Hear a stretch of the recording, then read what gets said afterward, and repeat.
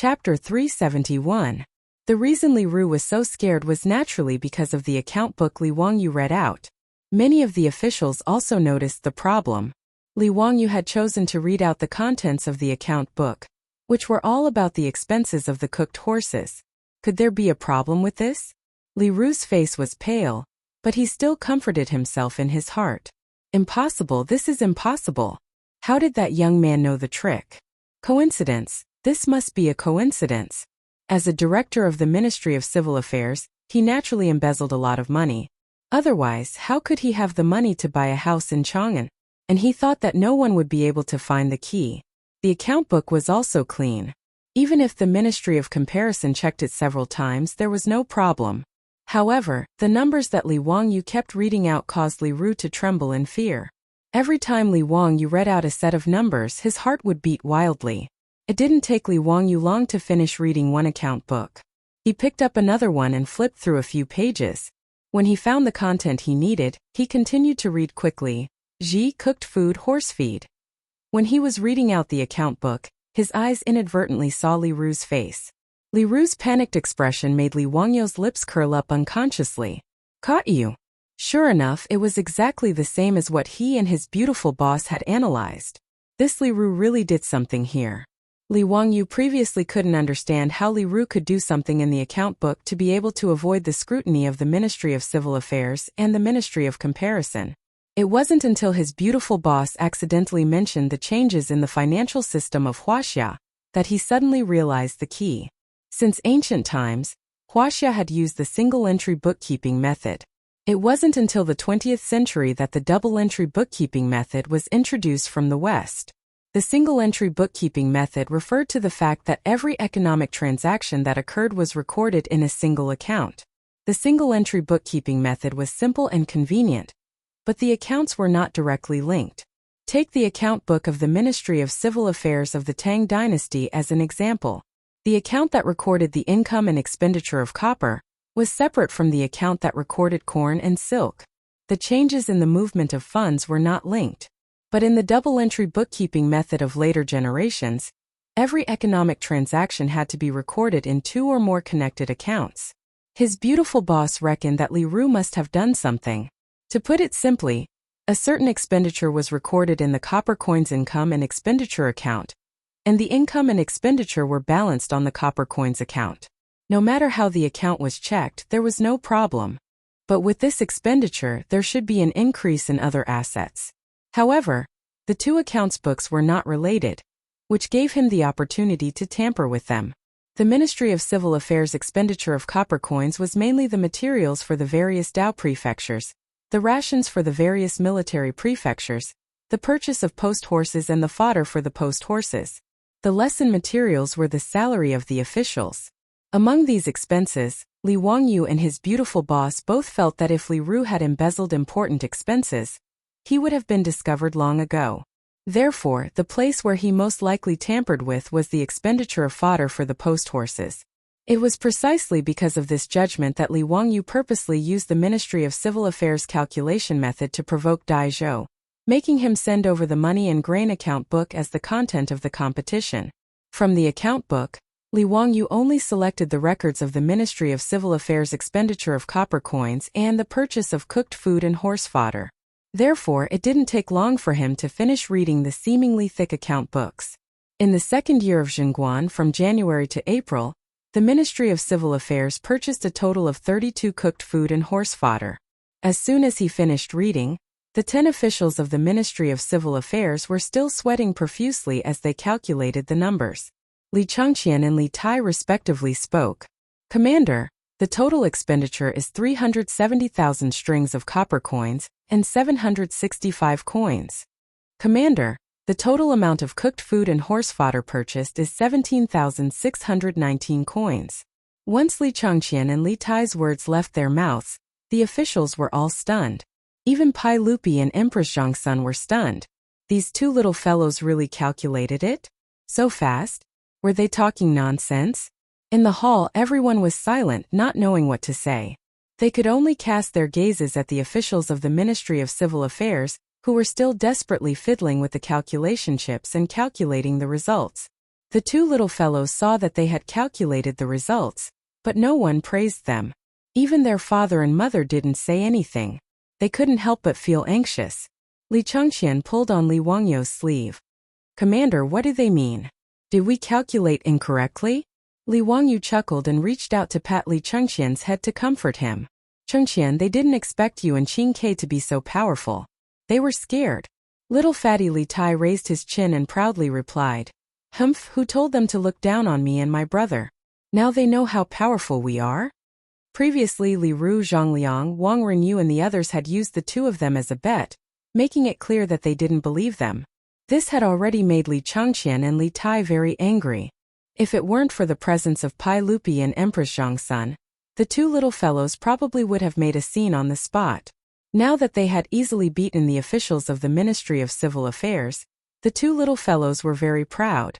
Under the gazes of the officials in the hall, Pai Lupi and Empress Zhongsun, the 10 most skilled officials of the Ministry of Civil Affairs finally calculated the results. "Your Majesty," Hu Xianzi spent a total of 370,000 strings of copper and 765 silver coins to buy 17,619 dan of cooked horse feed. Li Wangyu lightly clapped his hands a few times. "Not bad.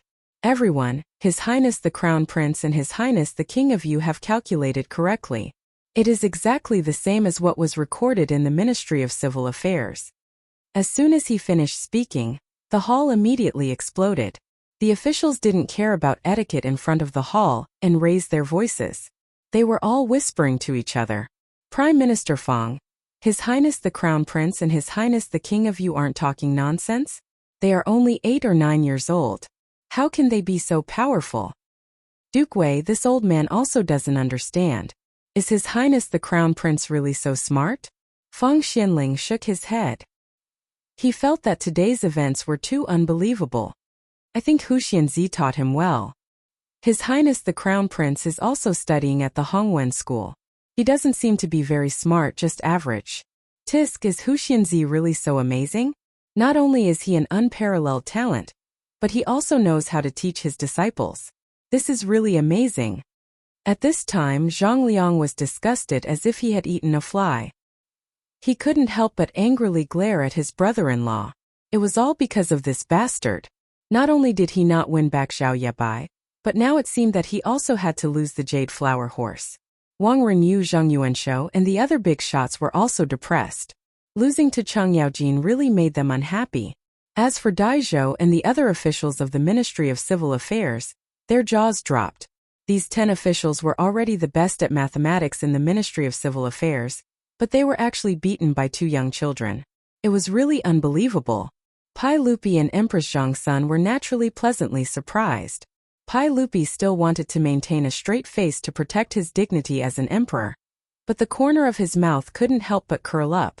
As for Empress Zhongsun, if it weren't for the attention of the officials in the hall, she probably would have rushed down the stairs and hugged her 2 precious sons.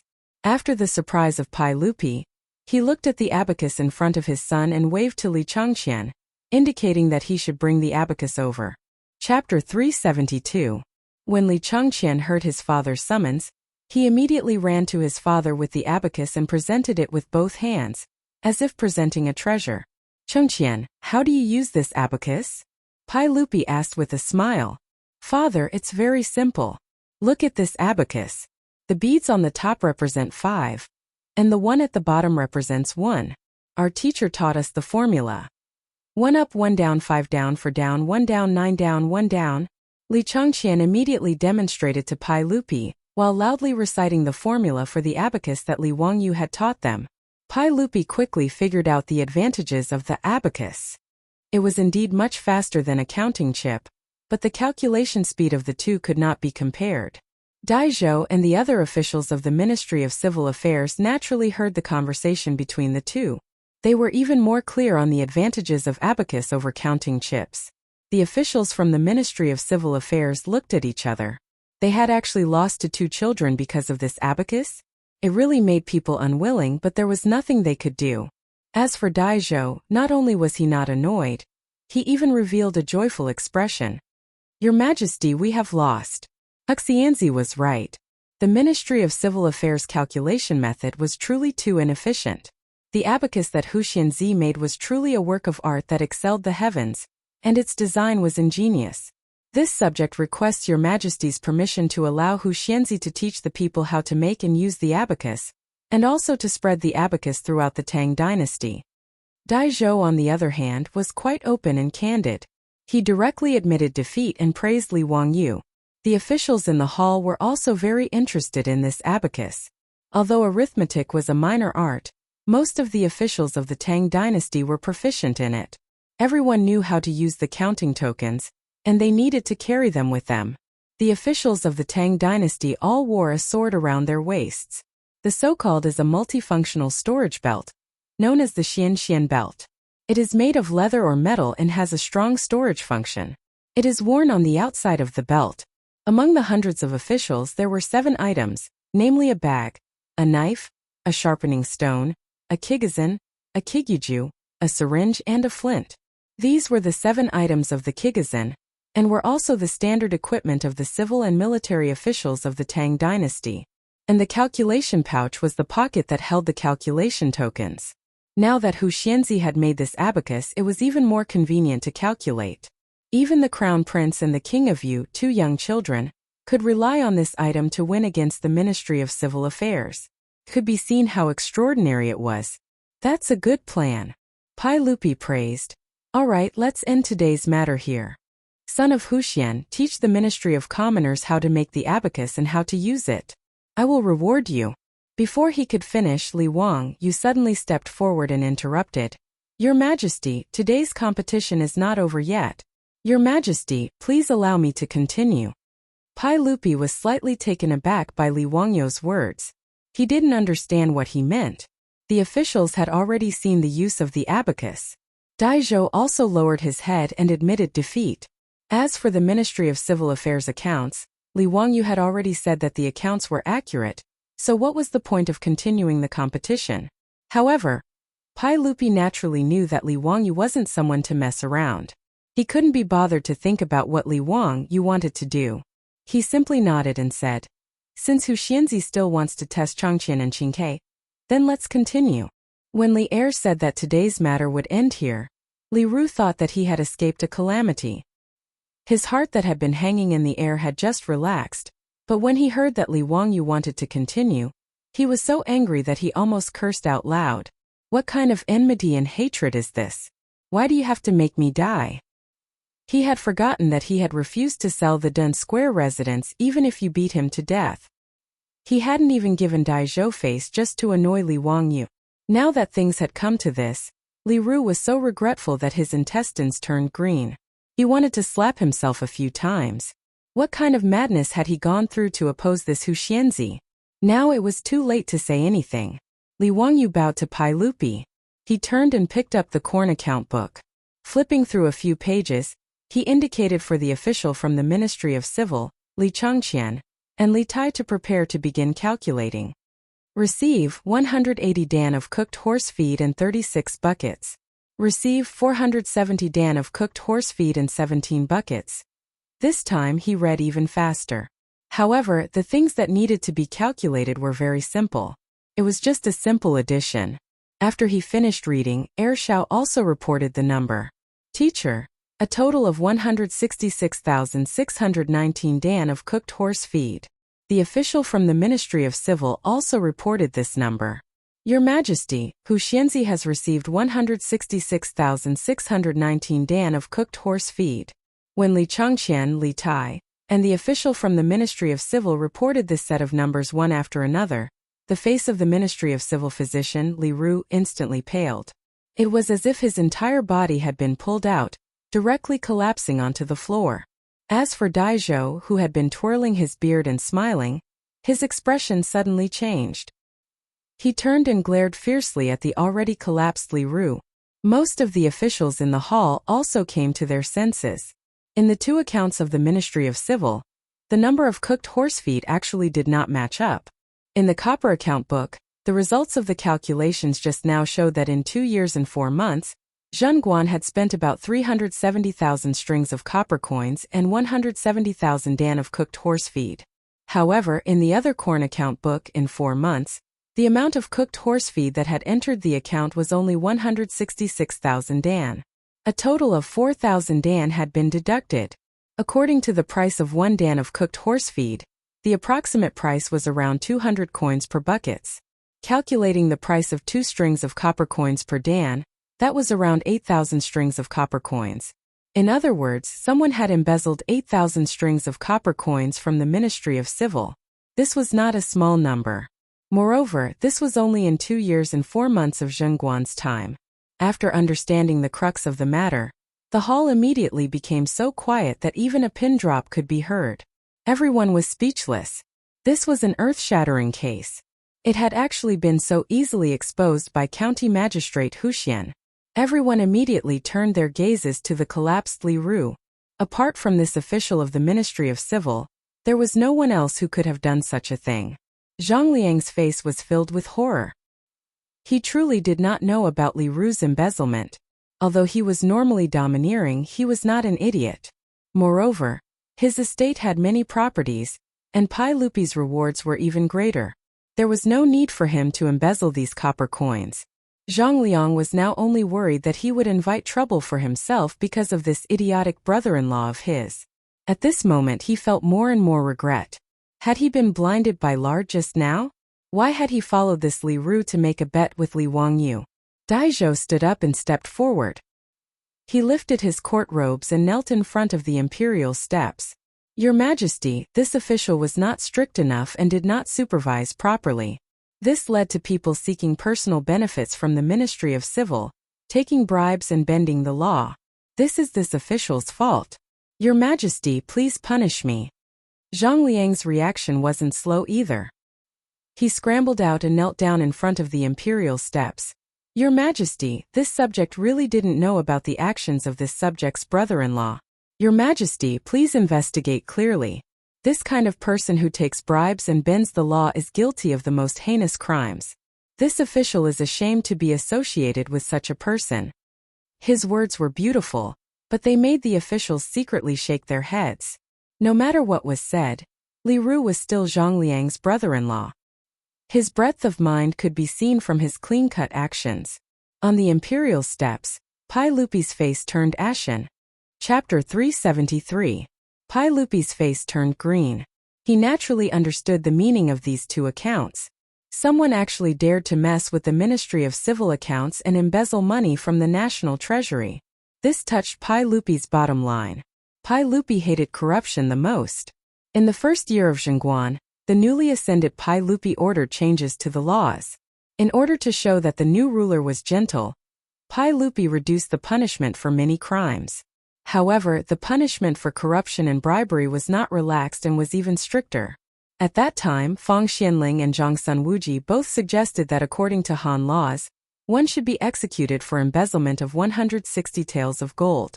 However, Pai Lupi felt that the amount was too high and did not have a deterrent effect.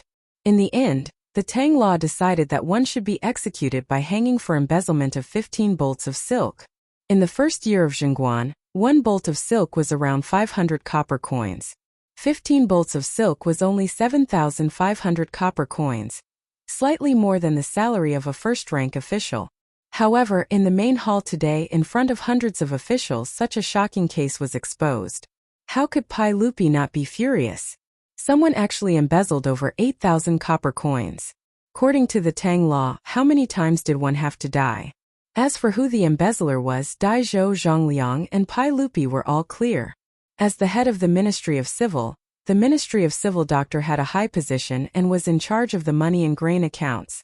To be able to mess with the Ministry of Civil accounts, other than the Minister of Civil Affairs Daizhou, there was only this Li Ru. Daizhou was loyal, talented, and familiar with the law. He was originally an official of the Sui dynasty and later became an official of the Tang dynasty. Li Er naturally had complete trust in this trusted aide of his. He also firmly believed that with Daizhou's character, it was impossible for him to be corrupt. Otherwise, he would not have appointed him to such an important position as the Minister of Civil Affairs. However, Daizhou was not without responsibility for the exposure of this case. As the Minister of Civil Affairs, If he did not discover the embezzlement of his officials, he would naturally be punished. As for Zhang Liang, Pai Lupi was too lazy to bother with him. Li Qing, do you have anything to say? Pai Lupi glared at Li Ru. His emperor's aura was filled with anger, making Li Ru unable to speak. He could only kneel there and kowtow. Your Majesty, spare my life. Your Majesty, spare my life. Pai Lupi stood up and ignored Li Ru.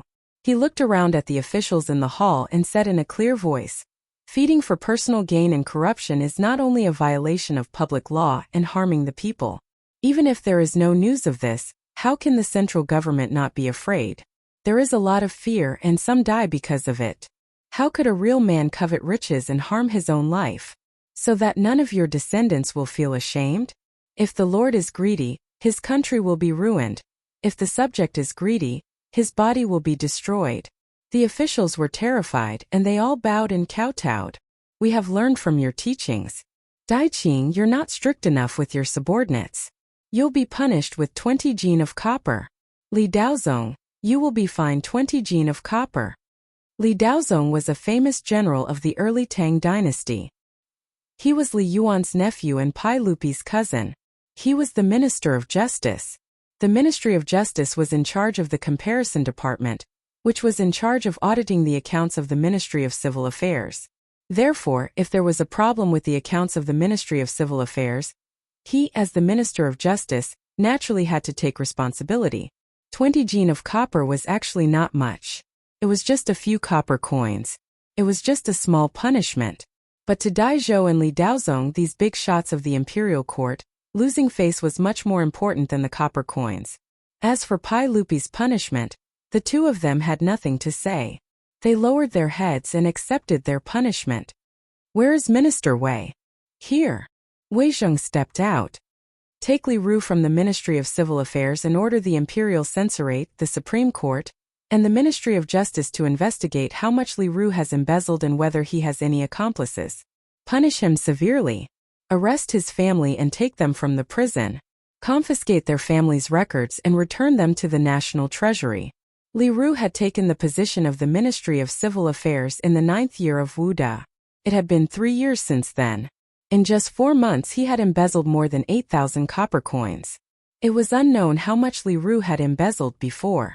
After Pai Lupi angrily gave out the verbal order, the palace guards came forward and dragged Li Ru, who was already limp like a dead dog, out of the palace. His ending was self-evident.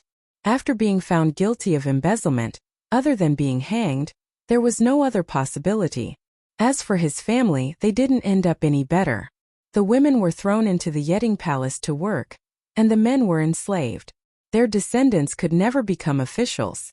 Although Li Ru and his family's ending was tragic, Li Wangyu did not sympathize with them. In the future he was a loser. What he hated the most were corrupt officials. In his eyes, these people deserved to die.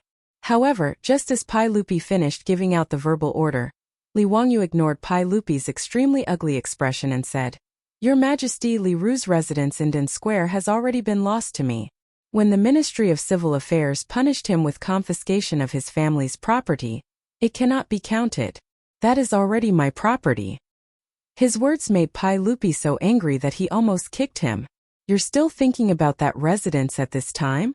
How could Pai Lupi know that Li Wangyu had caused so much trouble today, and even helped him get rid of a big tiger? It was all for that residence in Den Square. If Li Ru knew that he had lost his life because of a residence, would he sully himself to death before he could be hanged? Pai Lupi took a deep breath and suppressed the anger in his heart before saying, Yes, I permit it. Court is dismissed. After saying this, Pai Lupi turned and left. Empress Zhongsun helplessly shook her head and chased after her husband.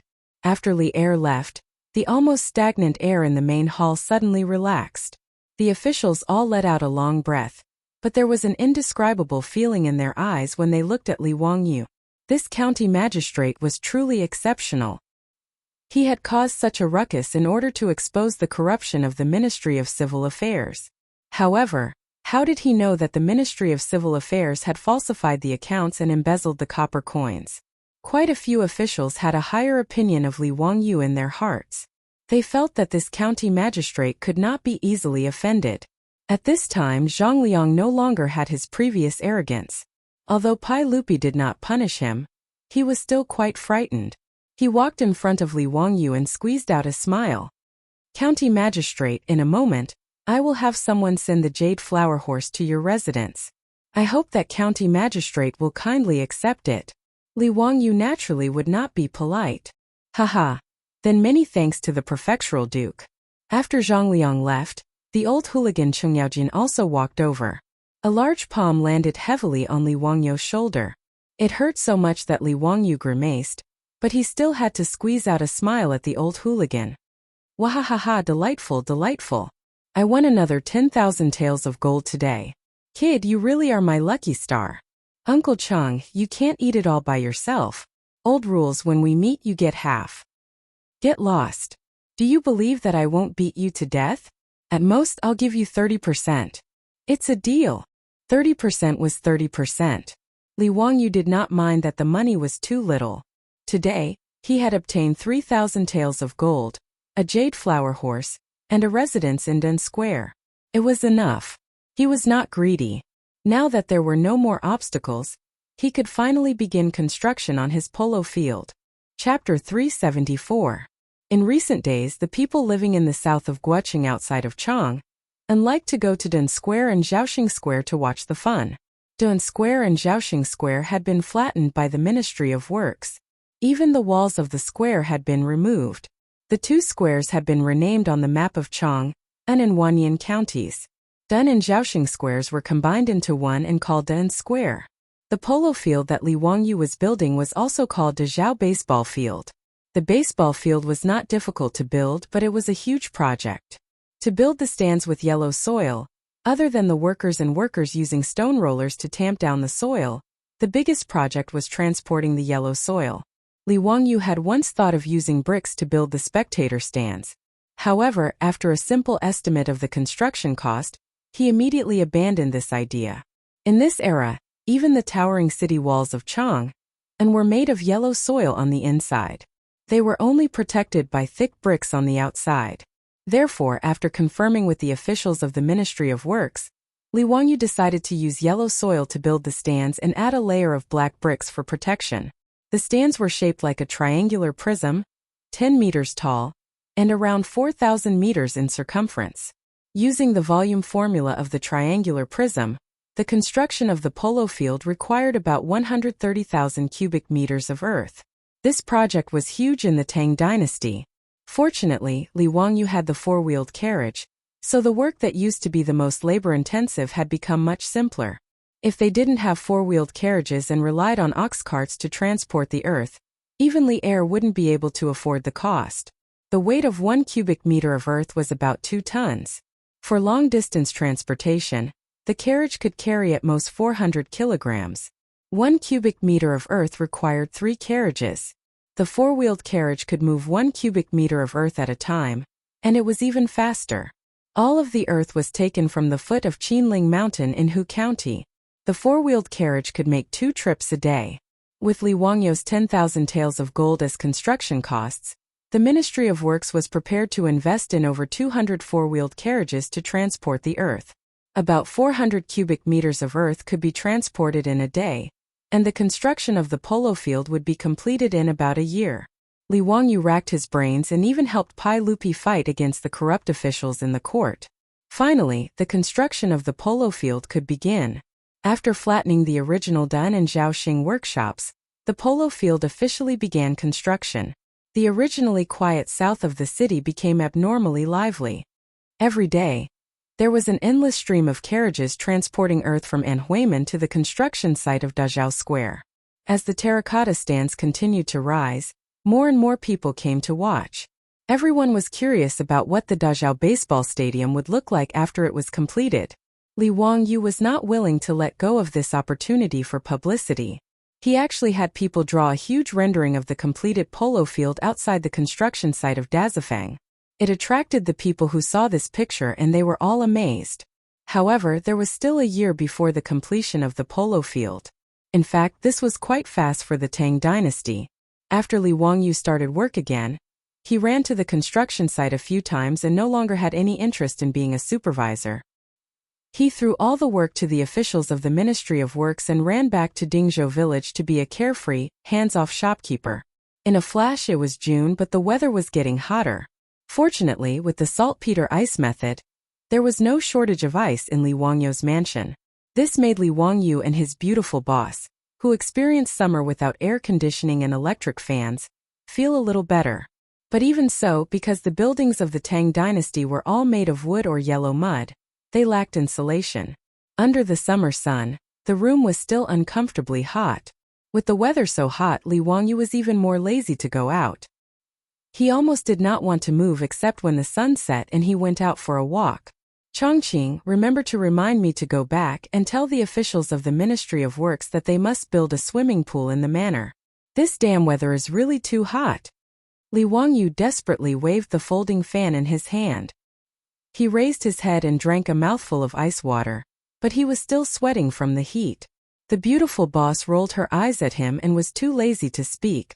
She was also sweating and constantly waving the fan in her hand.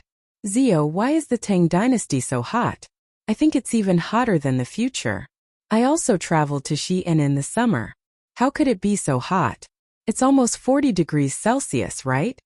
Li Wangyu weakly replied. I think so too. Now that you mention it, I remember something. I seem to have read in a book that during the Sui, Tang, and Song dynasties, China's climate seemed to have entered a warm period. The temperature rose and the average temperature was higher than that of the future. In the Tang dynasty there were 19 years of winters, but because the temperature was too high, there was no snow. The beautiful boss listened to his words and became even more dispirited. She lay on the table and said weakly, "Oh my God, I really want an air conditioner. Even an electric fan would be fine." Li Wangyu couldn't help but laugh. In your dreams? An air conditioner? Don't even think about an electric fan. Here, the hand crank generator in the courtyard has electricity. Go and build an electric motor, then you can use an electric fan. The beautiful boss raised her head and glared at him fiercely to express her dissatisfaction. Li Wangyu chuckled. When he was about to continue speaking, he suddenly thought of something and sat up abruptly. Zio, what are you doing? Why are you so surprised? The beautiful boss asked in a bad mood. Chongqing, I think I know how to build an air conditioner. Are you crazy? You majored in e-commerce. You can't even build an electric motor for an electric fan, and you want to build an air conditioner? Li Wangyu carefully recalled the memory in his mind.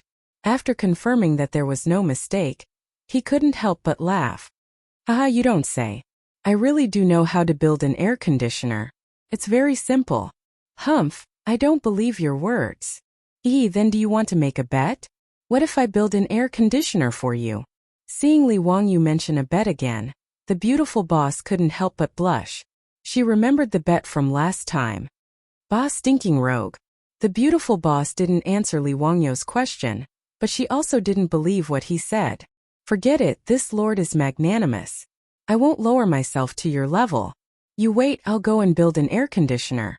Li Wangyu stood up and shouted outside the courtyard. Li Heng, prepare a horse for me. I want to go to the county seat of Hu County. Langjun, it's a hot day. If there's anything you need, you can ask the old slave or the Niu brothers to do it. No, you won't be able to explain it clearly. I can only go by myself. Go prepare a horse. Li Heng, the old butler, was helpless. He could only ask Niu Wu to accompany Li Wangyu to the county seat of Hu County. Seeing that Li Wangyu was actually going to build an air conditioner, the beautiful boss couldn't help but be curious. Could it be that in the Tang dynasty there was no electricity, no mechanical industry, no freon? Could Li Wangyu make an air conditioner out of thin air? Chapter 375. Li Wangyu didn't care about the hot weather. He braved the scorching sun and made a trip to Huxian County, then went to the porcelain kiln in Huxian. This old man greets county head Huxian. The manager of the kiln hurriedly came out to greet him. Li Wangyu's reputation resounded like thunder in Chang'an, and there was no one in Huxian County who didn't know of him. Even if they didn't recognize Li Wangyu, just by looking at his precious horse and the blind Niu Wu behind him, they knew that this young man was the famous founder of Huxian County, Li Wangyu of Dingzhou village. Thank you, manager. I want to make a batch of porcelain. This is the pattern. Li Wangyu was too lazy to be polite. He was already sweating from running all the way here. He fanned himself with all his might and handed the pattern to the manager. The manager hurriedly took it with both hands. When he opened it, he couldn't help but be stunned. County Head Huxian, you really want to burn this? How do you use it? Aha, I only have a use for it. Help me make it as soon as possible. You won't be short of money. His request was always so strange in the eyes of the Tang people. The manager of the kiln confirmed with him again and again, and after receiving a large deposit, he braced himself and agreed to deliver the finished goods to Dingzhou village in a few days. After customizing a batch of goods from the kiln, he returned to the village to find Carpenter Liu and have him make a few items for him. His beautiful superior was even more curious as she watched him busying himself, but no matter how much she asked, Li Wangyu didn't answer. He only gave her a mysterious smile and told her to wait for a good show. Several days later, the manager of the kiln led several carriages to deliver Li Wangyu's custom-made porcelain to Dingzhou village. Ever since those beggars from Chang'an had come to Dingzhou village to cause trouble, there were young men patrolling the village's entrance day and night. Seeing a carriage arrive, someone naturally went up to ask for its purpose, and led it to the entrance of the Li family's old residence. Li Heng opened the door and asked the manager why he had come. Thank you, sir. I'm here to deliver porcelain to Huxianzi. These carriages of porcelain were all custom-made by Huxianzi. Li Heng recalled that a few days ago, his Langjun had gone to the county seat of Huxian County. From that, he understood what was going on with these delivery carriages. He asked the shopkeeper to wait for a moment and asked Perrin to go to the backyard to invite Li Wangyu. Then, he chuckled and picked up a piece of porcelain from the carriage to examine it. With one look, Li Heng couldn't help but be stunned. Shopkeeper, you're cooking the wrong way, right? Why doesn't this goblet have a base? Furthermore, there was such a huge hole at the bottom. How do you use it? The owner of the kiln smiled bitterly when he heard this. Sir, this is what Huxianzi ordered. I don't know either. How is this possible? Who would make a goblet without a base and with holes at the bottom? How can this kind of cup hold wine? The old steward Li Heng didn't believe the innkeeper's words. The porcelain in his hand was indeed very similar to the wine utensils and goblets from the Tang dynasty. Goblets were very similar in style to the goblets used to drink wine in the future. They all had a wide mouth, a round body, and a base at the bottom. However, the batch of porcelain that the innkeeper sent over only had a wide top and no base at the bottom. Furthermore, there was a round hole at the bottom of the goblet. How could Li Heng believe the innkeeper's words? He only thought that the innkeeper was trying to deceive him. Just as they were arguing, Li Wangyu came out. The innkeeper hurriedly bowed to him and said in an aggrieved tone, Huxianzi, this one has already finished baking the porcelain you ordered. However, your steward insisted that this one had made a mistake. This? Li Wangyu laughed and picked up a goblet to inspect it. He nodded in satisfaction. There's no mistake. This is the porcelain I wanted to bake. Li Heng, settle the accounts with the innkeeper. When Li Heng heard his Langjun say this, he couldn't help but be dumbfounded. Langjun, this is the utensils you're going to bake? What's the use of these utensils? How do you use them to serve wine?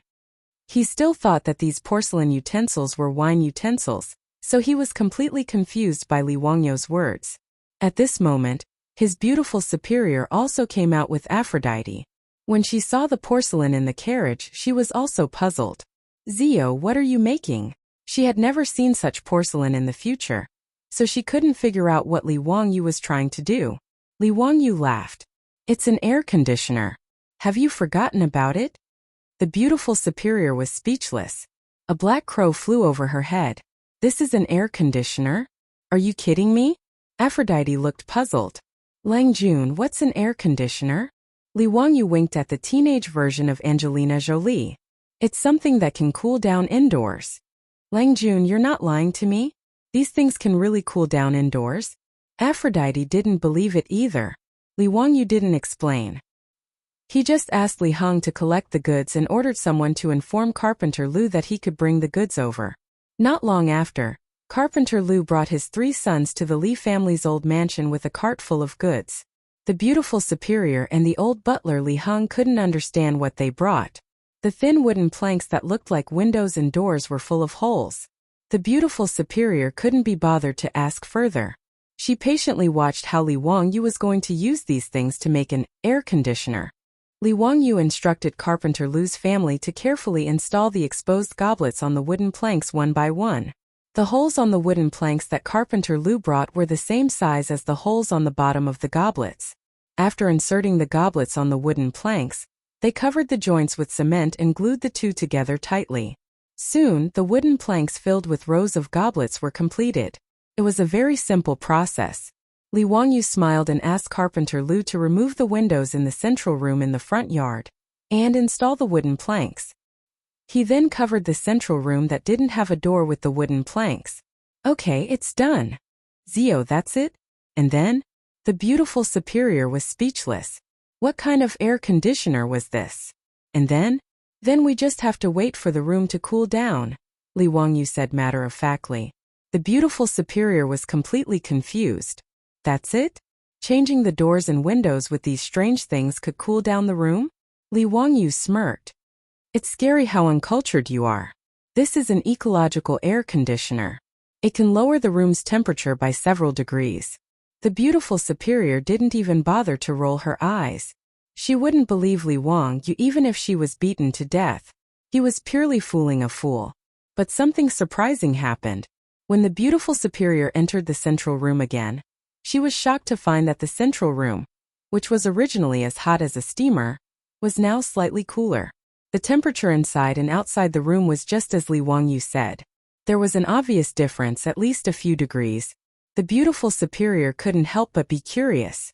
Just as she was about to ask Li Wangyu for an explanation, she saw him instructing Carpenter Lu's family to start working in the courtyard again. Chapter 376.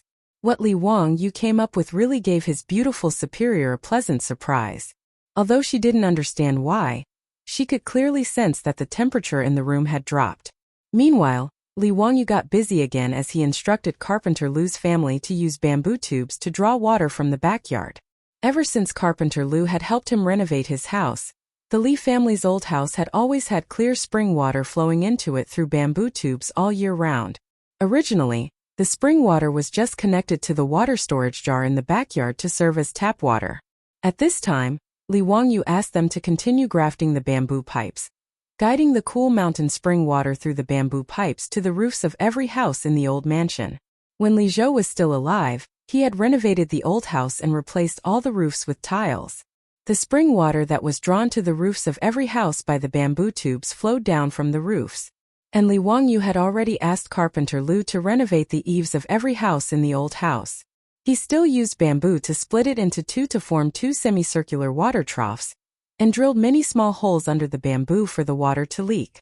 In this way, the spring water flowed out of the bamboo tubes on the roofs, and flowed down the tiles to the bamboo troughs under the eaves before dripping down through the small holes.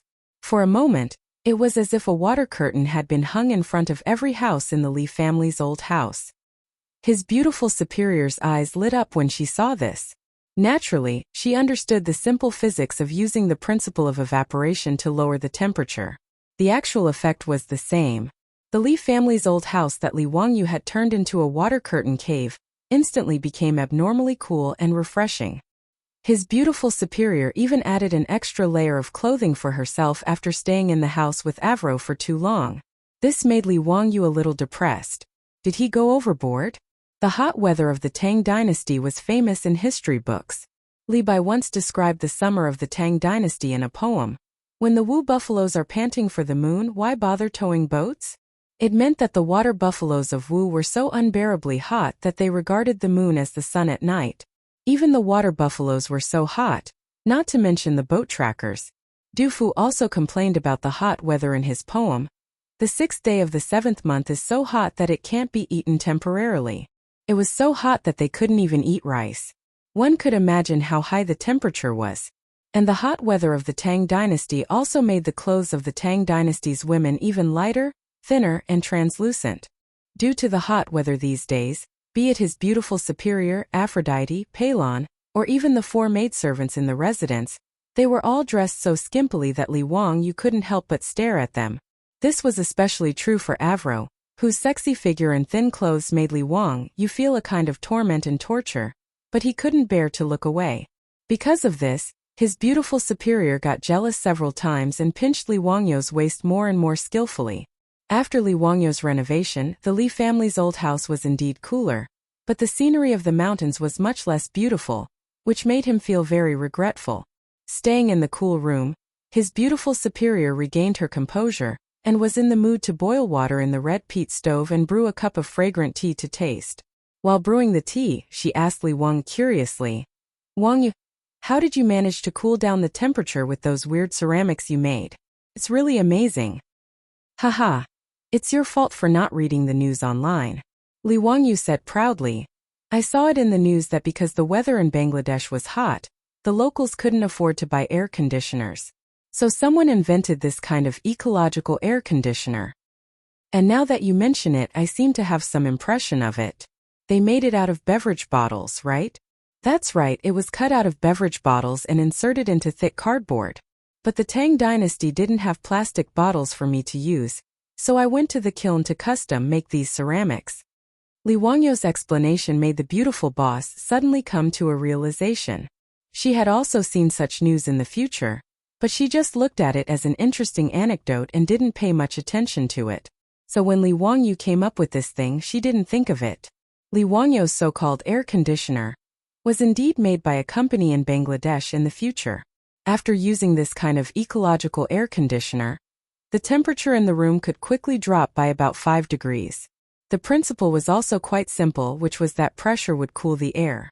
When one opened their mouth, the air they exhaled would be hot, but when one pouted, the air they exhaled would be cold. This was the principle. When the hot air entered through the wide bottle and was blown out through the narrow mouth of the bottle, the temperature of the air would drop due to the pressure. It was a very simple physical principle, but it was quite effective in an era without electricity and air conditioning. The ecological air conditioner and the continuous water curtain from the roof made the summer in the Li family's old house extremely refreshing. Li Wangyu didn't only care about himself. He custom-made a lot of porcelain bottles with 2 transparent ends at the kiln. After confirming that the ecological air conditioner was really effective, he asked Carpenter Lu to replace all the houses in the village with this kind of thing. This kind of ecological air conditioner that used physical principles to lower the temperature was terrifyingly cheap. Even if those porcelain bottles were specially made by Li Wangyu at the kiln, it only cost 100 copper coins to make the ecological air conditioner needed by a family. This small amount of money was not even a drop in the ocean for Li Wangyu, so he naturally wouldn't be stingy. However, although he didn't spend a lot of money, the effect was unusually significant. The old houses in Dingzhou village were mostly made of yellow mud and had thatched roofs. This kind of house didn't have any insulation, and it was as hot as a sauna in the summer. When Carpenter Lu brought his 3 sons over to change their windows and doors, the villagers were all baffled. They didn't understand what the county magistrate was doing. What were those porcelain bottles inserted into the wooden boards for? Carpenter Lu didn't explain, only saying that it was Huxian's orders. With Li Wangyu's current prestige in Dingzhou village, let alone changing their strange windows and doors, even if he wanted to tear down their houses, the villagers wouldn't have any objections. They might even help tear down the houses. However, when these ecological air conditioners were changed, everyone immediately noticed a difference. The originally stuffy and hot houses were actually much cooler. This discovery made the villagers go wild with joy, but they didn't understand why. Just by changing a strange window and door panel, such a miraculous thing could happen? The ancient people of the Tang dynasty naturally didn't have the concept of air conditioners. Therefore, the villagers who originally stubbornly believed that Li Wangyu was a literary star, who had descended to the mortal world, were now even more certain. If it wasn't an immortal item that could change the temperature, then what could it be? This was clearly the work of an immortal. It must be that Huxian's son couldn't bear to see us suffer from this heat, so he borrowed the immortal power of the heavens to send us this immortal item to make the house so cool. Therefore, the villagers of Dingzhou village, who were already patrolling every day, became even more nervous about their treasured immortal item, fearing that it would be stolen by thieves. Under the arrangement of the old village chief, more villagers patrolled the entrance of Dingzhou village and all over the village. Chapter 377. Let's not talk about the old villager and the others. They are racking their brains to protect their treasures. After Li Wangyu solved the problem of the summer heat, there is a new problem in front of Li Wangyu. That is, there are too many mosquitoes. Speaking of which, the Tangs had all sorts of ways to drive mosquitoes away, the most direct being through smoke. Weave wormwood and mugwort into straw ropes, dry them in the sun and set them on fire. The unique smell of the ropes could drive away mosquitoes. While the mosquitoes could be driven away, Li Wangyu felt like he was about to be suffocated by the smell. The smell of wormwood and mugwort was really unpleasant, and the smoke was too strong. However, between being bitten by mosquitoes and the unpleasant smell, Li Wangyu had no choice but to choose the unpleasant smell.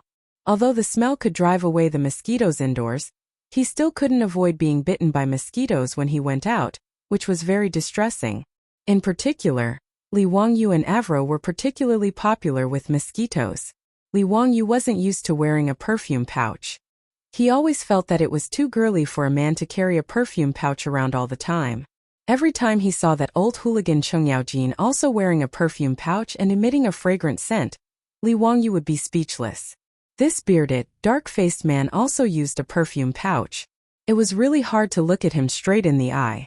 Apart from being used for incense, the perfume pouches of the Tang dynasty also had the effect of repelling mosquitoes.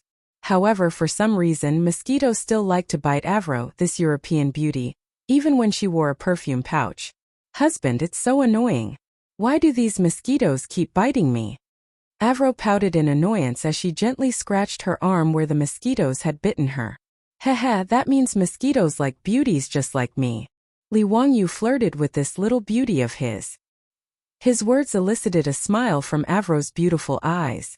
Her sexy and seductive body trembled with laughter while her voluptuous breasts stood proudly in front of Li Wangyu's eyes. Li Wangyu was so aroused that he almost wanted to leap onto the roof and howl at the moon. The beautiful boss naturally saw his pig brother appearance and snorted discontentedly. "Humph, blood-sucking mosquitoes are female mosquitoes. Are you also a female?" Li Wangyu choked on her words and couldn't say anything for a long time. After the beautiful boss rebuked him, she proudly stood up and walked out of the house, twisting her slender waist. When she passed by Li Wangyu suddenly stretched out his hand and slapped his beautiful superior's butt. "Ah!"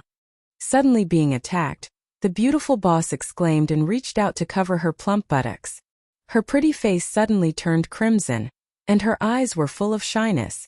The goddess that Li Wangyu was used to seeing was completely gone, and was replaced by shyness. Cough, that. Li Wangyu was also shocked and stuttered as he swallowed his saliva for a long time, feeling extremely embarrassed. "Who am I? Where am I? What did I do?" Li Wangyu hadn't retracted his evil hand yet, and it was raised in the air awkwardly. He didn't know why he was so bold just now, to actually have the guts to slap his beautiful superiors, but would he be directly KO'd by his furious beautiful superior? Damn it, what should I do now? I'm very anxious, waiting online for an answer. The beautiful boss didn't expect Li Wangyu to be so bold, and her face turned red, but she didn't say anything for a long time. The two of them stared at each other for a long time, before the beautiful boss let out a soft moan and turned to run out of the door. Avro, on the other hand, covered her sexy red lips and snickered. It was rare to see Sister Changqing like this. As for her Lang Jun, she didn't expect him to be so bold either. After a long time, Li Wangyu retracted his hand in the air in embarrassment. Yes, he had to admit that it felt really good to the touch just now. That elasticity made Li Wangyu's nose start to itch again. He glared at Avro, who was snickering at the side, and pretended to be tough. "What are you laughing at? If you're disobedient, I'll also serve you according to the family rules." However, Avro wasn't moved by his behavior. Instead, she propped her hands on the table and leaned over to Li Wangyu. She stared at Li Wangyu with a pair of beautiful and pure blue eyes and said coquettishly, "Lang Jun, was I disobedient just now?" When she leaned over, her full breasts were exposed, and Li Wangyu's soul was almost hooked at this moment. Li Wangyu's mind was filled with the slogan of Wang milk in the future. Look again, and I'll eat you up. This little vixen, I can't afford to offend her." Li Wangyu also got up and fled. He was afraid that if he stayed any longer, he would really turn into a beast.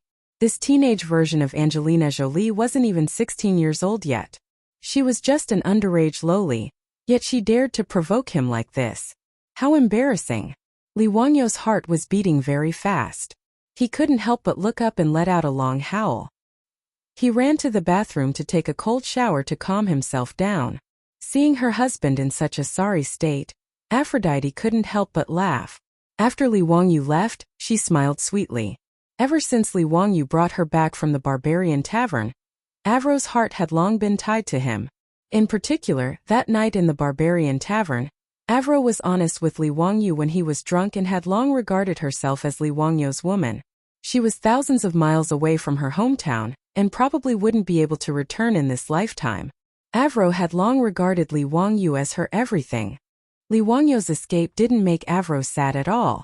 Instead, after Li Wangyu left, she became shy and her eyes were filled with love and shyness. She didn't mind sharing her Longjuan's love with other women, as long as he didn't let her down. After taking a cold shower, Li Wangyu finally suppressed the lust in his heart.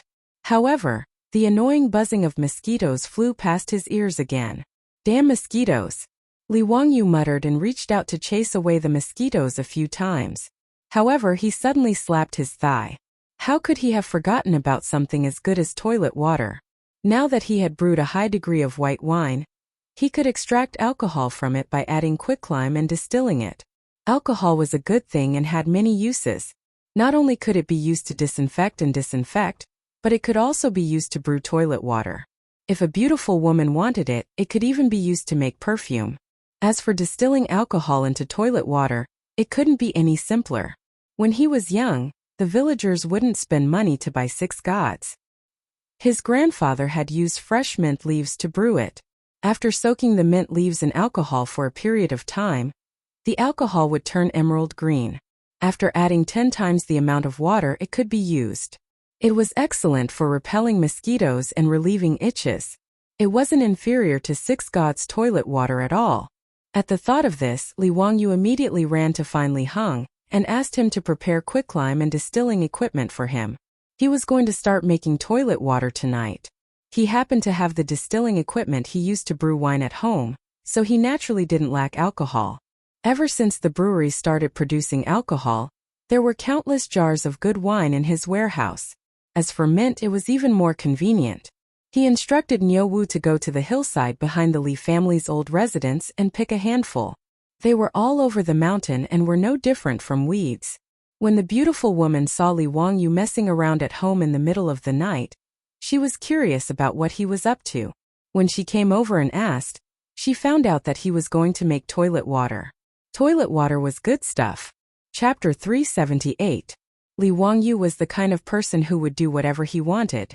When he thought of toilet water, he didn't even want to wait for a night and directly pulled everyone in the mansion to work overnight. Fortunately, everything was complete and it wasn't difficult to make. Only when it came to purifying the alcohol, because there was no reference, he didn't dare to taste it directly with his tongue.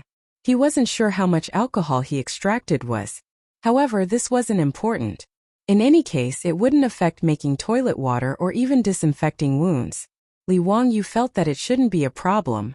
Everyone was busy for more than 2 hours before they finally tossed out a few bottles of alcohol. Li Wangyu put the washed mint leaves into a porcelain bottle and soaked it in alcohol. After a few days, there would be toilet water to use. Wangyu, do you know how to make mosquito coils? The beautiful boss thought of mosquito coils and asked.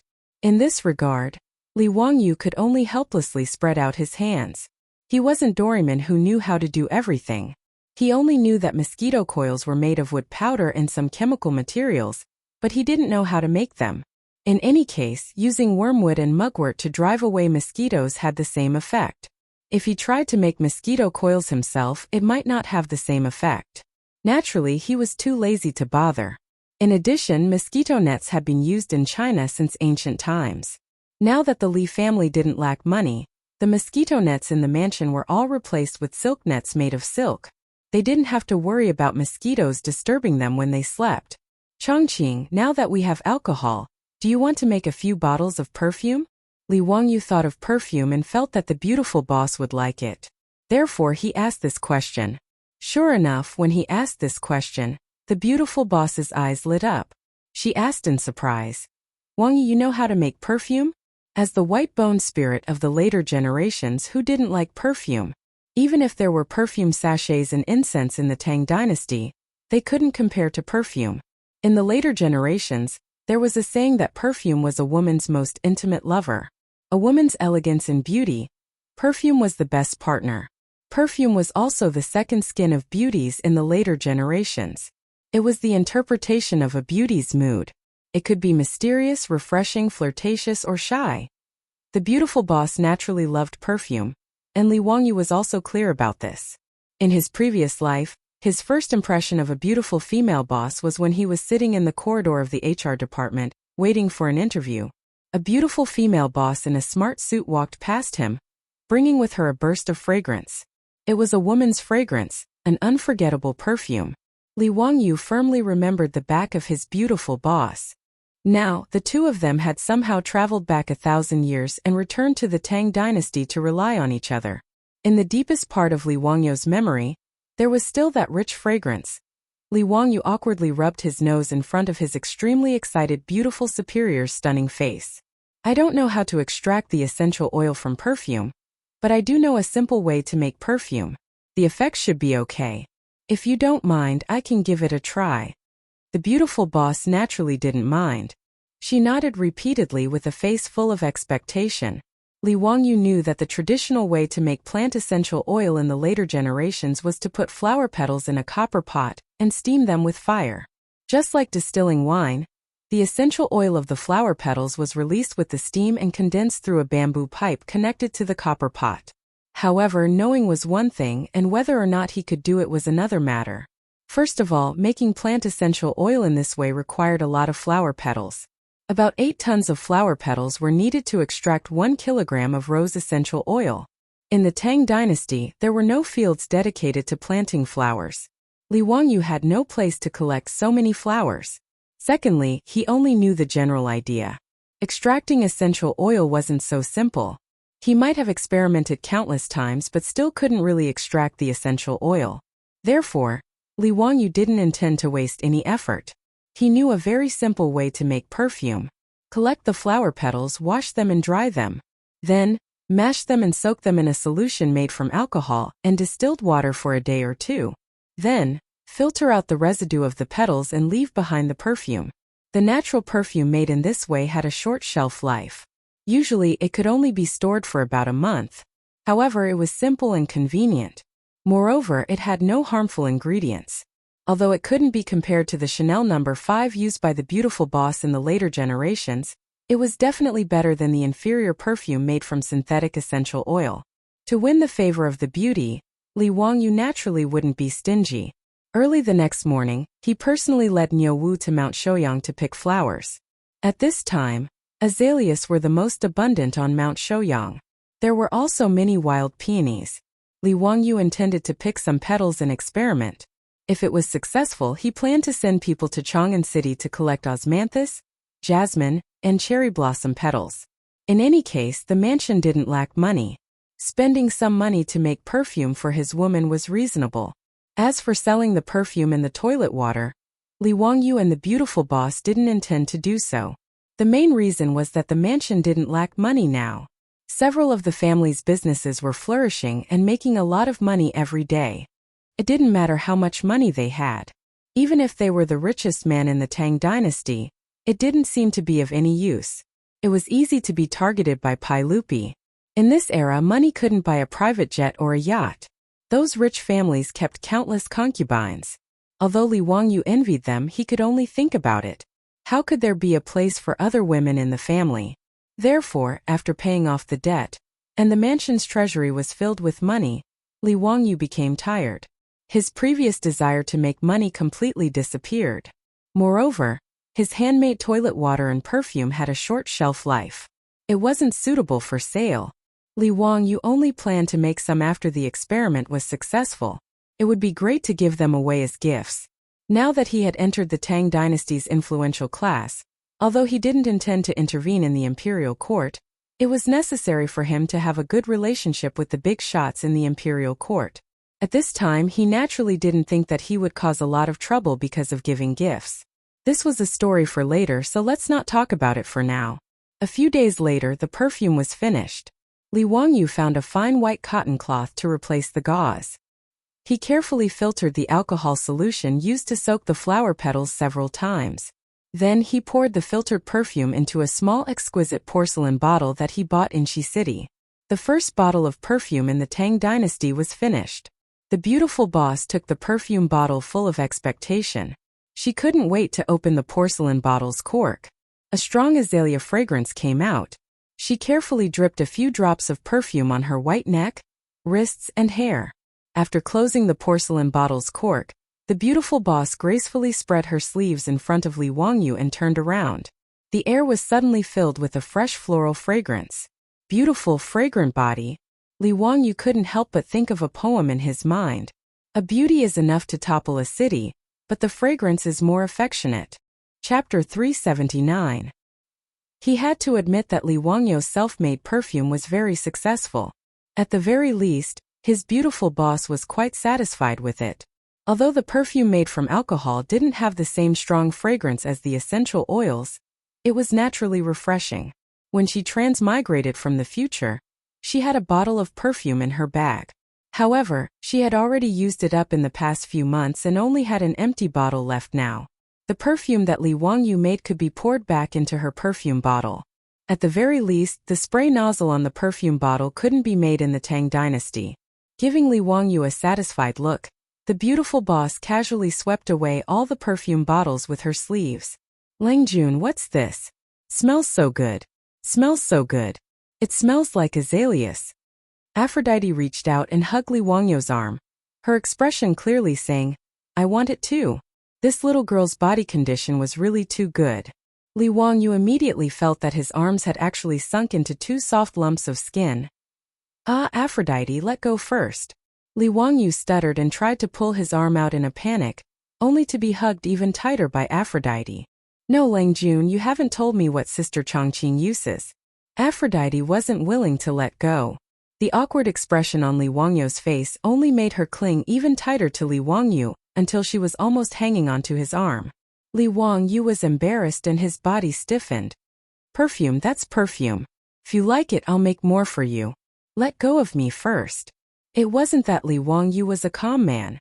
The reason why he was so nervous was because he was wary of Aphrodite's age. A 15-year-old girl was still a junior high school student in the future. No matter how horny and beastly he was, he couldn't do anything indescribable with Aphrodite. But the more he was like this, the more Aphrodite liked to tease him. Especially when her beautiful boss wasn't around, this European girl would become even more aggressive, often making Li Wangyu embarrassed. "Then you can't lie to me, Langjun." Avro finally let go of Li Wangyu's arm after getting Li Wangyu's guarantee. Her bold actions caused the little girl, Perrin, to be extremely displeased. She pouted her little mouth and scoffed coldly. She then softly spat out, "Shameless vixen." Afro naturally heard Perrin's words, but she didn't care at all. Instead, she secretly stuck out her tongue at Perrin and made a funny face. This made Perrin stomp her feet in anger. She turned around and complained to her beautiful boss. Li Wangyu pretended that he didn't see their little actions. Li Wangyu naturally knew that Perrin had feelings for him, but he could only pretend that he didn't know. After all, this girl was only 12 or 13 years old. He didn't want to really be some perverted beast. The Tangs usually got married very early. When Empress Zhongsun married Pai Lupi, she was only Perrin's age and was basically a lowly. Li Wangyu could only express his disdain for this. In the future, Pai Lupi's behavior would take at least 3 years. If his beautiful boss had such an attitude like Aphrodite's, Li Wangyu would probably have turned into a wolf and done indescribable things. However, in the future, his beautiful boss only had a good impression of Li Wangyu. It had only been 3 or 4 months since he transmigrated to the Tang dynasty. Even though the two of them were together day in and day out, their relationship had gradually warmed up. But as the white-bone spirit of the future, coupled with the fact that she had a knot in her heart, she wouldn't be like Aphrodite, who hated that she couldn't skin herself and send herself to Li Wangyu's bed. Therefore, if Li Wangyu wanted to succeed in his revolution, he had to continue working hard. The reason why a goddess was that she wasn't so easily captured by mortals. At the very least, he couldn't make his beautiful boss undress for him just by making a few bottles of perfume and saying some vulgar words of love. Li Wangyu worked hard to make the perfume and toilet water, which won the beauty's smile. But after 2 days of peace, a group of bandits came to the residence, making him miserable. This matter started with the 2 little traitors, Li Chang'an and Li Tai. Ever since Li Wangyu renovated his house, the originally unbearably hot summer wasn't so unbearable anymore. It could even be said that it was rather comfortable. Li Chang'an, Li Tai, and Li Lizzie, the 3 little ones, came to Dingzhou village as usual to learn from Li Wangyu. Now, every time they came to Dingzhou village, it was the happiest thing for Li Chang'an and Li Tai. Because of this, the 2 little ones complained to Li Wangyu many times that they could only come to Dingzhou village once every 5 days, which was really too little. It would be better if they could come to Dingzhou village every day. They even glorified it by saying that they would follow their teacher around and serve their teacher to respect him. In this regard, Li Wangyu saw through the sinister intentions of these 2 little brats at a glance. What serving their teacher? They just wanted to play with the brats in the village every day. How could Li Wangyu be willing? Naturally, he mercilessly rejected them. Although being the imperial tutor of the crown prince seemed very glorious, how tiring was it to be the king of the children? Coming once every 5 days was already very troublesome for him. If it wasn't for Pai Lupi's threat, he wouldn't even bother to be the crown prince's imperial tutor. Today, the 3 little ones arrived at Dingzhou village in a carriage. They felt a cool breeze as soon as they entered the Li family's old residence. Li Chang'an looked at the curtain of water flowing down from the Li family's central room, and couldn't help but be dumbfounded. Although he was the crown prince of the Tang dynasty, he had never seen such a situation in his family's residence. The little fatty, Li Tai, even foolishly raised his head to look at the sky to see if it was raining or not. "Teacher, did you cast an immortal spell on this residence? Why would it fall into the water under the eaves?" Li Wangyu unhappily patted Li Chang'an's head. "You 2 little idiots, this is spring water from the back of the mountain. I had someone use a bamboo pipe to bring it to the roof. What's the use of it? To lower the temperature." After Li Wangyu finished speaking, he walked into the central room with his hands behind his back. The 3 little ones hurriedly followed behind him. After entering the central room, the 3 little ones discovered that the room was unusually cool, without any trace of summer heat. Even Li Chang'an and Li Lizzie couldn't help but shiver because of the great temperature difference between the inside and outside.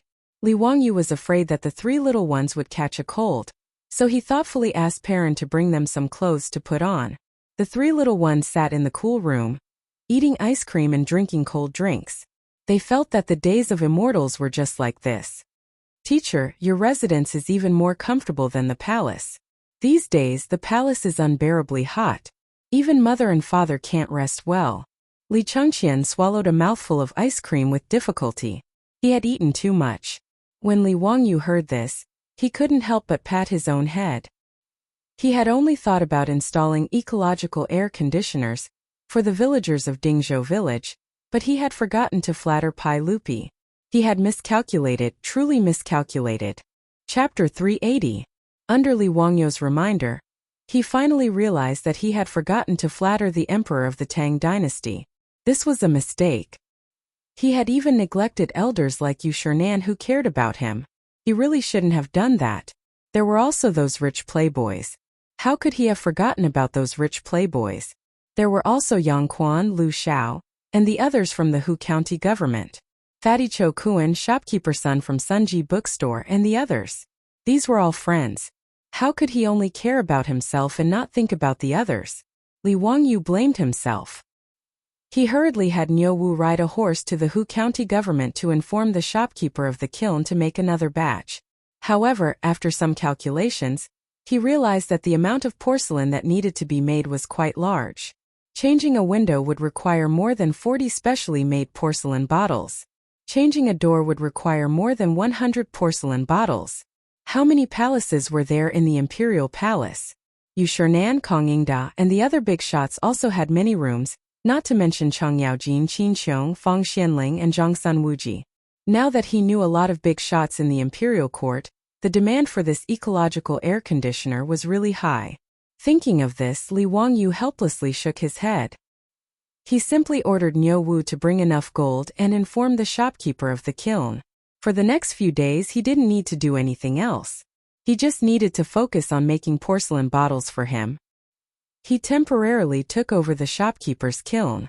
As for the wooden planks needed for the ecological air conditioner, he couldn't rely on Carpenter Liu. Even if the old man and his 3 sons worked themselves to death, they probably wouldn't be able to make much. Li Wangyu pondered for a while and simply had Li Heng accompany Niu Wu to the Hu County government to ask Yang Quan for help. He asked Yang Quan to find craftsmen in Hu County to help him process the wooden planks. After arranging these trivial matters, Li Wangyu waited for the porcelain bottles to be made at the kiln. Then he would send these ecological air conditioners to Chang'an as gifts. But before he could deliver the gift, a group of uninvited guests came knocking on his door. On the second day after Li Changqian and Li Tai returned to Chang'an, Pai Lupi led a group of bandit dukes to Dingzhou village in a mighty manner. Li Wangyu was shocked by the murderous look of Pai Lupi and Chang Yaojin. What were they trying to do? Are you here to fight me to the death? It was still early in the morning, and today was not the day off. Did Pai Lupi and these big shots not go to court often? Zio, why didn't you think of giving the good stuff to your uncle and aunt? He really deserved a beating. If Chang Qian and Qing Ke had not returned to inform us, we would still be kept in the dark by you. Pai Lupi didn't wait for Li Wangyu to open his mouth and scolded him. Li Wangyu was so angry that his teeth itched. Those 2 little traitors, little bastards. They ate and drank well in their own home, and they enjoyed themselves enough. How dare they turn around and sell me out? Li Wangyu secretly made up his mind. The next time Li Changqian and Li Tai came, he would definitely let them have a taste of his power as a teacher. Copying the epigraph of my shack 100 times was a good idea. Naturally, he knew what Pai Lupi was referring to. It was the ecological air conditioner that he had invented. Yesterday, he had specially explained the principles of the ecological air conditioner to Li Changqian and Li Tai in detail. It was like a science lesson for them. Li Wangyu also shamelessly told them that the ecological air conditioner was called the air conditioning window, and that he had painstakingly researched it. Because of this, his beautiful superior rolled her eyes. She couldn't bear to see him being so shameless. But she didn't think that these 2 little bastards would be so quick to talk. As soon as they returned to the palace, they went to find Pai Lupi to present the treasure. As a result, the Pai Lupi, who had been suffering from the scorching heat for the past few days, even stopped attending court. He directly led a group of court officials to Dingzhou village. Li Wangyu hurriedly explained. It would not be a good thing if the head of the Tang dynasty held a grudge against him.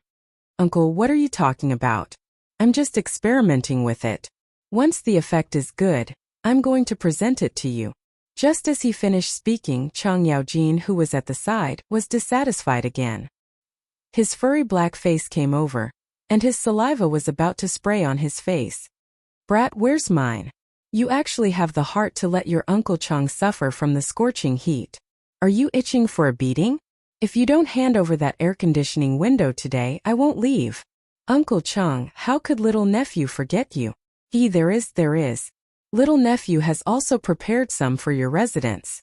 However, the air conditioning window is still being fired, and it can't be completed in a short time. At most, little nephew will personally send it to Uncle Cheng's residence in 2 or 3 days. As soon as Li Wangyu finished speaking, he felt a stab of pain on his back. He turned his head and saw Fang Xianling, Du Ruhui, Zhang Sun Wuji, and other big shots looking at him with murderous eyes. How could he not understand the meaning of these big shots? He hurriedly cupped his hands and bowed. Everyone, I've also prepared something for your residence. Once the craftsmen are done, I'll send it to you. Li Wangyu's tactful appearance made these big shots nod in satisfaction. The crowd did not need Li Wangyu to call them, and they consciously poured into the Li family's old residence.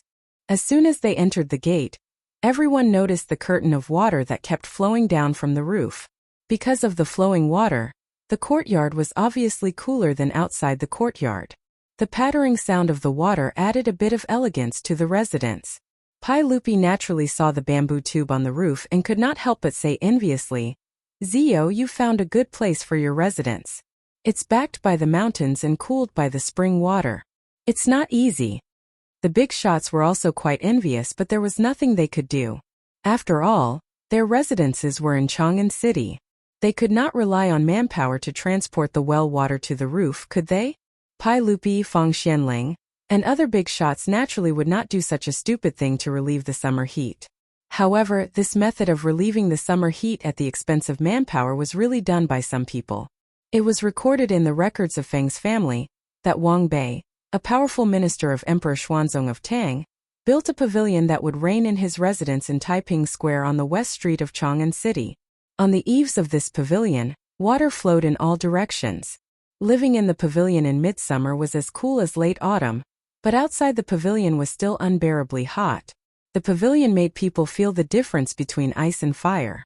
In Chang'an City, to make the pavilion like rain, there was no other way except to transport the well water up and pour it out by manpower. In fact, in the Qinling Mountains, there was also a summer palace of the royal family, Tuwei Palace. Tuwei Palace was not far from Dingzhou village. It was in the Yellow Valley of the Qinling Mountains, also known as the Royal Valley. It was 70 miles away from Chang'an City and 40 miles away from Dingzhou village. It could be reached in less than an hour by horse. These days, because Empress Zhang's son was pregnant, she could not stand the heat in Chang'an City, and was ready to go to Tuwei Palace to relieve the summer heat. Pai Lupi was reluctant to leave his wife. After hearing that Li Wangyu had made a magic device to relieve the summer heat, he came to Dingzhou village early in the morning, intending to see if the air conditioning window was really effective. After all, Empress Zhang's son had been pregnant for 8 months and was about to give birth. Pai Lupi did not want his wife to go to the summer palace at this time. Chapter 381. After figuring out the purpose of Pai Lupi's visit, Li Wangyu naturally needed to show Pai Lupi, as well as the group of dukes and bandits, the effects of the ecological air conditioner. The houses in his residence all had flowing water to cool them down, so it was not easy to see the effects of the ecological air conditioner. Li Wangyu simply led Pai Lupi and the group of bigwigs out of his residence and into the village. Nowadays, everyone in Dingzhou village had ecological air conditioners installed in their homes. Li Wangyu randomly found a house and after greeting it, he led Pai Lupi and the group of dukes into the thatched huts built with yellow soil to tour. This feeling was very strange, just like a tour group in the future. Li Wangyu felt that he was just short of raising a little red flag, while Pai Lupi and the rest were short of a little Red Riding Hood. Although the owner of the manor did not recognize Pai Lupi and the rest, he could tell that Pai Lupi and the rest were nobles just by looking at their gorgeous clothes and the expensive accessories on their waists. Naturally, they did not dare to be rash and retreated to the side without saying a word. Although they were not happy, they allowed the nobles to point fingers at their treasures. "Oh, this house is really much cooler." Cheng Yaojin noticed this when he entered the thatched hut. He pointed at the window and said in surprise, "Gentlemen, when you come to the window, the wind that blows in is actually cold. It's really amazing. Boy, how did you do it? Could it be that there really is an immortal technique?"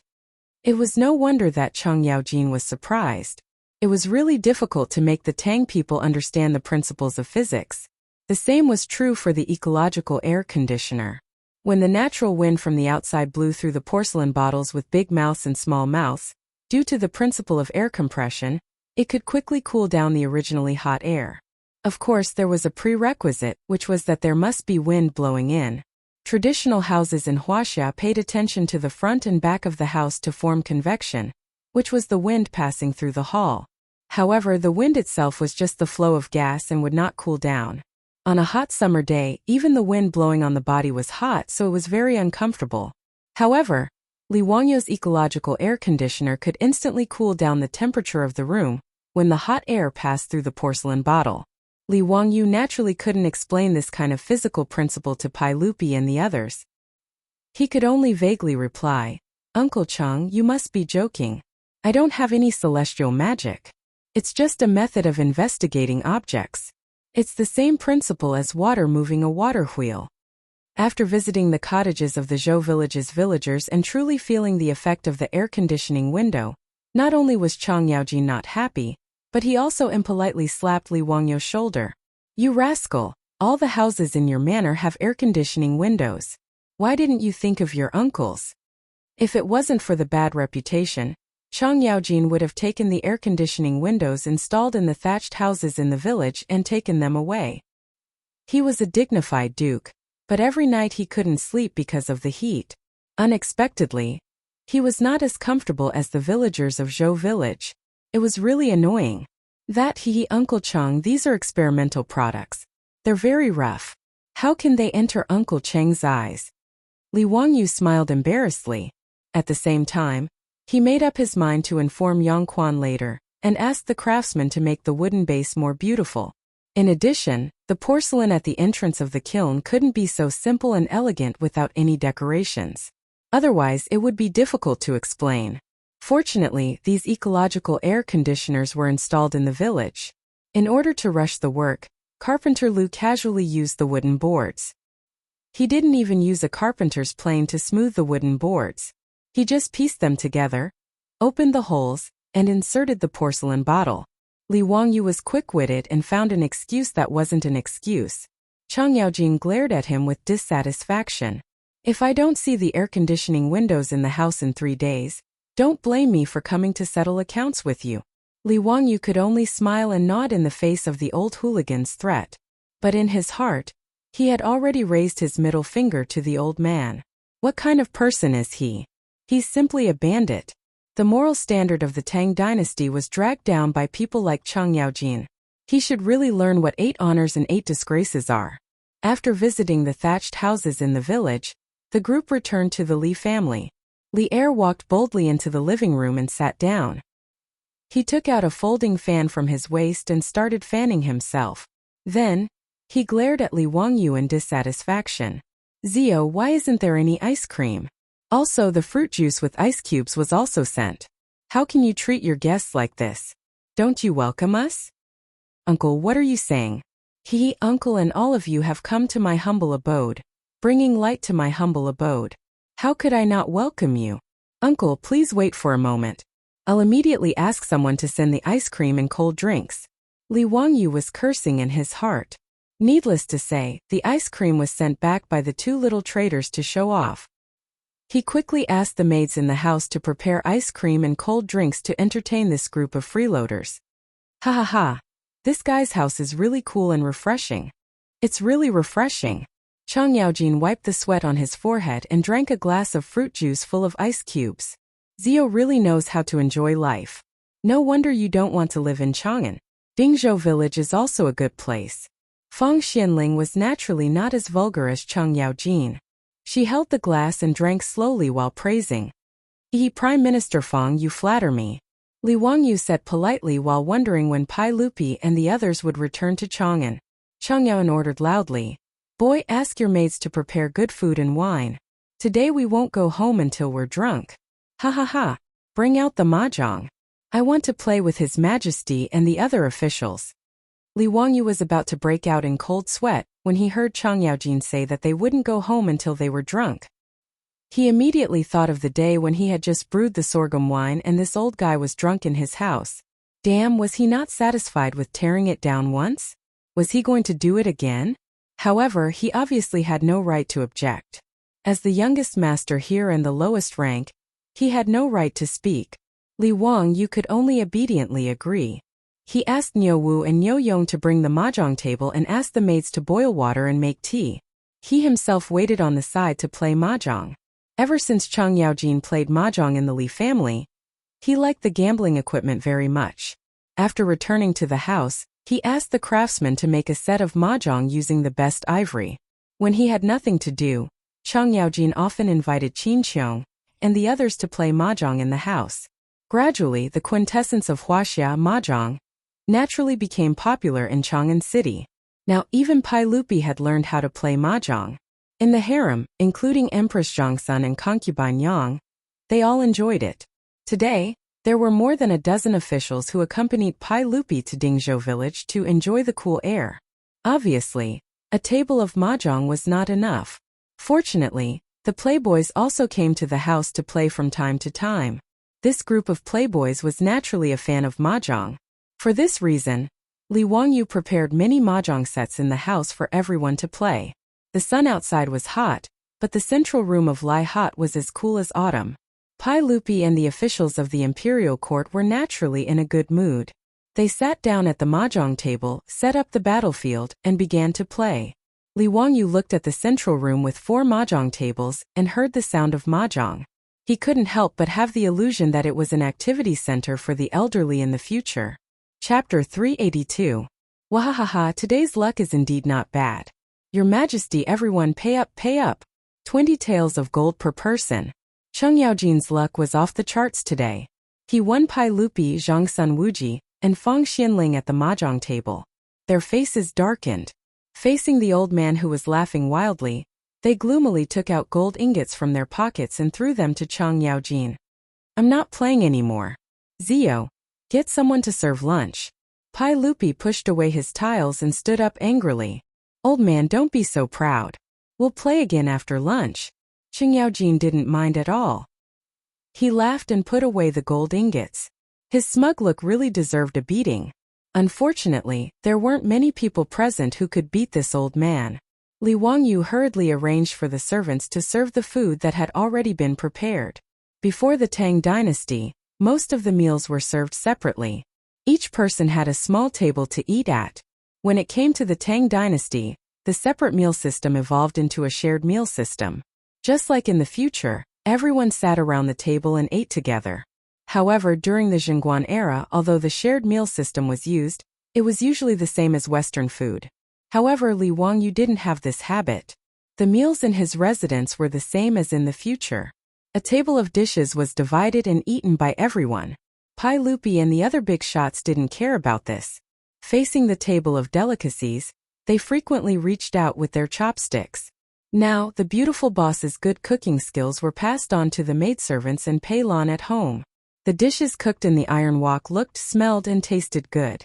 It made Li Er and the other big shots very satisfied. Cheng Yaojin, on the other hand, was most interested in the wine in the cup. He pulled Li Wangyu over and asked, "Kid, why is the wine so sweet today? It tastes different from the wine this old man usually drinks." "Uncle Cheng, I've added sugar to the wine." Li Wangyu's words made Pai Lupi and the others curious. "Zio, why did you add sugar to the wine? What use is it?" Icing sugar was rock sugar, which appeared in the Sui and Tang dynasties. "Uncle, this sugar frosting is sweet and mild. It can moisten the lungs and stop coughing. It can improve the taste of the wine." In the future, when Li Wangyu's grandfather drank sorghum wine, he liked to add rock sugar. Therefore, Li Wangyu thought of adding sugar to the wine in the residence. Pai Lupi picked up his wine glass and took a sip. He nodded repeatedly. "Not bad, this Xiao Dao has sugar frosting. It tastes sweet, but it is a perfect match." The group of high dukes also praised after tasting it. Only Cheng Yaojin snorted discontentedly. "You be **, you're really not straightforward. Why is it that every time you have something good, you unconsciously take it out and give it to us? How petty of you to hide it." Li Wangyu wanted to splash the wine on this old hooligan's face. This was too much. "You're eating my food and taking my money. Not only did you not say thank you, you even scolded me. You're really going too far." Li Wangyu pretended not to hear the old hooligan's words. He turned his head and chatted with the others. It was not worth getting angry with this old hooligan. He was purely looking for trouble. Everyone was satisfied with the lunch. Li Wangyu thought that it was getting late. Should these high dukes go back? Today was still okay. Although Cheng Yaojin's face was dark red from drinking, at least he did not go crazy and tear down his room. But before he could say anything, Pai Lupi, who had eaten his fill, actually went back to sit at the mahjong table. He stretched out his hand and beckoned Cheng Yaojin and the others to continue the game. "Jijia, come. Don't think you can run away after winning my gold. Today I must let you, this old man, know my power. Your Majesty, there is no reason to lose a bet. As long as you bring enough gold, how can I refuse? Wahahaha. Come, let's continue." Seeing that Pai Lupi and the high dukes were still sitting at the mahjong table after eating and drinking, Li Wangyu could not help but feel speechless. What was going on? Were they planning to stay in his residence? Damn, this kind of freeloading behavior was too shameful. It should be severely condemned. Although he complained, he had no right to speak in front of Li Er and a group of dukes. He could only ask the maids in the mansion to bring cold drinks and ice cream, as well as some fruits and snacks, to these big shots that he could not afford to offend. It had to be said that sitting in the cool room and playing mahjong on a hot summer day was a kind of enjoyment. The fierce mahjong game in the central room of the Li family's residence went from noon to sunset. Li Wangyu cautiously reminded him, "Uncle, it's already 5 o'clock. The hidden meaning of his words was, "Why aren't you guys going back? Don't tell me you're still planning to stay for dinner?" It was not that Li Wangyu could not bear to treat Pai Lupi to dinner, but that Pai Lupi, the head of the imperialist Tang dynasty, was too stressful to stay in his residence. As the saying went, being with the emperor was like being with a tiger. Although Pai Lupi was good to him, he was still the emperor of the Tang dynasty. It was really awkward to stay in his residence all the time. Even his beautiful superior only came out to greet everyone when they arrived, and then stayed in the backyard with Afro and Perrin. The two daughters-in-law of Niu Yong and Niu Wu, who were temporarily staying in the wing room in the front yard, did not dare to show their faces. Even their meals were sent in by the Niu brothers. Both of them were palace maids and were even more afraid of Pai Lupi's majesty as the emperor, so they did not dare to offend him easily. As for the 4 maidservants in the residence, they did not even dare to breathe loudly. Their cautious looks made Li Wangyu's balls ache. Therefore, Li Wangyu could not wait for Pai Lupi to return to Chang'an City as soon as possible.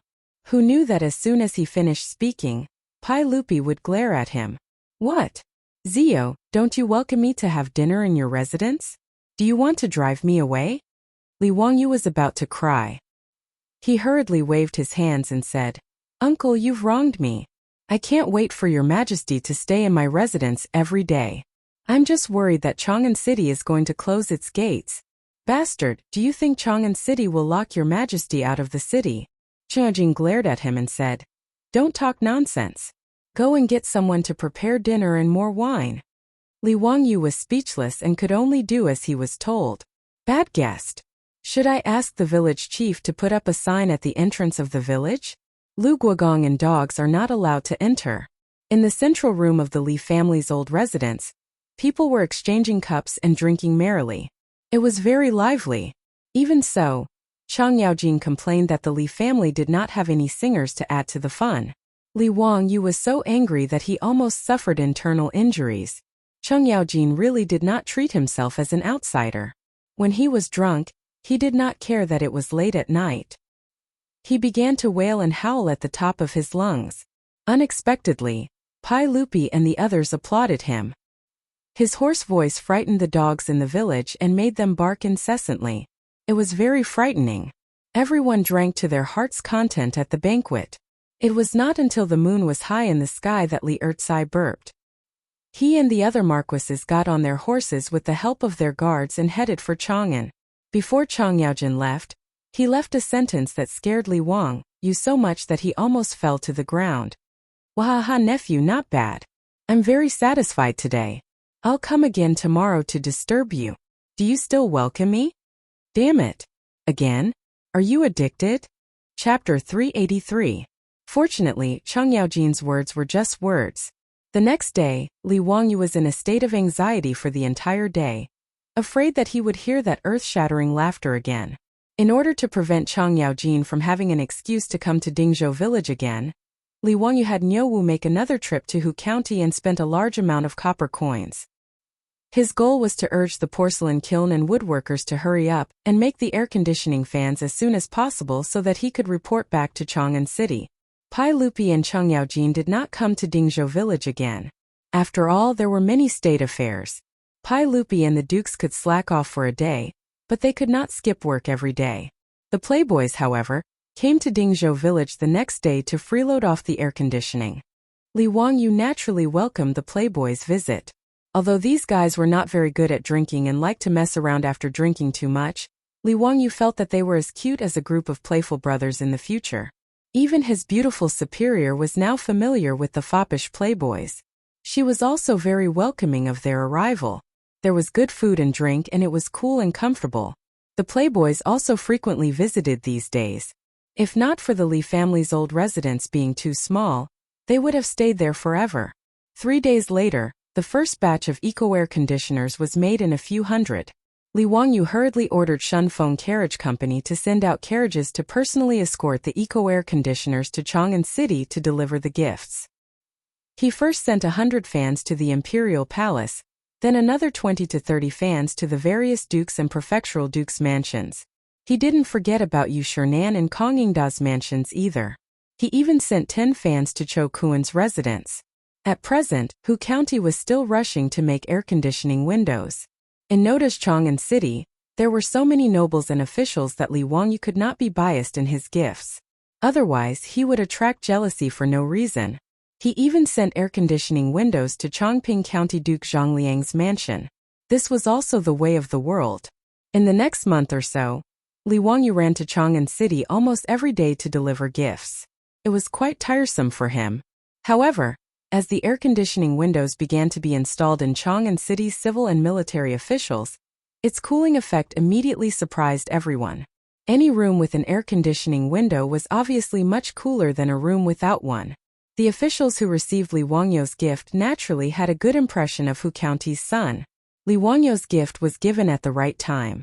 It wasn't expensive, but the officials loved it so much that they couldn't bear to part with it. The Tang naturally did not understand the principle of the air conditioning windows, but there were smart people who copied it and the effect was just as good. As a result, Li Wangyu's air conditioning windows quickly spread among the people of Chang. Many porcelain kilns began fired the air conditioning windows. Soon the air conditioning windows in city. Li Wangyu relied on the air conditioning windows to gain another wave of popularity in Chang'an City.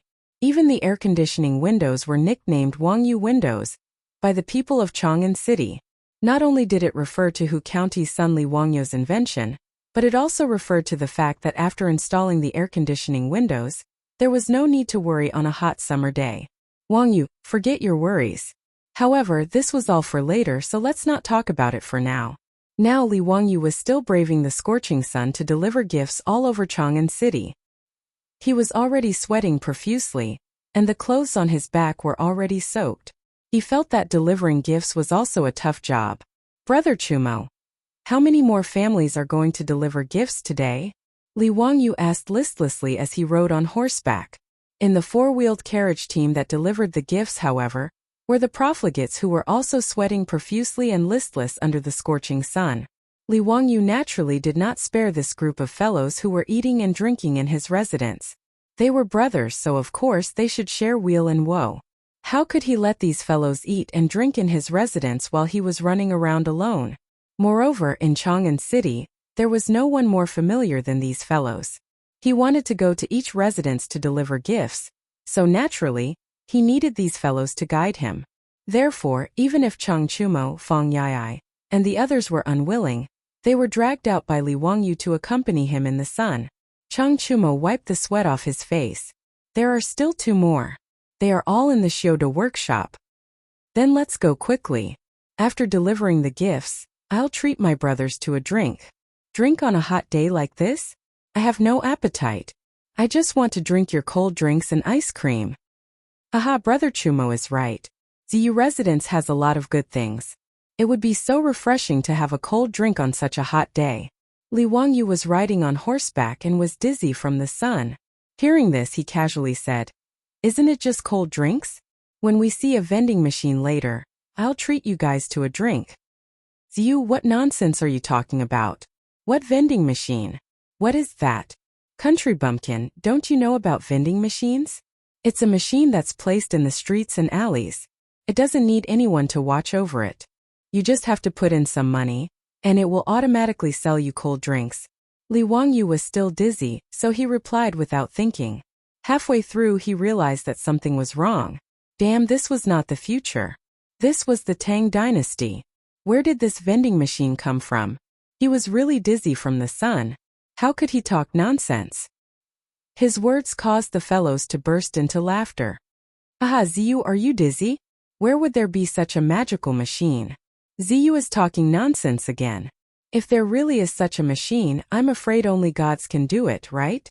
Li Wangyu, who felt that he had said something wrong, was not happy after being laughed at by the fellows. He straightened his neck and argued. Didn't Zhuge Wuhou create the wooden ox? It doesn't rely on feng shui. It operates on its own and doesn't require manpower. What's so difficult about a vending machine? His words made the fellows laugh even louder. Aha, Ziyu, your silver tongue really knows how to talk. The wooden ox is just a rumor. Do you really think it's true? I also don't believe what Ziyu said. That vending machine, Ziyu, you probably thought of it on your bed, right? Ziyu, if you can create a vending machine that doesn't require manpower to sell cold drinks, I will give you the calligraphy of Wang Yu's army. Haha. Chai Lingwu laughed and joked. The Wang Yu's army he was talking about was Wang Shiji. It was unknown where Chai Lingwu obtained Wang Shiji's calligraphy. He treated it like a treasure and did not normally show it to others. It was only when Chai Lingwu drank too much and let it slip that everyone found out. After forcing Chai Lingwu to take out the calligraphy, Li Wangyu liked it very much. This was Wang Shiji's authentic calligraphy. In the future, there was not a single authentic Wang Shiji left in the world. There were only copies. Li Wangyu had long coveted Wang Shiji's calligraphy, but he could not obtain it. Wei Shiyu's words immediately made Li Wangyu's spirit rise. He couldn't help but sit up straight on the horse. Brother Shiyu, are you serious? If I really create a vending machine, you can't go back on your words. Humph, a gentleman's words cannot be taken back. Why would I lie to you?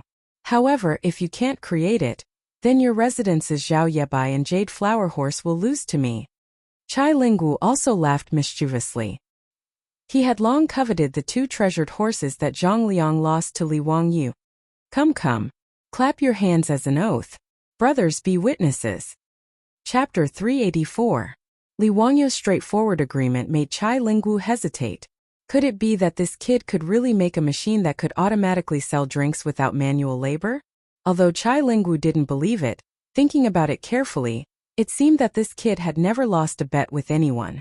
Thinking of this, Chai Lingwu immediately cowered. Haha. Zio, what are you talking about? I was just joking with you. Don't take it seriously, don't take it seriously. Brother Lingwu, you just said that a gentleman's words cannot be taken back. How can you go back on your words? No, we have to make this bet today.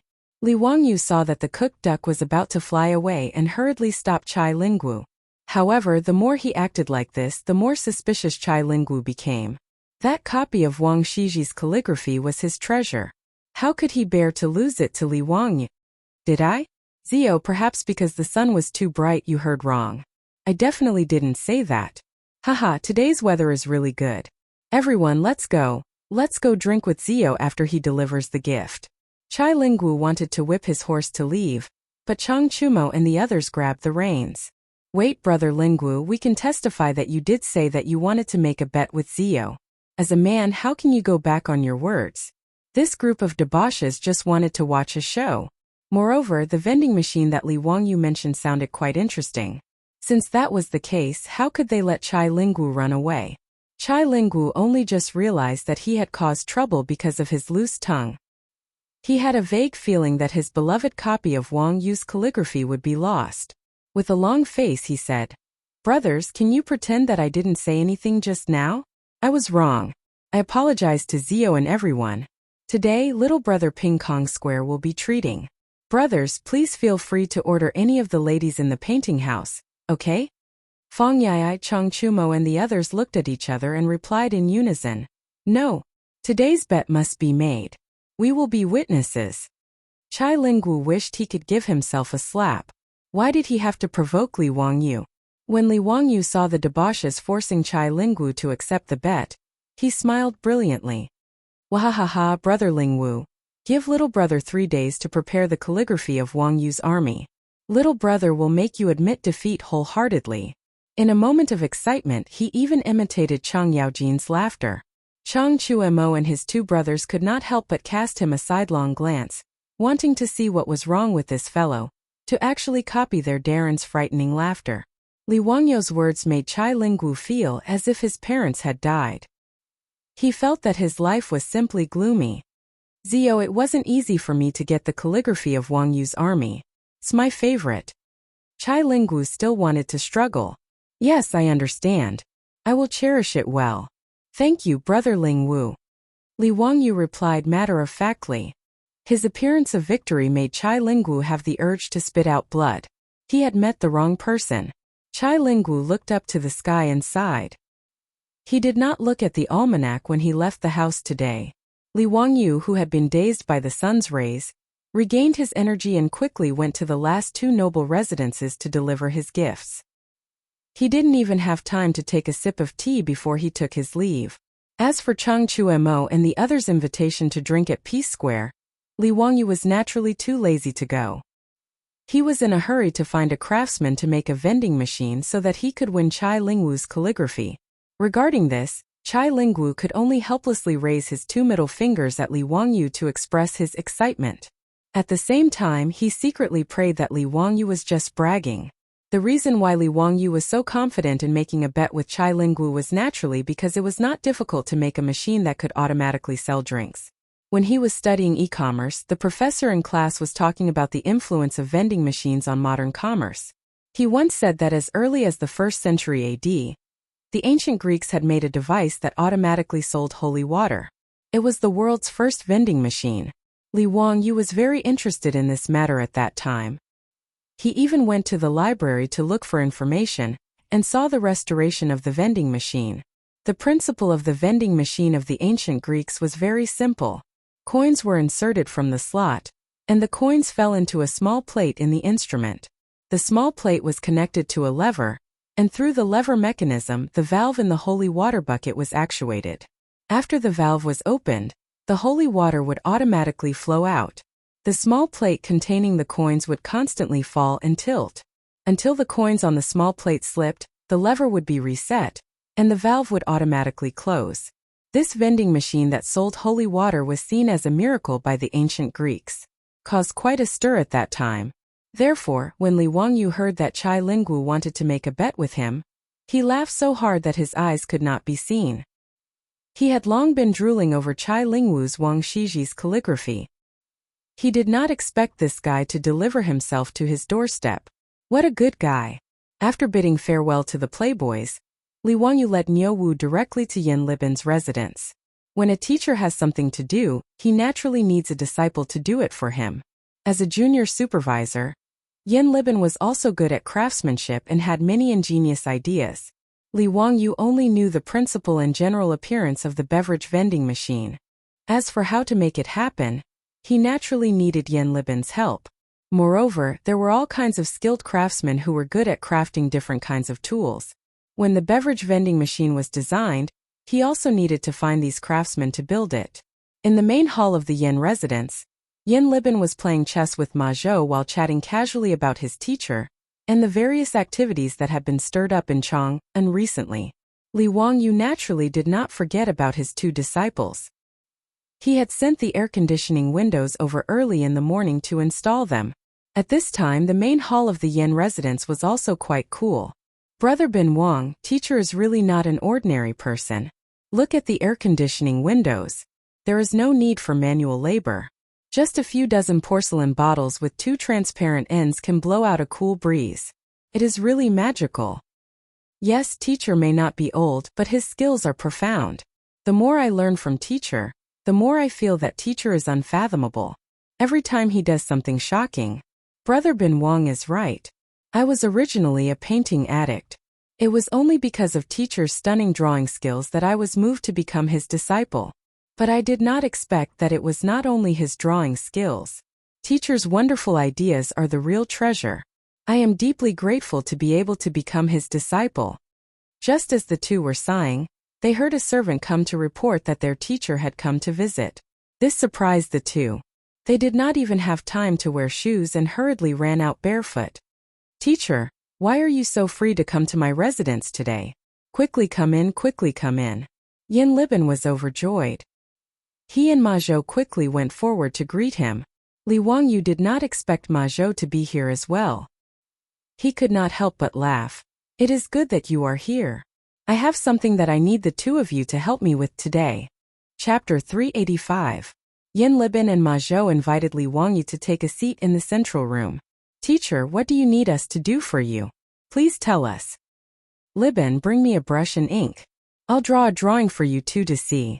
A servant of the Yin family brought them paper, ink, brush and inkstone, including a few feather brushes. Yin Libin and Ma Zhou had seen this feather brush in Li Wangyu's mansion. After trying it out, they found it very interesting. They also learned how to make it from Li Wangyu, and made some when they returned home. However, this feather brush, as a hard brush, had not spread in Chang'an for the time being. The main reason was that the Tangs were not used to it. The way of holding a brush was completely different from the way of holding a hard brush. The scholars of the Tang dynasty had never touched a hard brush, so they naturally did not know where to start. Even if they forced themselves to change the writing posture, the words they wrote were not very beautiful. Naturally, no one was willing to use it. Later generations wrote beautifully with a hard brush, but writing with a brush would probably be a mess. Even if one knew how to write with a brush, writing with a hard brush might not be good. In the Great Tang, only a scant few people had tried to learn how to use the quill brush. On the other hand, Li Changqian and Li Tai, these two little fellows, found it much easier to use the quill brush than the brush. They were abnormally earnest in their studies, and their handwriting was the best. This was normal. It was indeed easier to ask 8 or 9-year-old children to lift a brush and write with a hard brush than to write with a hard brush. However, Li Wangyu did not care about this. Anyway, he made this feather brush for his own convenience. It had nothing to do with him whether other people liked to use it or not. Picking up a feather brush, Li Wangyu began to draw on the paper. Yin Libin and Ma Zhou quickly stood behind Li Wangyu and curiously looked at what their teacher was drawing. "Teacher, what is this cabinet for? Why are there so many mechanisms inside?" Yin Libin became more and more confused and asked in confusion. As Li Wangyu drew, he explained, "This is something I came up with. It's a mechanism that can automatically sell drinks. There is no need for manual labor. Just put in a copper coin, and the drinks will come out from it." Can be used like this? How can this be done? Ma Zhou's interest was piqued, and he quickly asked. Li Wangyu pointed at the blueprint and began to explain the key points to the two. Yin Libin and Ma Zhou both nodded and applauded. "Wonderful. In this way, as long as I set the amount of copper coins I need to put in, I will be able to get a fixed amount of drinks. Haha, I understand. Teacher is indeed amazing to be able to figure out such an intricate mechanism." Yin Libin clapped his hands and laughed. Li Wangyu blushed at Yin Libin's praise. He had only plagiarized the wisdom of the ancient Greeks. He was a little embarrassed to be praised by Yin Libin like this. Ma Zhou curiously pointed at a spot on the drawing and asked, "Division Commander, in your drawing, why is the can used to store drinks double-layered? What is that thing wrapped around the jar?" The part that he was referring to was something that Li Wangyu had figured out and made to the vending machine of the ancient Greeks. In the vending machine that he had designed, the huge ceramic can used to store drinks had a wooden bucket wrapped around it. Li Wangyu planned to put ice cubes into the bucket when the time came to cool the drinks. This way, the drinks would be cool and refreshing after they came out of the vending machine.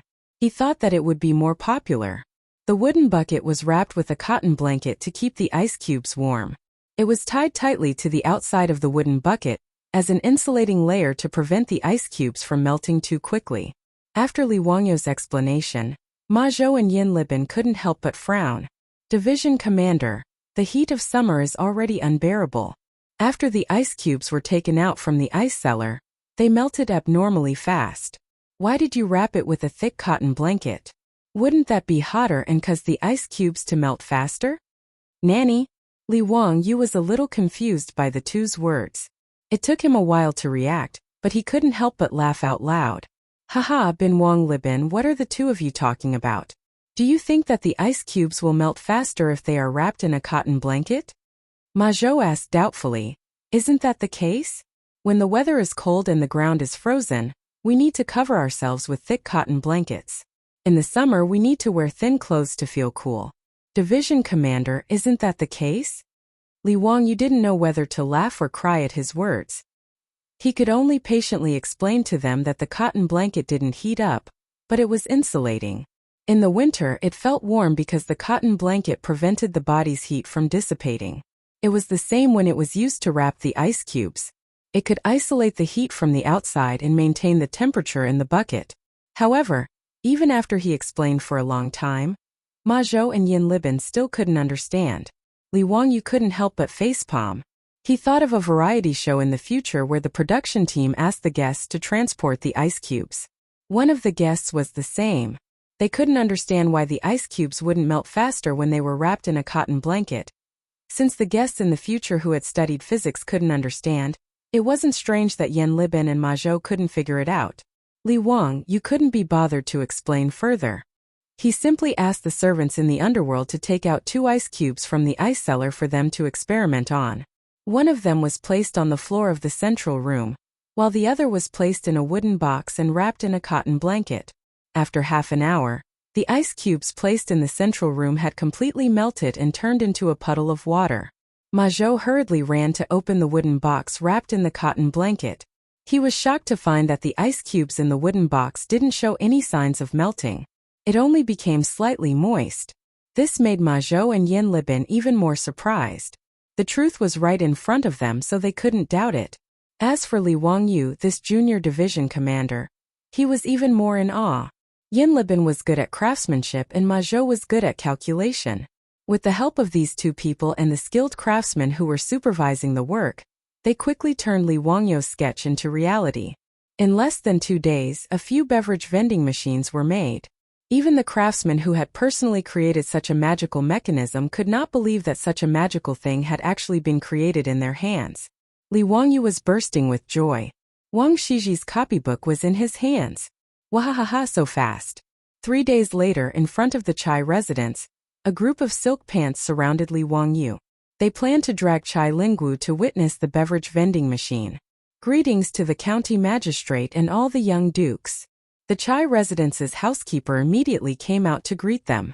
Today is really unfortunate. My family Xiao Langkuan ate something bad yesterday. Today, his stomach is uncomfortable and he is bedridden. I'm afraid he can't go out with you. Xiao Langkuan asked me to apologize to you. Please forgive me. The Chai residence's housekeeper's words almost made Li Wangyu's nose crooked. Shameless, Chai Lingwu was actually shameless. He even used such a shameless trick like pretending to be sick.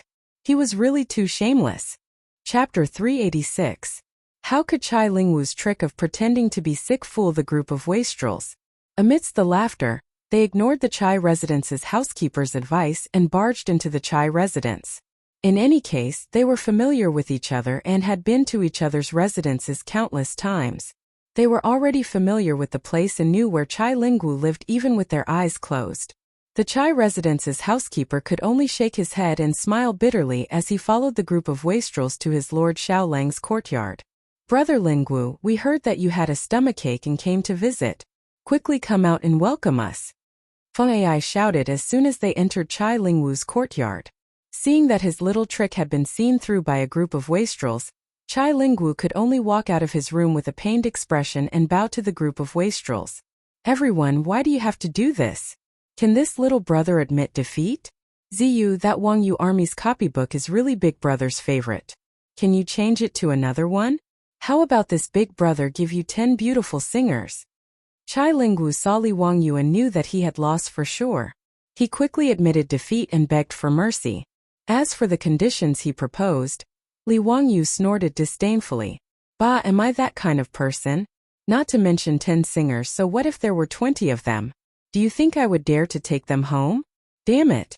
You're really pissing me off by bringing up my sore spot. Brother Lingwu, a gentleman's words cannot be taken back. Don't act like a woman. Where's the copybook of Wangyu army? Ziyu, do you have to be like this? Do you really not care about our brotherhood? Chai Lingwu's face stiffened as he stared fiercely at Li Wangyu. He looked as if he was about to fight to the death with Li Wangyu. Li Wangyu did not buy it at all. There are no brothers in the casino. Cut the crap and hand over the copybook, and I'll spare your life. The wastrels also laughed and shouted for Chai Lingwu to hand over the copybook. Otherwise, they would personally search his room. Facing this group of wastrels, Chai Lingwu could no longer pretend and could only admit defeat. You're ruthless. Humph, you bunch of bastards, don't fall into my hands in the future. Let's go. I want to see what kind of ingenious idea Zio has to come up with to create a mechanism that automatically sells drinks without any human effort. Naturally, Chai Lingwu wasn't really angry. Although Wang Shiji's copybook was rare, it wasn't to the point where he would go back on his word. This was purely a joke between friends to relieve boredom. Haha, that's right. Let's go, let's go. Ziyu has already placed the mechanism in the East Market.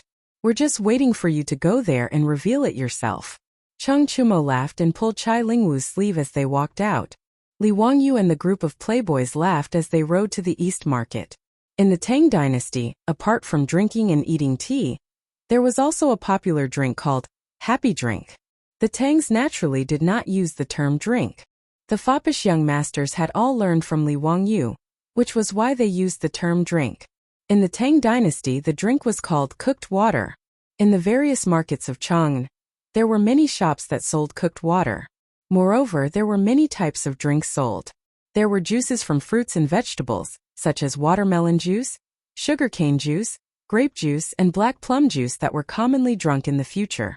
The second was dairy products, which the Tangs called milk. The most common ones were feta cheese, horse cheese, or goat's milk and horse's milk. Finally, there was yinzi, which was Chinese medicine powder. It was the same as the herbal tea that the Cantonese liked to drink in the future. It was boiled with various Chinese medicine herbs and had health benefits. Li Wangyu led the group of playboys to a shop that sold cooked water in the East Market. There was a row of cabinets covered by red silk. When the crowd in the East Market passed by the shop, they all cast curious glances.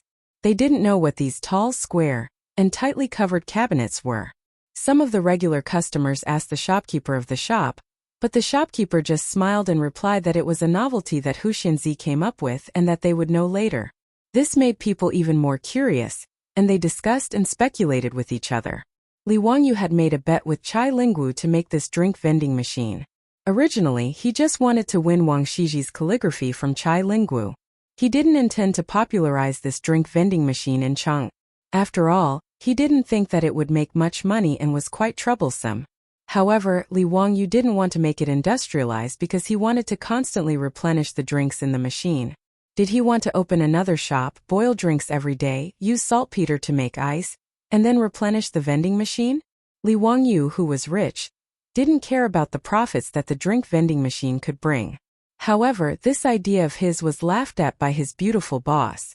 Li Wangyu was not convinced and planned to have a good debate with this top student from the University of Pennsylvania. Chongqing, am I wrong? Do you want to treat this drink vending machine as your family's business? Humph, let me ask you, how much does it cost to make this machine? I asked Yen Liban to invite the craftsman to make it. It should be around 10 times. Okay, let's say 10 times. How much do you want to sell a cup of drink for? How much does it cost? The beautiful boss asked again. Can still make money. This machine can adjust the price, from 10 to 50 coins, according to the different drinks sold. As for the profit, I asked the shopkeeper of the shop. He said that it should be around 80%.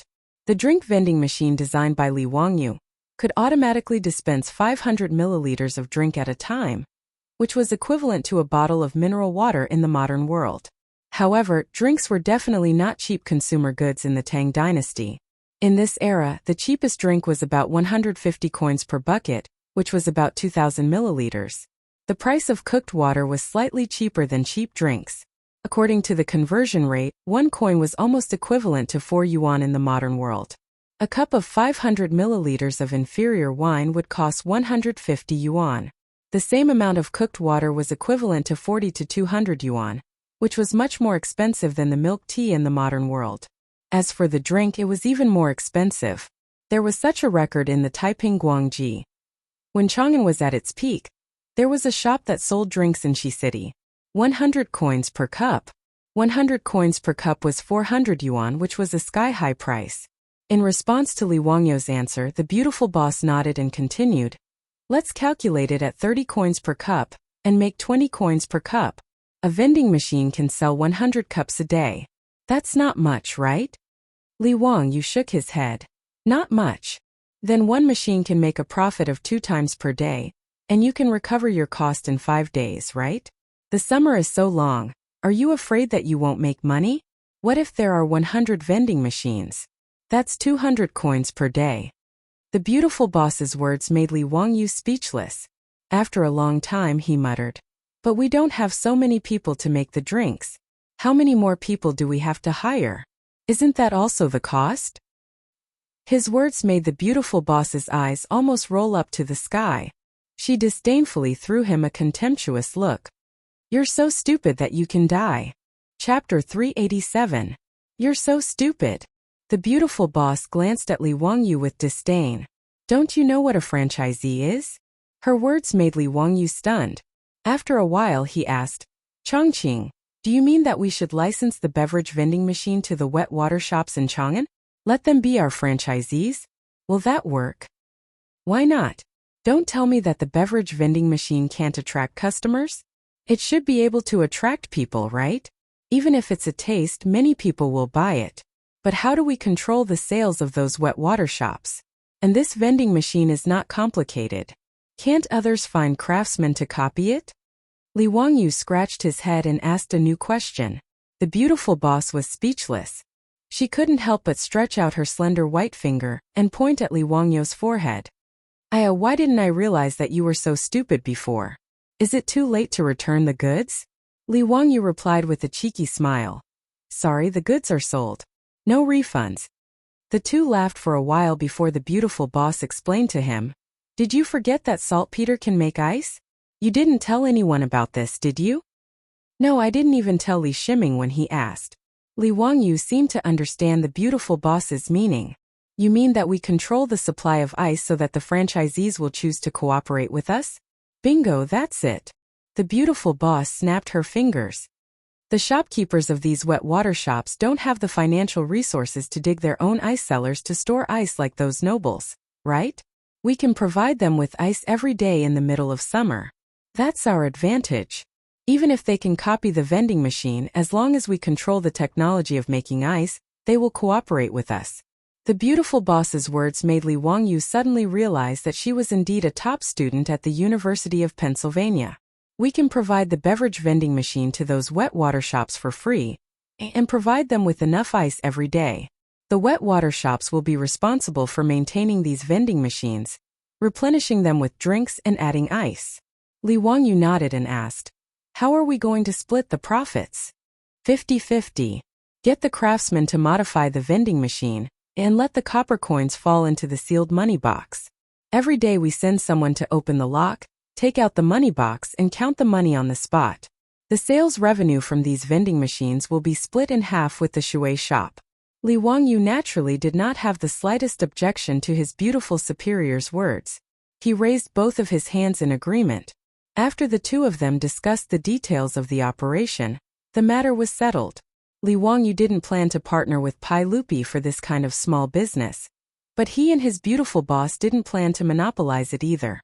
After all, the Li family didn't have much power. His beautiful superior was in charge of the carriage business and the underwear shop. She was already very busy. Li Wangyu didn't have the energy to take care of the beverage vending machine business himself, so he chose to cooperate with others.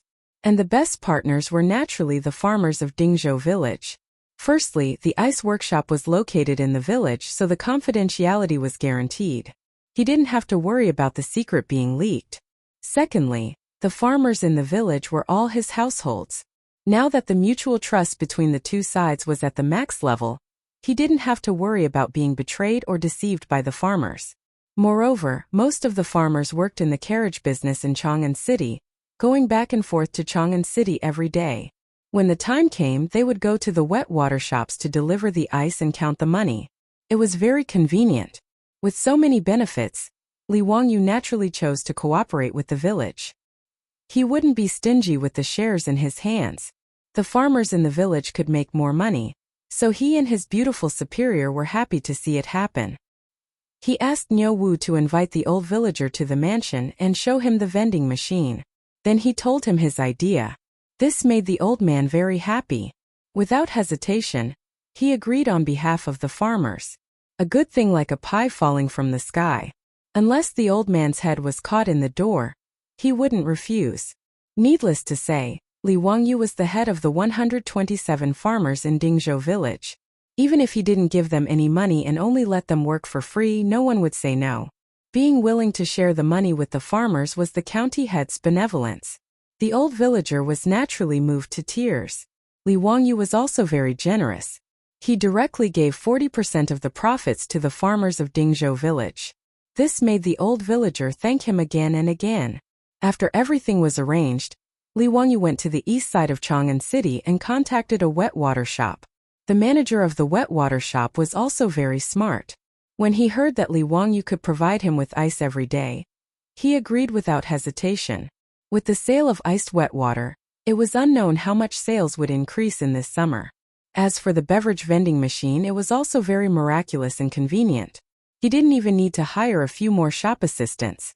All he needed to do was to boil the water and pour it into the vending machine every day.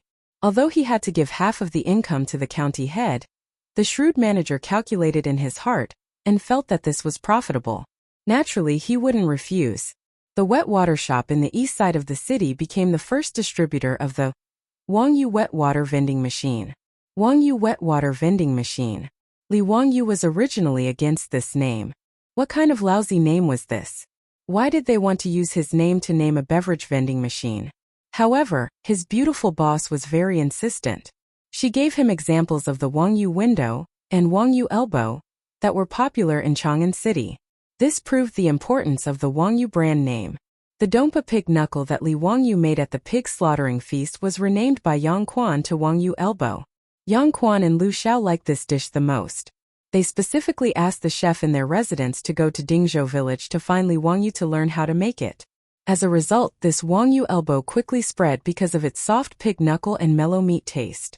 Nowadays, if the major restaurants in Chang'an City didn't know how to make Wangyu elbow, they would be despised by their customers. As for the Wangyu window, it was needless to say. It was now the most popular thing in Chang'an City. Whoever didn't install a Wangyu window would be laughed at. Even the Tang dynasty's lottery was now called Wangyu Lottery. His beautiful boss's words were so reasonable that Li Wangyu had no words to refute. He could only pinch his nose and accept this lousy name. Li Wangyu led the wastrels to the wet water store and dismounted from their horses. A waiter came forward to help them tie up their horses. Ziyu, are these things covered by the red cloth, the beverage vending machines you mentioned? Chai Linggu asked curiously. That's right. We're just waiting for Brother Linggu to unveil the vending machine so that we can start selling. Brothers, you're the first batch of customers. Please support us. Chai Linggu couldn't help but reach out and grab Li Wangyu's collar. Ziyu, do you mean that I have to pay you for the drinks? And I have to give you the copybook of Wang Yu's army with both hands? Do you believe that I won't fight with you? Brother Linggu, let go, let go. Let's talk things out. This little brother will treat you, okay? The wastrels roared with laughter. In the midst of the commotion, Chai Linggu and Li Wangyu reached out and tore off the red cloth covering the vending machines. Chapter 388. The shrewd shopkeeper decided to be the first to try the Fanji cooked water store in the East Market. After joining the company, he bought 5 vending machines in one go and sold 5 different kinds of cooked water at the same time. Sugarcane juice, grape juice, black plum juice, goat cheese, horse cheese. The 5 vending machines were labeled with the types and prices of the drinks. There was also a manual to guide the Tang people who had never seen a vending machine before on how to use it. The foppish young masters swarmed up and surrounded the 5 vending machines. Ziyu, if you really put a copper coin in here, the drinks will automatically flow out? Chai Linggu had already forgotten about the copybook of Wang Yu's army. He circled the vending machine a few times, trying to figure out how Li Wangyu did it. Cheng Chumo was a man of action. He grabbed a bamboo tube on the side and placed it in the position indicated by the vending machine. Then he took out a handful of copper coins from his money bag and put it in the slot. Li Wangyu naturally couldn't make disposable paper cups in the Tang dynasty. But fortunately, bamboo was everywhere in the mountains. He could get as much as he wanted. He only needed to send people to cut them down. The cups that came with the vending machine were these bamboo tubes. After Chang Chumo put in the copper coins, under the curious gazes of the foppish young masters, white horse milk automatically flowed out of the vending machine and into the bamboo tube below. Wow, it really came out. I actually put in 30 copper coins and horse cheese came out. Zio, don't tell me you're lying to us? What kind of vending machine was this? Could it be that someone was hiding in it? Otherwise, why would horse cheese come out after I put in 30 copper coins? Let me try this black plum juice, 50 copper coins. Hey, it's really interesting. I put in 30 copper coins and there was no reaction.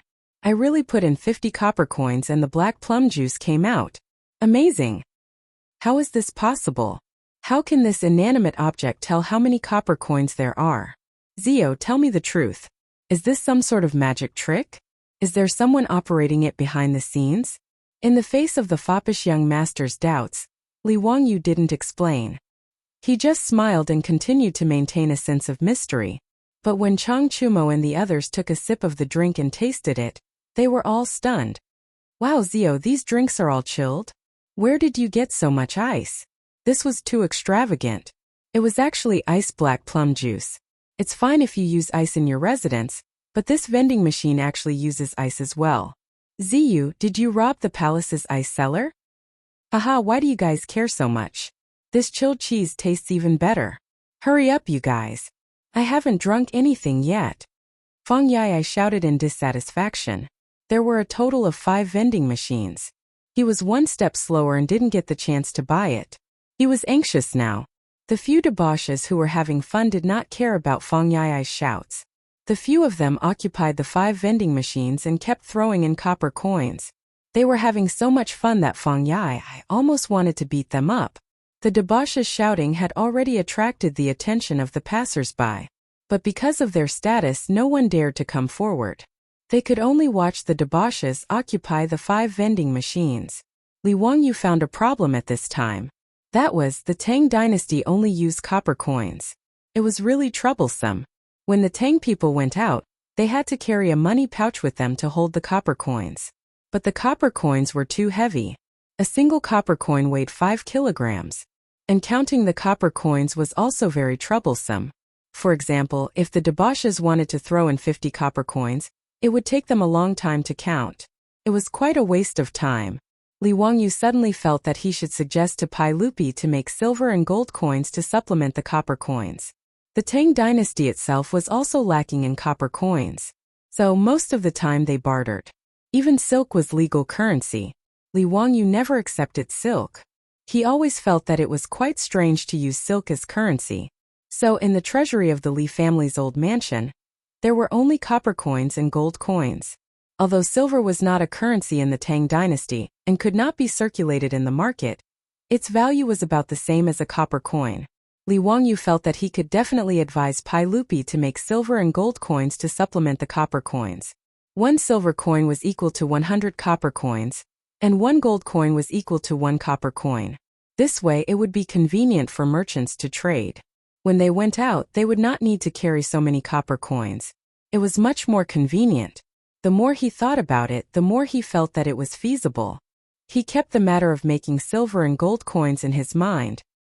He planned to go back and discuss it with his beautiful boss and find an opportunity to advise Pai Lupi. While Li Wangyu was daydreaming and thinking about the gold and silver coins, the debauches finally had fun. Each of them had a cup of bamboo drink in their mouths and were happily drinking from the reed tube. Many people thought that there were no straws in China since ancient times. But in fact this was not true. In the Tang dynasty, there were already ceramic tea sets with straws. Li Wangyu had people prepare bamboo cups with reed tubes to replace straws. Naturally, the debauches knew how to use them at a glance. After waiting for the debauches to leave the 5 vending machines with great difficulty, the crowd, who had been itching for a long time, instantly swarmed over and surrounded the vending machines in front of the Fanji cooked water store. Manager Fan hurriedly called out to the shop staff to guard the vending machines in case they were damaged. The crowd had already seen the debauches using the vending machines to buy the cooked water. At this time, a man at the front of the crowd grabbed a handful of copper coins with difficulty and stuffed them into the coin slot.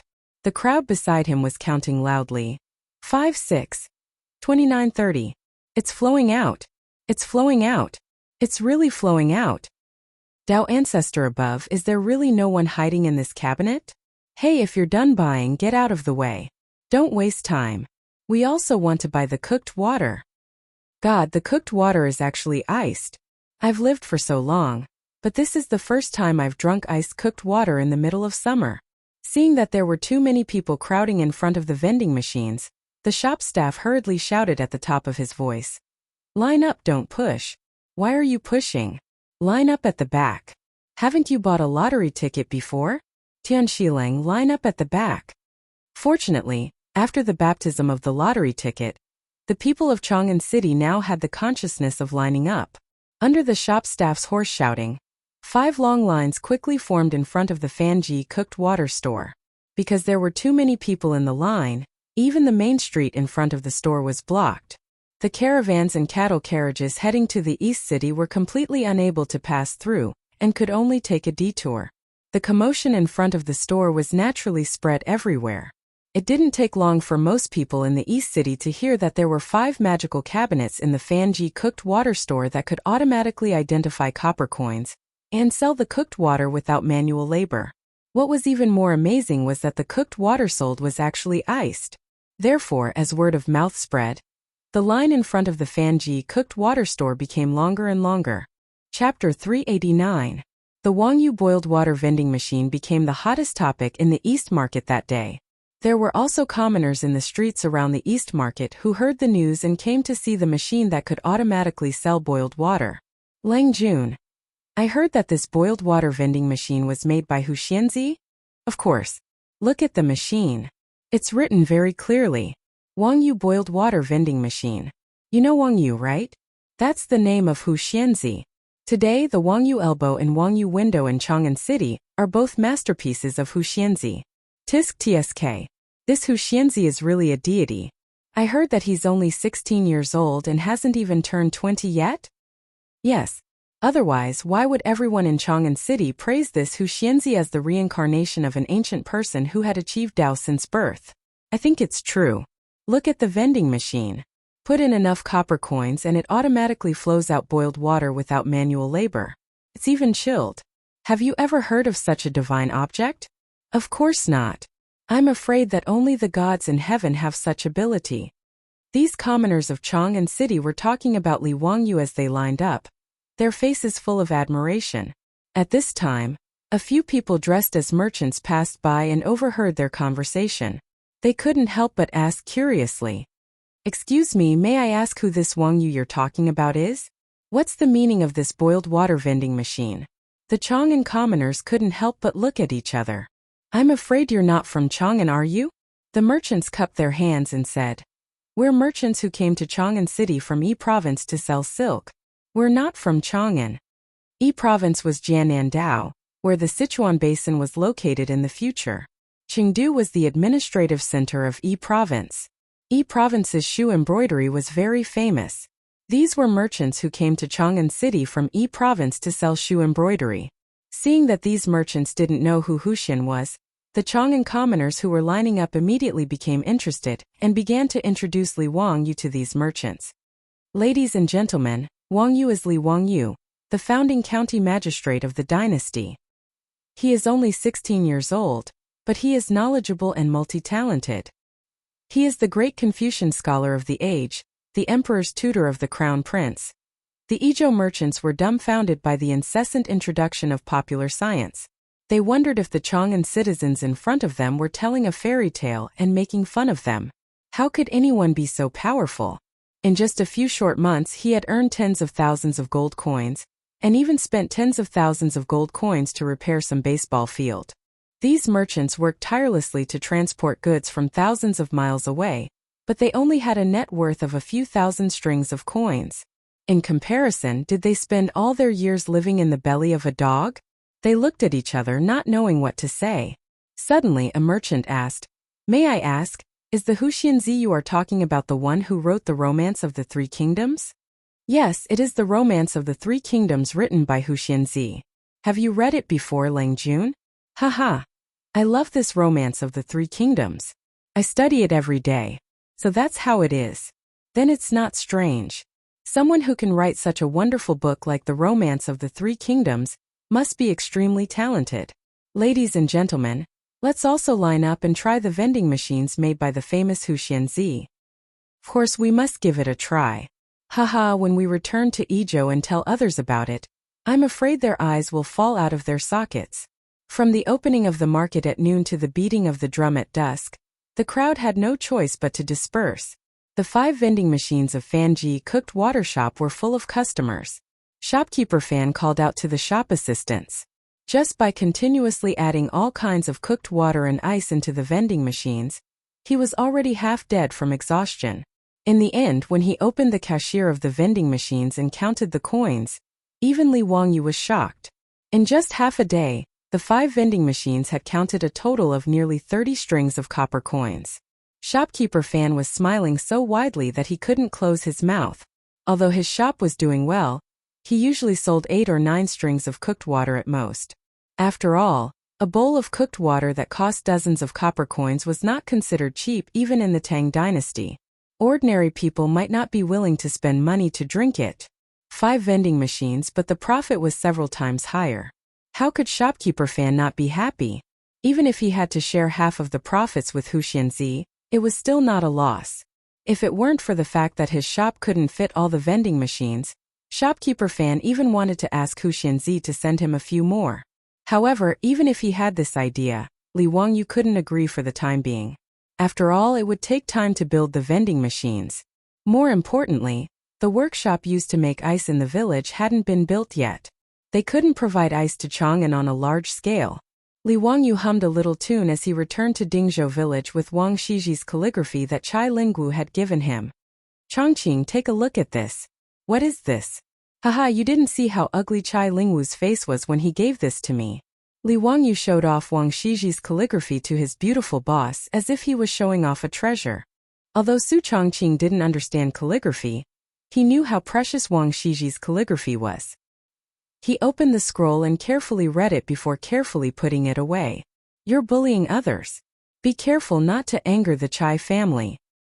Haha, I won't. He's not that petty. Besides, I don't intend to take advantage of him. Isn't the perfume at home a lot better? Tomorrow, I'll send some to him so that he can give them to his mother and his concubines. You don't know this, but this guy is still young, but he already has 3 or 4 concubines. His beautiful boss couldn't help but stare at him. What, are you envious of him? Su Chongqing's words made a drop of cold sweat involuntarily fall down Li Wangyu's forehead. What a strong murderous aura. Li Wangyu's strong desire to live made him immediately shake his head.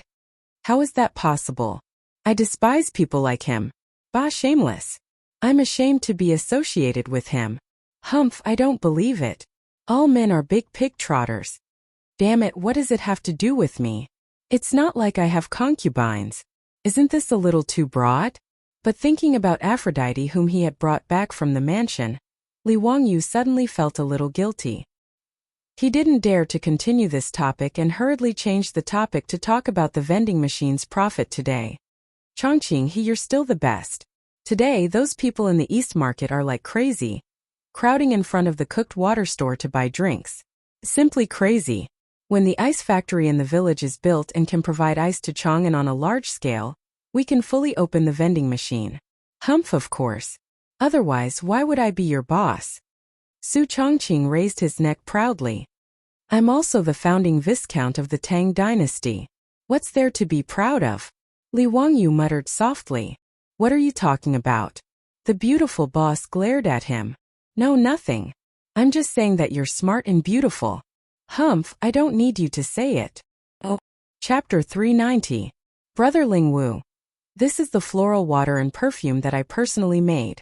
It's a small token of my appreciation for your mother. Please accept it. In the central room of the Chai residence, Li Wangyu presented 2 exquisite wooden boxes with both hands. After opening them, there were 12 exquisite porcelain bottles neatly arranged inside. There were also various flower designs on the porcelain bottles. It was obvious that they were expensive. Li Wangyu had specially gone to the most famous porcelain kiln in Chang'an city to make these bottles. He had spent a lot of money on them. However, the money was not spent in vain. These exquisite porcelain bottles made people unable to put them down. In the words of the later generations, they were of high class. Zio, what are this floral water and perfume? Chai Lingwu asked curiously as he reached out to pick up a green porcelain bottle. Brother Lingwu, floral water is good stuff. If you get bitten by mosquitoes in the summer, you can apply it to stop the itching. Li Wangyu gestured for Chai Lingwu to open the bottle cork. Once the cork was opened, a strong mint smell immediately wafted out. Chai Lingwu's spirits were lifted after smelling it. Oh, they're such a good thing. Haha, Zio, thank you for your consideration. It would be impolite to refuse. I'll shamelessly accept your generous gift. Is this perfume also used to repel mosquitoes? Li Wangyu hurriedly explained. That's not the case. The perfume is for your mother and your concubines.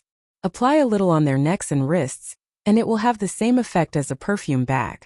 The fragrance will last for half a day. The flowers on the bottle represent the fragrance of the perfume. What? There's such a good thing? Chai Lingwu couldn't wait to pick up a bottle with a peony design and open the cork. This guy actually smeared it on his wrist a few times. Li Wang, you didn't even have time to stop him. Damn, does Chai Lingwu have this kind of hobby? Should I stay away from him in the future? This guy doesn't have a special hobby, does he? Oh, it really is the fragrance of peonies. Zio, how did you do it? It's really amazing.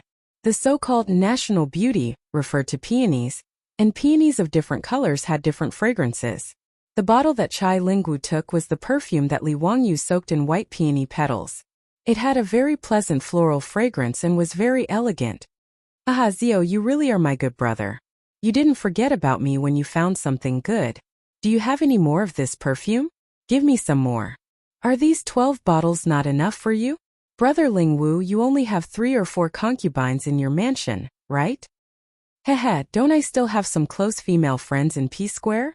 Chai Lingwu replied shamelessly. Li Wang, you could only raise his middle finger at him to show his respect. It's not easy to make this perfume. We still have to send it to others. Brother Lingwu, why don't you go and discuss with Brother Chumo and ask them to share some with you? Li Wangyu was too lazy to continue talking nonsense with scum like Chai Lingwu. In any case, there was only so much perfume.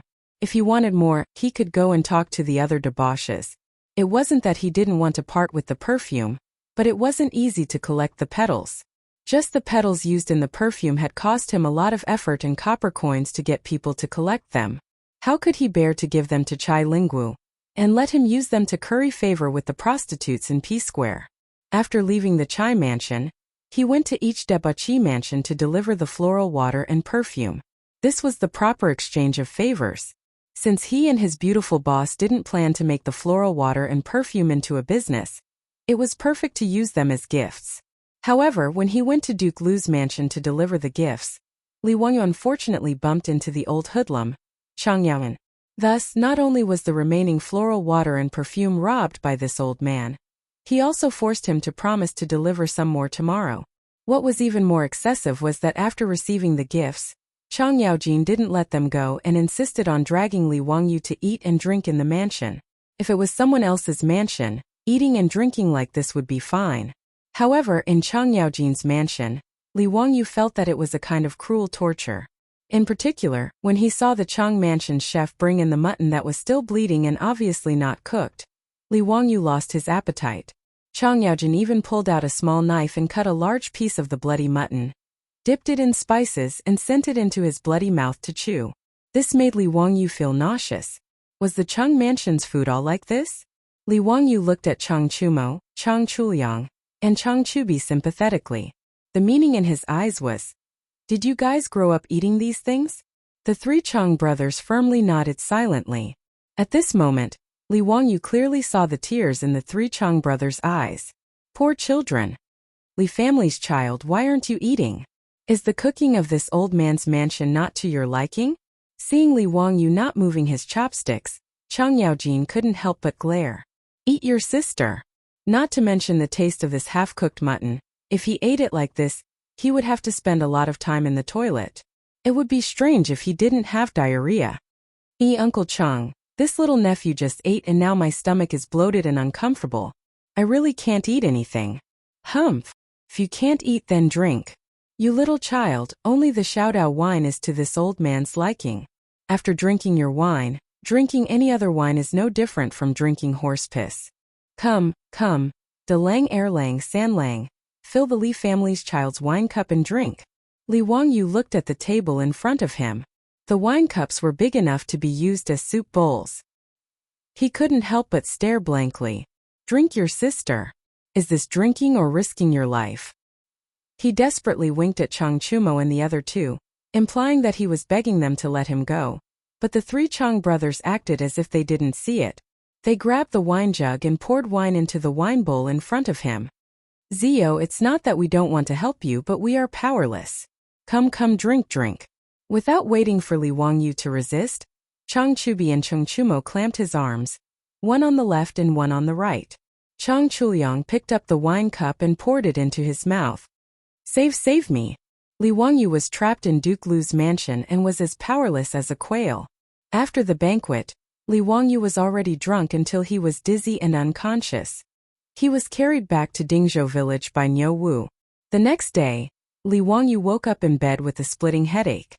He couldn't help but gnash his teeth in anger. "Oh Cheng! This one and you cannot live under the same sky." Li Wangyu hated that he couldn't rush to Duke Lu's mansion to take revenge. But considering the difference in strength between the two sides, he could only endure. Chang Chumo and the other two brothers changed sides and helped the tyrant, which made Li Wangyu even more distressed. He really couldn't have such brothers. A classic example of biting the hand that feeds you. After the trip to Duke Lu's mansion, Li Wangyu deeply realized that giving gifts in the Tang dynasty was risky, so he should cherish it. Chapter 391. Li Wangyu rested in his mansion for a few days after being forced to drink by that old man Chang Yaojin, and only then did he regain his senses. In Li Wangyu's mind, Duke Lu's residence was no different from a terrifying existence like Sanluo Temple. If he went to Chang'an again, Duke Lu's residence would be a forbidden area that could not be approached. On this day, he sat in his flowing water room, listening to the sparse sound of running water, drinking fragrant tea, and listening to Aphrodite plucking the zither strings next to him. Idling away in a daze, he felt that this was life. Recently, Li Wangyu felt that he had been too busy, completely going against his desire to be a carefree landlord. He had to reflect. Unknowingly, he had found himself a pile of things to do, and none of them could be delayed. The most important thing now was to supervise his own manor. The progress of the construction of the manor on the hillside facing the sun had sped up a lot. The main building had been completed, and the interior construction had begun. In about a month's time it would be ready to move in.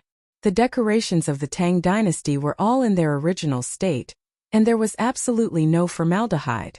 Therefore, once the manor was completed, Li Wangyu could immediately move in. The construction of the new houses for the villagers, funded by Li Wangyu, was progressing even faster. Many of the 127 houses and courtyards had already been completed. Li Wangyu originally wanted to let the villagers start moving, but the old village chief did not agree no matter what. In his words, how could the villagers move to a new house while the main family was still living in the old house? If the villagers of Dingzhou village did this, they would probably be criticized behind their backs by the surrounding villages. The old village chief insisted that they must wait until Li Wangyu moved into the new house before they were willing to move. The villagers also had the same attitude. No one was willing to move before Li Wangyu. In the face of the stubborn old village chief, Li Wangyu could only shake his head and let them be. However, under the suggestion of the old village chief, a new high and sturdy wall and gate was built around the new village, which was connected to Li Wangyu's manor. In this way, in order to enter Li Wangyu's manor, one had to pass through the gate of the new Zhou village and the village. Li Wangyu naturally understood the old villager's thoughts and did not refuse his kindness. This was treating Dingzhou village as the outer defensive perimeter of Li Wangyu's mansion. If there were any thieves who wanted to harm him, they would have to pass through Dingzhou village first. Li Wangyu was very concerned about the safety of his residents. Not only did he request the Ministry of Works to build a sturdy and tall courtyard wall for him, but he also requested for the Ministry of Works to build a sturdy and tall courtyard wall for him. He even invested his own money and hired many craftsmen to dig a circular ditch along the outer wall of the mansion. In the ditch there was a stream that flowed from the mountain. After flowing through the ditch, it converged into an artificial lake that was dug out at the foot of the mountain. After that, it flowed through the new Dingzhou village and finally merged into the Gan River. In this way, not only did the manor have a moat, but the manor and Dingzhou village's water supply were also guaranteed. Li Wangyu did not hesitate to spend copper coins to have the craftsmen lay down cement and insert large pieces of smooth pebbles into the ditch. These ditches were made exceptionally beautiful, and the stream that flowed through them was so clear that one could see the bottom. Passing through the ditches in Dingzhou village, Li Wangyu also had carpenter Lu build many water wheels and place them in the ditches. They continuously raised the stream water in the ditches and poured it into the bamboo pipes. These bamboo pipes were connected to 127 courtyards. Not only could it be used for daily use, but it could also be used like the currently family's old residence. The stream water was connected to the roof and created a rain house, making the house unusually cool in midsummer. Li Wangyu racked his brains when designing the new Dingzhou village in order to realize the peach blossom spring in his beautiful superior's heart, and also for the villagers of Dingzhou village. Every household in the village had a sewage pipe that could directly flush the sewage into a huge methane pool. Not only were every household equipped with methane lamps, but even the roads in the village were equipped with methane lamps for illumination at night. These methane lamps that could burn without the need for oil were no different from the sci-fi movies that people of the Tang era watched. They were both difficult to understand existences. Li Wangyu even helped the village build 2 public bathrooms, which made the villagers feel that it was too extravagant. These villagers liked to take a stroll around the new village when they had nothing to do. Not to mention how happy the original villagers were. Even Niu Wu and Niu Yang's wives and the dozen or so palace maids who were married to the soldiers of the old residence were so excited that they could not control themselves after seeing these residences. In their eyes, even the Taiji palace that they had lived in for more than a decade might not be as comfortable as these residences. This made these palace maids feel even more fortunate, and they became even more gentle and virtuous when serving their husbands. In addition to his own manor and the new Zhou village that Li Wangyu had to worry about, he also had to visit the polo field that was already under construction from time to time and discuss some matters with the officials of the Ministry of Works. As for the brewery in the call of the Qinling Mountains, it was now on the right track. Li Wangyu was too lazy to worry about it, and directly threw it to the internal servant sent by Pai Lupi to supervise. He only needed to look at the account books every month. In any case, the Pai Lupi was the one who took most of the money, and he could not afford to worry about it. Now, he first had to build the ice-making workshop in the village. It was simple to make ice, and it only needed a large amount of saltpeter. In order to keep it a secret, Li Wangyu had the villagers split up and run around Chang'an City and the surrounding counties to buy saltpeter from medicine shops of all sizes. Fortunately, saltpeter could be used repeatedly to make ice. If they bought enough saltpeter at one time, they would not have to worry about it in the future. The ice-making workshop used the same method as Li Wangyu used to make ice in the past. After filling the 2 containers with water, saltpeter would be placed in the large container. The saltpeter would react with water, absorb heat, and condense into ice. At the same time, the water in the small container would also be frozen. The ice cubes in the small container could be collected and placed in the excavated ice cellar to be transported to Chang'an City. The ice cubes in the large container that contained saltpeter would be sent to the furnace for distillation. After the water was evaporated, the saltpeter condensed and could be used to make ice again. The only thing that needed to be consumed was the firewood burning on the furnace. With the help of the villagers, the ice-making workshop was built in 2 days. After producing a large amount of ice cubes, the 4-wheeled carriage, which had been modified to have thermal insulation, could be continuously transported to Chang'an City. As for the matter of recruiting merchants in Chang'an City, Li Wangyu would not do it himself. As the founder of the Tang dynasty's Hu County, he would be laughed at if he personally went to talk business with the shopkeepers of those brewed water shops. Li Wangyu was smart. He found Fatty Cho Kuan and asked him if he was willing to take over the business. Cho Kuan naturally would not refuse. He did not care about how much money he could make. The key was to get closer to Li Wangyu. How could he refuse such a good thing?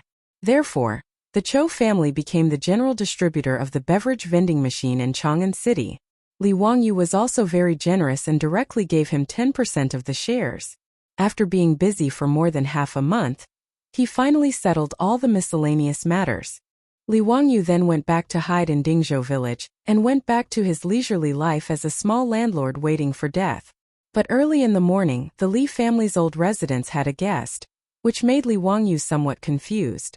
Chapter 392. The visitor was none other than the old Taoist Sun Simiao. The Taoist temple on the hillside facing the sun had been completed. The king of medicine, Sun Simiao, had moved out of the Qinling Mountains and became neighbors with Li Wangyu. Whether it was Li Wangyu or his beautiful boss, they all welcomed him with open arms. On the day of the completion of the temple, Li Wangyu naturally sent many gifts to congratulate him. Originally, the villagers of Dingzhou village did not think that the temple on the hillside facing the sun was special. They thought it was just a small temple. However, to the surprise of the old village chief and the villagers, when the temple was completed, not only did their own families send many gifts, but even many officials in Chang'an came to congratulate them. The Tang dynasty naturally had its own religious administration. During the reign of Chang'an, religious affairs were managed by the Minister of Ceremonies of Honglu Temple. If Sun Simiao wanted to build a temple, he also needed to register with the Minister of Ceremonies. The old Taoist was too famous. Even Pai Lupi knew that he wanted to build a temple in Dingzhou village in Hu County, but he was also happy to see it happen. He asked Sun Simiao to be an official in Ru dynasty, but it was a pity that he did not succeed. However, now that Sun Simiao, who usually lived in seclusion in the mountains, had settled down in Dingzhou village, it was naturally a good thing for Pai Lupi. On the day of the completion of the temple, even Pai Lupi sent servants to the palace to send all kinds of gifts to congratulate him. Therefore, as soon as Sun Simiao's temple was completed, the incense burned brightly. Not only did the villagers of Dingzhou village burn incense, but the people of the surrounding villages also came to burn incense. Even people from the county town of Hu County came to burn incense. Sun Simiao did not care about the incense burning in the temple. He left the temple to his disciples to take care of. The old Taoist did not receive any guests. He only immersed himself in his study of medicine. Sun Simiao named the temple Xian Microscopic Temple. The origin of the name was the microscope that Li Wangyu casually mentioned to him that day. The old Taoist still remembered it. After the completion of the temple, Sun Simiao brought his disciple Lu Shunwei to the door. Hexianzi, the Xianwei microcosm has been completed. This humble Taoist intends to begin researching the bacteria and penicillin that you spoke of back then. Please tell this humble Taoist everything you know and teach this humble Taoist in detail. This humble Taoist will be eternally grateful. Li Wangyu had a bitter expression on his face. He felt that he had used too much force to fool Sun Simiao. He wasn't a pharmaceutical major. The so-called method of making penicillin was just something he learned from TV dramas. He wasn't sure if he could really produce penicillin using that method. However, now that Sun Simiao's Taoist temple had been repaired, he wanted to tell the old Taoist that he was just casually saying that. If he angered the old Taoist, he was afraid that he would have a hard time in the future. Li Wangyu had no other choice. He could only brace himself and repeat the method he learned from the TV series again. On the other hand, Lu Shunwei, who was at the side, was completely focused. He used his pen to continuously record down Li Wangyu's words, fearing that he would miss a single word. Hu Xianzi, what kind of water is distilled water? This time, the old Taoist priest listened very carefully and interrupted. It's when water is boiled and the water vapor condenses back into water. What you get is distilled water. What's the use of it? It's purer. Li Wangyu was almost at a loss for words. How could he know what advantages distilled water had? Fortunately, Sun Simiao didn't continue asking. Instead, he reached into his lapel and took out a brocade pouch. While Li Wangyu was still puzzled, he saw the old Taoist priest open the brocade pouch and pour out the contents on the table. These sparkling and translucent objects that reflected light almost blinded Li Wangyu's eyes. Crystals. Natural crystals. Moreover, they were all colorless and transparent natural crystals. The quality was quite high, and they were all as transparent as water. Li Wangyu rarely saw such high-quality crystals in the east and west cities. It seemed that Sun Simiao had spent a lot of effort to collect these colorless crystals. Hu Xianzi, that day you said that you needed crystals to make a microscope. A few days ago, this humble Taoist collected these colorless crystals through the Tao sect. Do you think you can help this humble Taoist make a microscope? Sun Simiao looked at Li Wangyu very seriously with a face full of anticipation. Li Wangyu directly went into Sparta. What was going on? Did he really say that day about a microscope? Well, even if he said that, it didn't mean that he could make it. As for a microscope, he had only used it in biology experiments when he was in school. The only thing he knew was that the convex lenses were combined and magnified to form an image. However, he didn't know the specific structure of a microscope. Not to mention that he didn't understand, even most people in the future only knew the general principle of a microscope. If you asked them to draw a structural diagram, most people probably wouldn't be able to draw it. Li Wang, you really wanted to ask the old Taoist priest, "Can I make a magnifying glass for you to make do with?" He now deeply understood what it meant to lift a rock and smash it on his own feet. Originally, he just wanted to trick the medicine king Sun Simiao into staying in Dingzhou village, so that he and his beautiful boss would have a reliable medical insurance. However, now that he had bragged too much, he really didn't know how to answer the medicine king Sun Simiao's expectant gaze. Li Wangyu opened his mouth and wanted to say that he didn't know how to. But when the words were about to come out of his mouth, he swallowed them back. He patted his chest and promised, "Old immortal, don't worry. I will do my best to help you make a microscope." With Li Wangyu's promise, Sun Simiao was full of joy and smiled while twirling his beard. "Immeasurable deity, since that's the case, then I'll have to trouble Hu Xianzi. This humble Taoist will now stay in the Xianwei temple to study the penicillin that Hu Xianzi mentioned. Hu Xianzi can come to the Xianwei temple to find this humble Taoist at any time." Yes. Old immortal, don't worry." After sending Sun Simiao and Lu Shenwei away, Li Wangyu sat down on the floor. It was a premature death, and the words had been said. How was the microscope going to be made? Looking at the few pieces of crystal left by Sun Simiao on the table, Li Wangyu felt a headache coming on. Just polishing the crystal into a lens was a big trouble. It was doubtful that he could find a craftsman in Chang'an, and who knew how to polish crystal.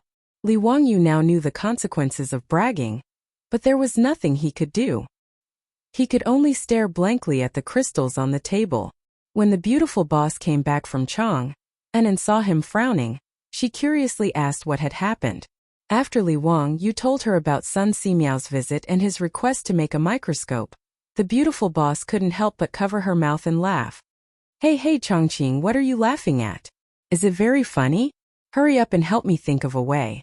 If you can't make the microscope later, Sun Simiao will be angry and run away." The beautiful boss laughed even more happily.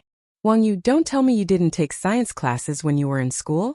I remember that there was a science class in elementary school where we were asked to make a simple microscope. It was very simple. As long as there was a convex lens, it could be made." "You mean you know how to make a microscope?" Li Wangyu got up from the floor and grabbed the beautiful boss's soft hand. The beautiful boss nodded proudly. "Yes, I know, but..." Chapter 393. But what? Seeing the beautiful boss keeping him in suspense, Li Wangyu hurriedly asked, "But you have to help me make something in exchange." The beautiful boss playfully winked at Li Wangyu. "Make what?" "Soap." Speaking of this, the beautiful boss couldn't help but be a little annoyed. "That soap pot soup is too difficult to use. I have endured it for a long time. If you hadn't made the perfume, I wouldn't have thought of it. You should know how to make soap, right?" Li Wangyu nodded foolishly. He knew how to make soap, so soap should be about the same, right? Add some petal perfume to the soap and you can make soap. He had never thought of making soap. He was used to using the soap pot soup. Now hearing the beautiful boss's reminder, Li Wangyu suddenly woke up. He was also a pig's brain at that time. If he had known that he could make soap, he wouldn't have drawn erotic sketches to sell. However, he just thought about it. When he and the beautiful boss arrived at Dingzhou village, there was no distilled alcohol, and alcohol was also one of the necessary materials to make soap. Su Chongqing saw Li Wangyu nodding and took a long breath. Then it's settled. I'll draw the diagram of the microscope for you. You go to Chang'an City and find a craftsman to polish the crystal into a lens. Ah? Didn't you help me make it? How can I have the time? Besides, I only remember the general structure. You can experiment slowly whether it works or not. After she finished speaking, she walked briskly to the backyard while humming a song, leaving Li Wangyu alone in the wind. Was he fooled again? Forget it. Since the beautiful boss had a demand, he naturally had to do his best. The microscope that the old Taoist Sun Simiao wanted was put aside first. It was more important to make soap for the beautiful boss. This soap, like perfume, could be used as a gift. It was excellent. As for making soap a profitable industry, it was not necessary at all. It was not that it would not be popular, but like perfume, the output could not be increased at all. Perfume was limited by the difficulty of collecting petals, but soap was limited by the difficulty of lard. Although pigs were raised in the Tang dynasty, They were not slaughtered in large quantities like later generations. It was also impossible for Li Wangyu to buy a large number of pigs to slaughter just to make soap. The most important thing was that the pigs of the Tang dynasty were not as fat as the pigs of the later generations. Naturally, they had less fat. Since ancient times, the various breeds of pigs in Huaxia didn't produce much meat. It was not until the Republic of China that large white pigs were introduced from the United States and crossbred with local pigs that the breed of pigs was improved. Therefore, even if Li Wangyu wanted to get a large amount of lard in the Tang dynasty to make soap, it was unrealistic. But if it was just for his own use, it wouldn't be troublesome. Li Wangyu could do it now. He first learned this skill from his grandfather. Many old people in the countryside knew how to make soap with pig pancreas. Pig pancreas was the pancreas of a pig. After adding alkali water and other materials, it was processed into soap. However, although the soap made from pig pancreas was good, it didn't look good. Many girls couldn't accept it. When Li Wangyu was in university, he also learned how to be romantic and made handmade soap for his junior in order to pick up girls. The soap was made, but the junior didn't want it. Instead, she accepted the boy who gave her beautiful jewelry. Now that he thought about it, it was really a sad story. At that time, it didn't matter if the junior didn't want it. Now that his beautiful boss ordered it, Li Wangyu naturally started work immediately. He asked Li Heng to prepare the lard and alkali for him. Then, he ran to Carpenter Lu's house and asked him to carve a few molds for him. The molds were not complicated. Just use wood to carve out the shape of the soap and carve some simple patterns. This was a piece of cake for Carpenter Lu. In less than an hour, he carved the molds that Li Wangyu needed. Everything was ready. He returned to his residence and started making soap. Making soap was actually very simple. He just needed to heat the lard, alkali, and alcohol in a certain ratio in a jar, and then continuously stir. He kept stirring until the lard couldn't be seen. Then he added salt and continued stirring. Finally, he took out the solidified substance floating on top of the jar and rinsed it clean. That was the soap. He added vegetable dyes and petal perfume to the soap to create a fragrant soap. Then he pressed it into a mold and extruded it into shape. It was no different from the soap sold in supermarkets in the future. Li Wangyu called Niu Wu and Niu Yong to the kitchen to help him. The three men were so busy that they were covered in sweat. Finally, they managed to make a pile of soap. He asked the Niu brothers to help him wrap the soap with oil paper. Then they were done. Lang Jun, what are you making? What about food? Let me try it. Niu Wu picked up a piece of soap and weighed it in his hand. He was about to put it into his mouth to chew. Niu Wu couldn't be blamed. Anyone who saw that these things were made with lard would think that Li Wangyu was making some food. Stop! Li Wangyu hurriedly stopped this fool. He stretched out his hand and took the soap back. Eat what? This is soap. It's used for bathing. It's the same as the soap. Lang Jun, why did you spend so much effort to make it? Isn't there soap in the residence? Niu Wu asked, puzzled. Li Wangyu was so angry that he couldn't be bothered to explain to them. He directly threw 2 pieces of soap to the 2 brothers. I'm too lazy to explain to you 2 idiots. Take these 2 pieces of soap back to your wives and you'll understand. After saying this, Li Wangyu swept up the rest of the soap and went to the backyard to find his beautiful superior to take credit for it. Niu Yong and Niu Wu were confused. They felt that their Lang Jun had made this soap for no reason. It was completely unnecessary. Since it had the same use as the soap, why did he have to spend so much effort to make it? The 2 of them were too lazy to think about this problem. They simply took a piece of soap each and went back to their rooms. Husband, you're back? Hey, what are you holding in your hand? It's quite beautiful. Niu Yong's wife Su Qiao saw Niu Yong enter the room. She quickly put down the clothes in her hands and went forward to serve her husband. Seeing the soap in Niu Yong's hand, she couldn't help but ask. The soap that Li Wangyu made was emerald green because of the addition of vegetable dyes. It also had a pattern that was extruded from a mold. It looked quite good. Oh, this is the soap that we made for you. Lang Jun said that it's the same as the soap. It's used for bathing. Wife, you can try it. Niu Yong explained. Seeing that his wife was interested, he quickly passed the soap to her. Su Qiao curiously reached out to take the soap. She found that it was very fragrant. A fresh fragrance came to her nose. Smells so good. This soap smells so good. Take it if you like it. It's getting late. Go take a bath and rest. Okay, I know. I'll go to the bathroom to bathe and change. Su Qiao finished speaking. She took a towel and undergarments. Then she picked up the soap and walked to the bathroom. Chapter 394. Ever since the Niu brothers got married, for the convenience of the two new daughters-in-law living in the Li residence, Li Wangyu specially found craftsmen to renovate the two rooms in the front courtyard. In the room where Niu Yong and Niu Wu lived, Li Wangyu had asked the craftsmen to build a bathroom and toilet in the room. This was to prevent the two new daughters-in-law from having to share the bathroom and toilet in the front yard with others. That would be awkward.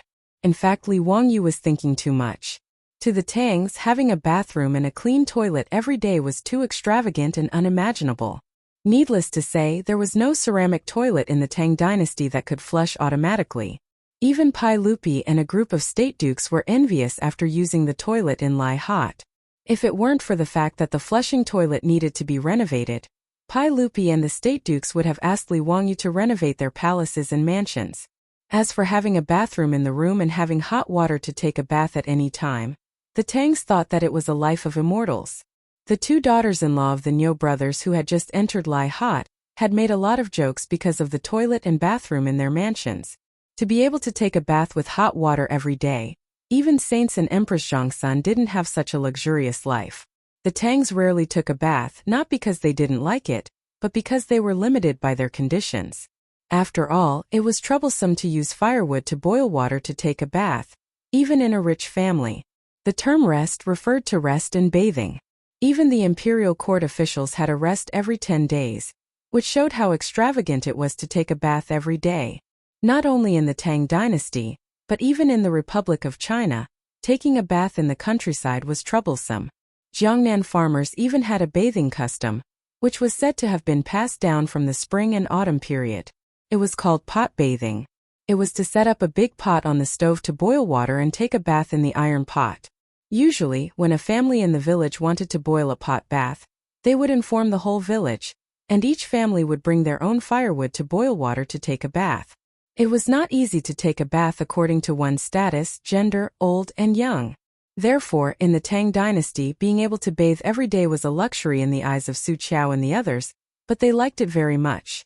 Being able to take a comfortable hot bath every day made Su Qiao feel that she had made the best choice in her life when she took the initiative to ask to marry her Lang Jun. She admired Li Wangyu even more than before. In the bathroom, Su Qiao picked up the soap made by her husband and Lang Jun. She looked at it for a long time, not knowing how to use it. However, since Lord Husband said that it had the same use as the black locust soup, then it should be smeared on the body, right? Su Qiao carefully took the soap and smeared it on her delicate skin. She was surprised to find that when she rubbed the soap, white foam appeared. Not only was it smooth, but it was also fragrant. The foam could also wash away the dirt on the body. Su Qiao had been in the palace for more than 10 years. In fact, she had used many of the good things in the palace and had seen the world. However, such a miraculous soap left her in awe. It couldn't be any more miraculous. After bathing, Su Qiao carefully put away the soap and put it away as if it was a treasure. She didn't plan to let anyone else use this soap. As for her husband, well, stinky man, it's better to use the soap. Su Qiao came out of the bathroom with a fragrant wind. It stimulated Niu Yong's eyes and he stared at his wife. "Husband, what are you looking at?" Su Qiao was a little embarrassed by his stare. She blushed and gently pushed him. "I'm looking at my wife." "Wife, why do you smell so good today? What's this smell? You're so annoying. I just used the soap that my husband brought back to bathe. There's this fragrance on my body. Smells so good. Wife, come, let me smell it again." "Ah, my husband."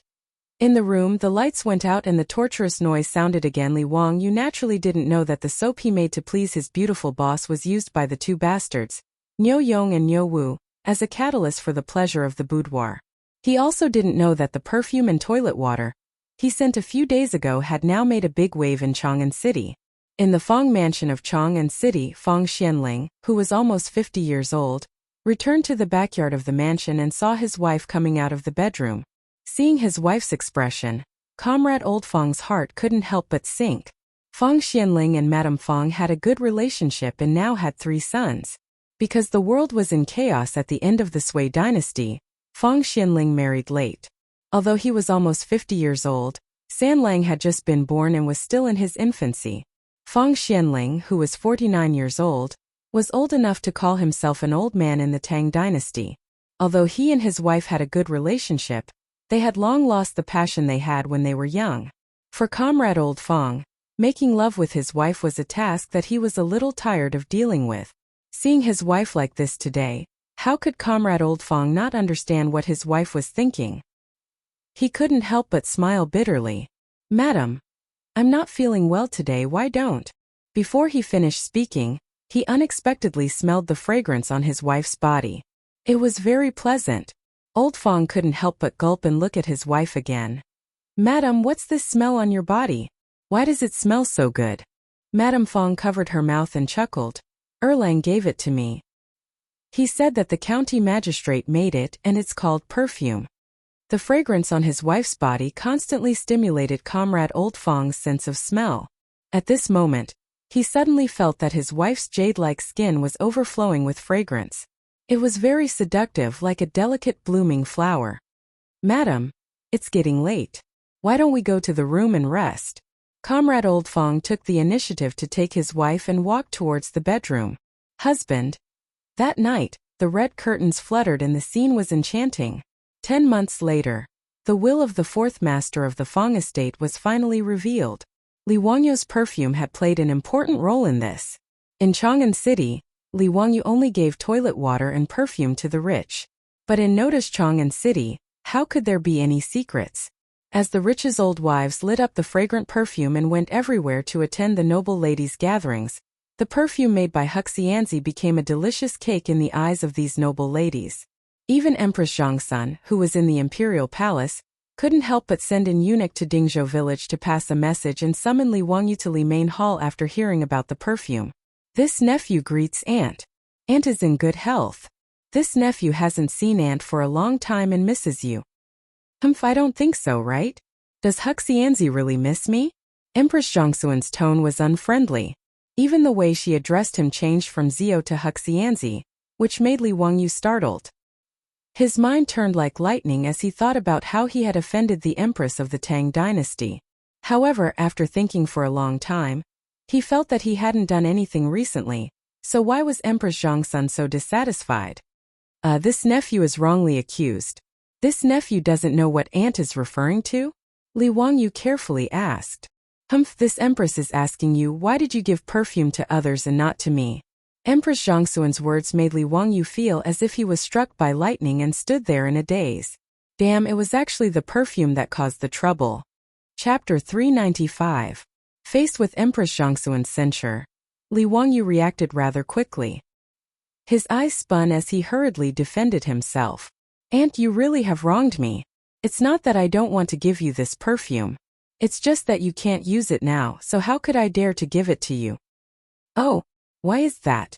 Empress Zhongsun couldn't help but frown in confusion. "Auntie, you're pregnant now. It's fine to use this perfume normally, but it's not appropriate to use it when you are pregnant. I'm thinking of Uncle's 3rd prince. How could I dare to give this perfume to you?" Li Wangyu's sincere words left Empress Zhongsun speechless. If it wasn't appropriate for pregnant women to use it, then he naturally couldn't be blamed. In reality, Li Wangyu's words were purely to fool Empress Zhongsun. If it was a perfume from the future, pregnant women naturally couldn't use it. Because most perfume contained musk, and musk could cause pregnant women to miscarry, it was naturally not appropriate to use it. However, the petal perfume he made was only made from alcohol, and didn't contain any chemicals. If pregnant women wanted to use it, it wouldn't be much of a problem. This fellow had purely forgotten to send toilet water and perfume to the palace. Hearing that she couldn't use the perfume, Empress Zhongsun couldn't help but feel regret. Even though she was the empress above everyone else, she was still a woman. Perfume naturally had enough allure for her. Fortunately, Li Wangyu still had a way to make up for his mistake. He hurriedly took out an item from his sleeve and presented it with both hands, asking a palace maid to present it to Empress Zhongsun. "Aunt, this is soap that I personally made for you. It can be used for bathing and is several times better than soap soup. After bathing, your body will have a natural fragrance. Please accept it as a token of my sincerity. Li Wangyu was very shameless. Without blushing or skipping a beat, he said that the soap was specially made for Empress Chang'an. Now his skin was getting thicker and thicker, and this kind of nonsense came out of his mouth. Even the soap that he took out was a sample that he had on him. He had originally planned to go to the eastern and western cities after leaving the palace and find a shop that specialized in making boxes. He wanted to buy some boxes to store soap so that he could use them as gifts. How could Empress Chang'an know about these twists and turns? She really thought that Li Wangyu was thinking about her. She hurriedly had a palace maid present the soap. The emerald green soap, together with the pattern printed by the mold, looked very pleasing. Zio, thank you for your thoughtfulness. This consort really likes this soap. Empress Chang'an smelled the light and elegant fragrance of the soap and was very satisfied. Her face that was as cold as ice immediately became as warm as spring flowers blooming. The speed at which Empress Chang'an changed her face made Li Wangyu almost want to ask her if this was the unique skill of face changing in Sichuan opera. She was Huxian Zi when she didn't give him perfume, and Zio when she gave him soap. What happened to being the mother of the world? What happened to being gentle, kind, and virtuous? Li Wangyu secretly wiped the cold sweat off his forehead. Damn, this woman is too crazy. Even Empress Chang'an could change her face like this for a bottle of perfume. Her image was really collapsing. However, he also knew that Empress Chang'an's behavior was that she didn't treat him as an outsider, but as a nephew. Otherwise, who would have heard of Empress Chang'an asking for things from a subject? How could Empress Chang'an, who could write Principles for Women, and leave behind a great reputation as an empress in history, be the kind of woman who loved vanity? Empress Chang'an's behavior just now was actually to tease Li Wangyu. She had the chamberlain summon Li Wangyu into the palace not just to ask for perfume, although that was also one of her goals. Zio, you are now 16 years old, and that Taiyuan Wang clan has broken off the engagement with you. Do you have any thoughts about your marriage? Do you have a young lady that you like? Although your family's adults have all passed away, your aunt will make the decision for you. Empress Chang'an suddenly changed the topic and talked about Li Wangyu's marriage, which made him very surprised. Why did she talk about his marriage out of the blue? What young lady could he fancy? Of course it was his beautiful female boss. Not to mention that Su Chongqing was the goddess in his heart. Even if she wasn't, was there any other woman in the Tang dynasty who could be his soul mate? Apart from his beautiful female boss, he wouldn't consider his wife for anyone else. Of course, if his beautiful female boss didn't object, he wouldn't mind accepting Aphrodite as a concubine. Ahem, aunt, my family's adults have only passed away a year ago, and I still need 2 more years to recover, so this matter isn't urgent. Your nephew is still young and isn't in a hurry to get engaged. Li Wangyu casually said. He was well aware that his beautiful female boss was already 24 years old, while his current body was only 16 years old. The age difference between the two was too great, not to mention that his beautiful female boss's current status was unclear. If he directly told Empress Chang'an that he wouldn't marry anyone other than his beautiful female boss, he was afraid that it would cause a storm. Since ancient times, marriage in China had been about matching and social status. In the eyes of others, he and his beautiful female boss naturally couldn't be said to be a match. Not to mention the age gap between the two of them, even their status was a huge gap.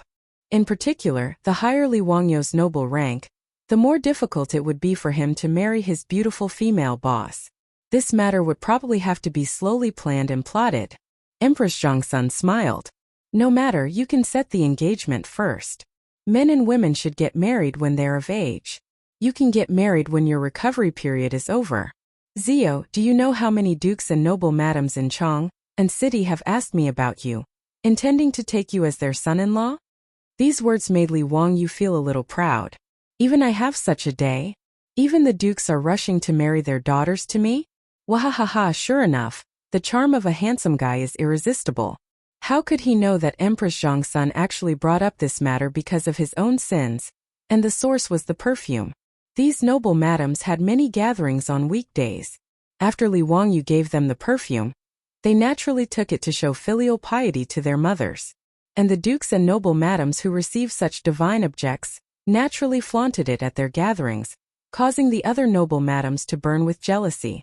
They couldn't wait to snatch the bottles of perfume from the hands of the dukes and noble madams, and Li Wangyu, the son of Huxian, became the topic of discussion at the noble madams' gatherings. Many of the noble madams even mocked the Taiyuan Wang clan for having eyes but failing to see.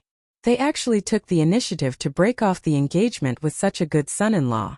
Their brains had been kicked by a donkey.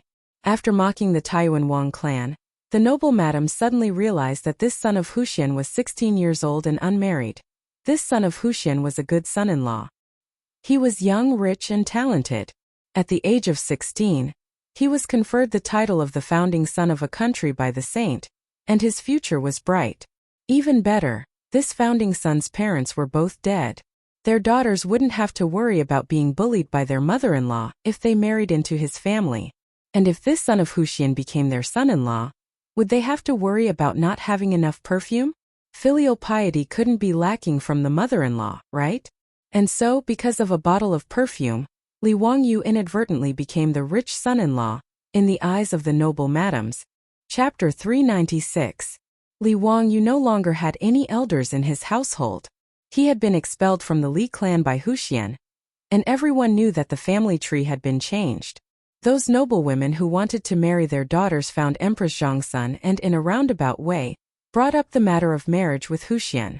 This reminded Empress Zhongsun that her nephew was still unmarried, and there was no marriage contract on his body. Since ancient times, Huaxia had placed more importance on carrying on the family line than the heavens.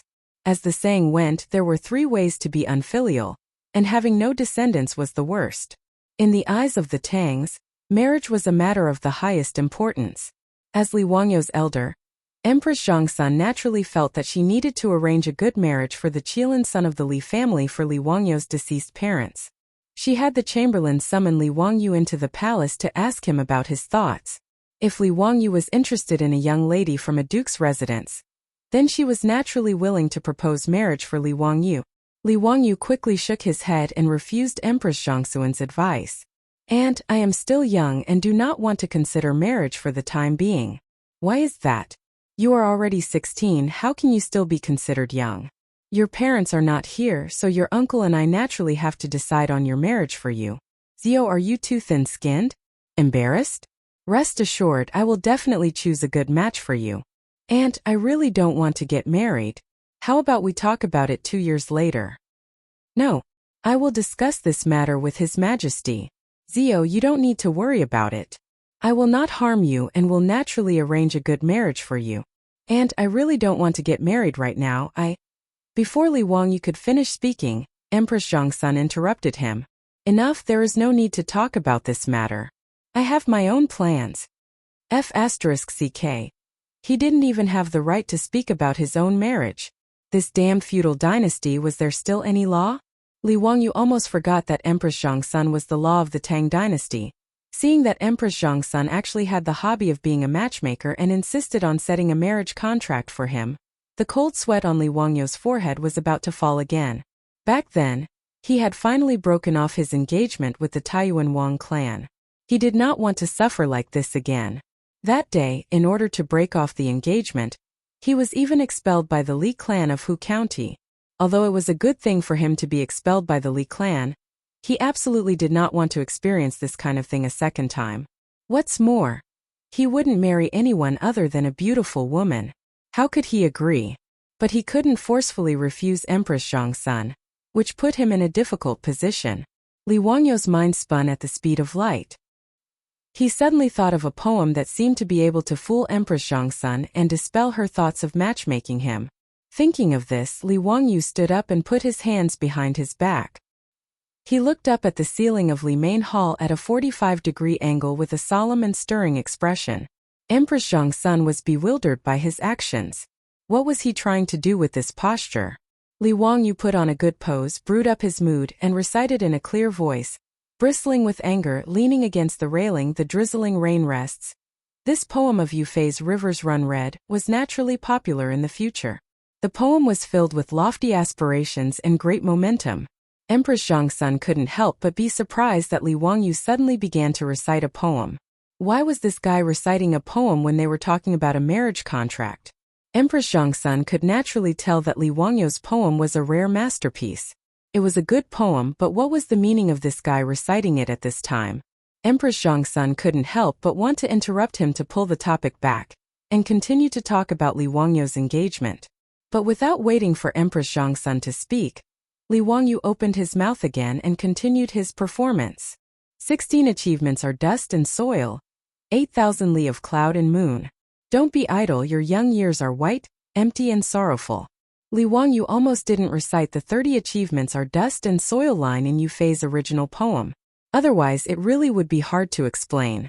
He was only 16 years old.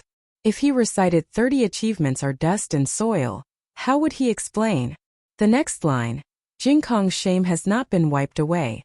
When will the officials' hatred be extinguished? Li Wangyu was quick-witted and changed it to Wei River's shame has not been wiped away. After all, the change of Jingkong was a matter of 500 years later. It was impossible not to change it. However, his change moved Empress Zhongsun. Although she was a woman, she felt the same way about the Wei River Alliance and felt the same way. Although the Wei River Alliance gave the Tang dynasty a chance to breathe, to be forced to sign the alliance at their doorstep was a disgrace, whether it was Pai Lupi or the officials in the court. When Li Wangyu was reciting the poem, he was also secretly looking at Empress Zhongsun's reaction. Seeing her serious face, he knew that he should be able to smoothly get away and not let Empress Zhongsun continue to pester him about the engagement. Li Wangyu continued to recite, riding a long carriage, trampling the Helan Mountains, aspiring to eat barbarians' meat, laughing and drinking Xiongnu's blood, waiting to clean up the old mountains and rivers from scratch, facing the heavens. After the river's run red was recited, Li Main Hall was silent. Empress Zhongsun did not know what to say. As for the palace maids and servants, their faces were filled with emotions as they looked at Li Wangyu. Li Wangyu looked at Empress Zhongsun seriously and bowed. He suddenly raised his voice. Your Highness, the Turks have not been wiped out, so how can we have a family? This was a famous line by Hua Tsubing. The Xiongnu have not been wiped out, so how can we have a family? However, Li Wangyu directly changed it to Turks, which was quite appropriate. As soon as he said, the Turks have not been exterminated, how can we establish our home? Someone outside the hall applauded. Good. What a good, the Turks have not been wiped out, so how can we have a family? Zio, if the men of our Tang dynasty were all like you, why would we worry about the Turks being treated unfairly? The one who spoke was Li Er.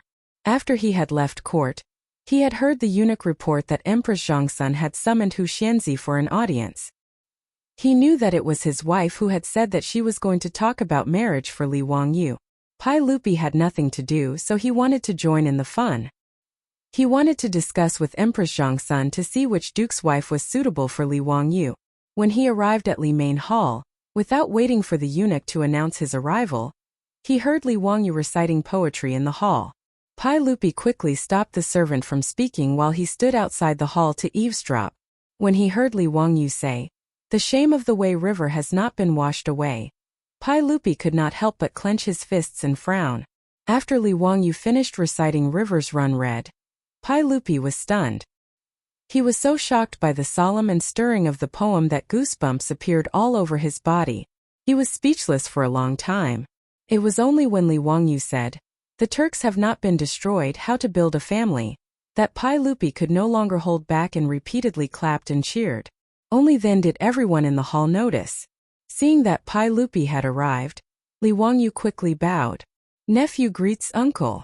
Zio, copy down the short sentences you recited just now. I want to hang it in the legislative hall and study it every day. Pai Lupi laughed heartily and patted Li Wangyu's shoulder. He was very pleased. He then turned to Empress Zhongsun. Guanyin maid, this brat has already said these words. Don't force him anymore. Let's talk about the marriage later. Since Pai Lupi had already said this, Empress Zhongsun could only nod helplessly. Chapter 397. Li Wangyu heaved a sigh of relief when he saw that his performance had finally used the feelings of family and country to fool Empress Zhongsun. As long as she didn't force him to get married, however, Li Wangyu began to worry in his heart again. His marriage was always a hidden danger. Even if it didn't explode now, what excuse could he use to fool Empress Zhongsun in 2 years? In history, in the 4th year of Chang'an, the Tang dynasty had conquered the Turks, and Pai Lupi was respectfully called Heaven Khan by the chiefs of various tribes in the northwest. At that time, could he still talk nonsense about the shame of the Wei River has not been washed away? Moreover, he still had to give an explanation to his beautiful boss. He couldn't keep delaying it like this. Li Wangyu was also well aware that this was the reason why his beautiful boss was neither close nor distant to him. The two of them had never had an intimate relationship. Pai Lupi and Empress Zhongsun would certainly not agree to him marrying his beautiful boss. Now, both Li Wangyu and his beautiful boss were very clear about this point. It was just that Li Wangyu had been pretending not to see before, thinking that this matter was still very far away. Until today, when Empress Zhongsun mentioned marriage, he finally had a glimmer of understanding. It turned out that he had been pretending to be an ostrich, burying his head in the sand. He thought that there would always be a solution to the matter between him and his beautiful boss, and they would cross the bridge naturally. But now it seemed that he was just deceiving himself. For a moment Li Wangyu couldn't help but ask himself, if one day Pai Lupi and Empress Zhongsun really forced him to marry another woman, what would he do? Would he compromise for the sake of glory and wealth, or give up everything and simply leave Chang'an City, Dingzhou village, and elope with his beautiful boss? It seemed that the only answer was, as long as Li Wangyu thought about marrying another woman and causing his beautiful boss to leave him heartbroken, he faintly felt a tearing pain in his heart. Would he be willing to let go of Su Chongqing? No, absolutely not.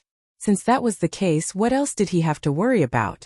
In the worst-case scenario, he would be roaming the world with his beautiful boss. Li Wangyu suddenly felt that he was really a pig. It was such a simple matter, yet he was confused by it. He was really stupid to the extreme. What bullsh *T founding county? What bullsh *T noble title? Did he care for that? Having thought this through, Li Wangyu almost laughed out loud in the Li main hall. He couldn't wait to rush back to Dingzhou village and loudly tell his beautiful boss that he loved her. *CK the founding county. If he had to make a choice, there was only one choice in his heart. Understanding this, the stone that had been pressing down on Li Wangyu's heart, because of Empress Zhongsun's words, fell to the ground. He immediately felt like the clouds had been lifted and the sun had been seen. Li Wangyu grinned foolishly.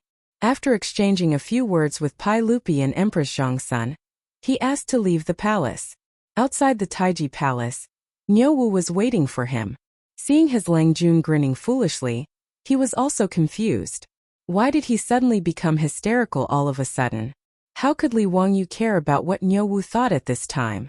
Without saying much, he directly called Niu Wu back to the residence. The two galloped back to Dingzhou village. Seeing that his beautiful boss hadn't returned yet, Li Wangyu chased everyone in the residence, including Aphrodite and Perrin, out of the backyard. He made it clear that apart from his beautiful boss, no one else was allowed to enter the backyard without his orders. In response, Perrin pouted so hard that an oil bottle could be hung from her mouth. She looked at her Lang Jun with an aggrieved expression. But Li Wangyu didn't care about this little lass's thoughts at this time.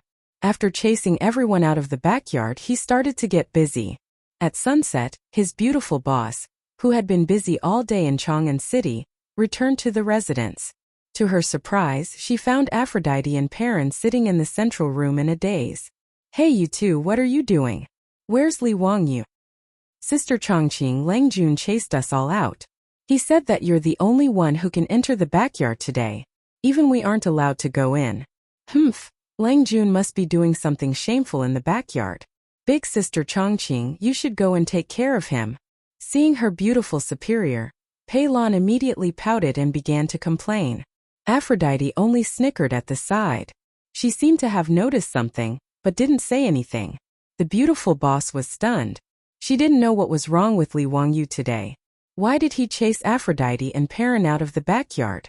She curiously walked to the backyard. "I'll go see what he's doing."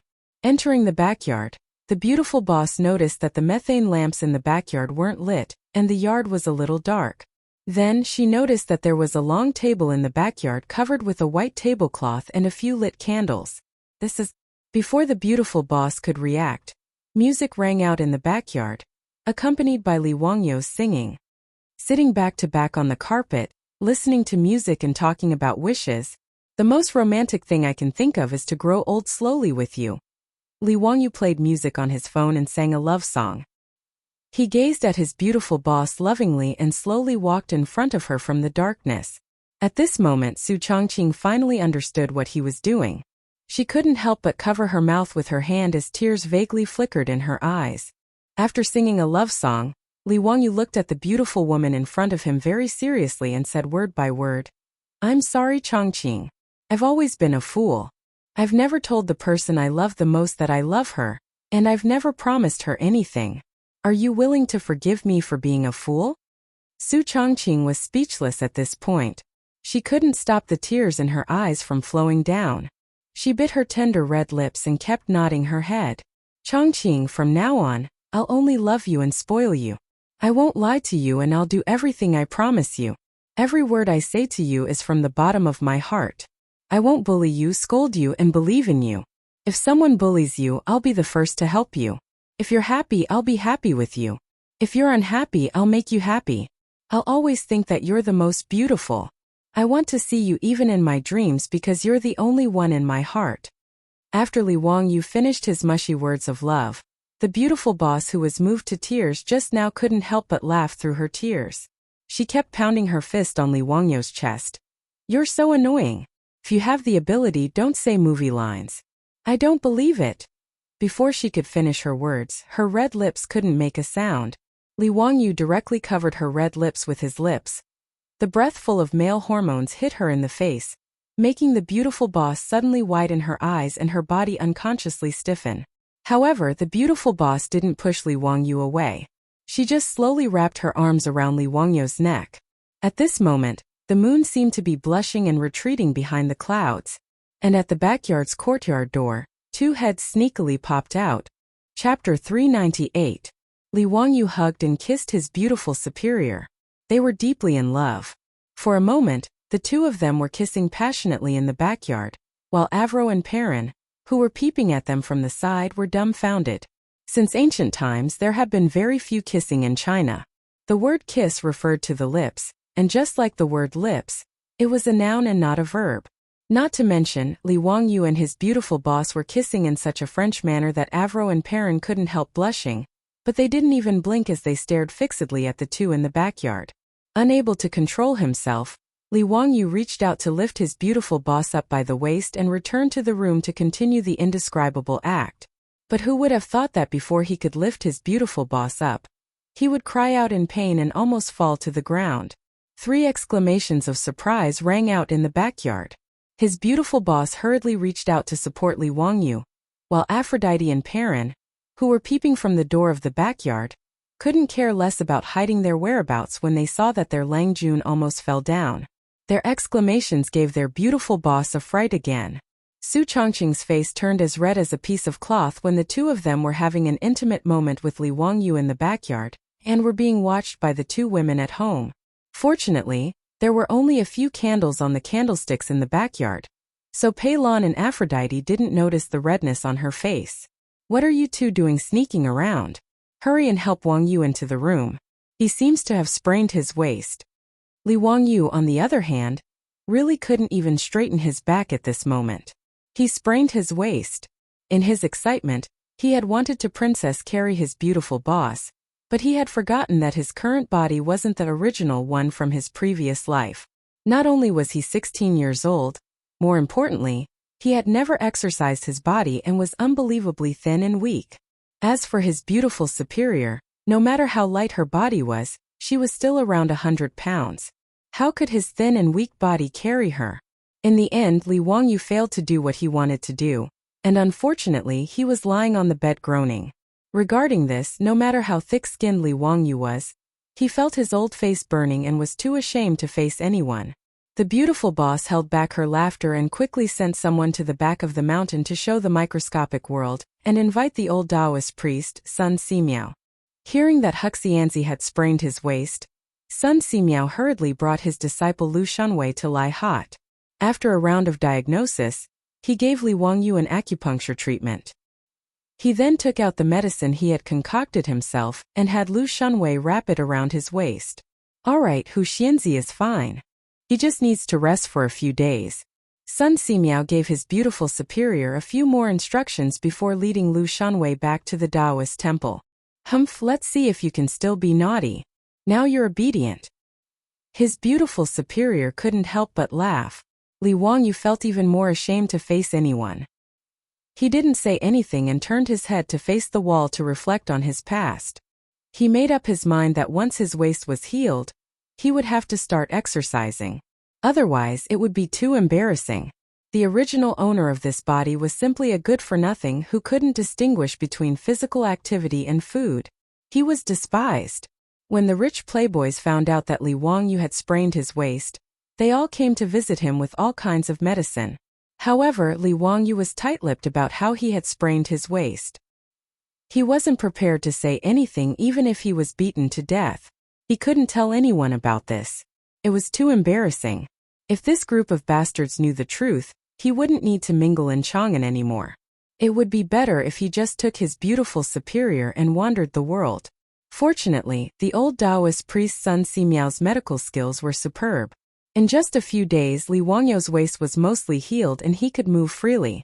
After breaking through the layer of window paper with his beautiful superior, they were now in love with each other. From time to time they would receive some benefits. However, if he wanted to do something indescribable with his beautiful superior, it would always lack some atmosphere.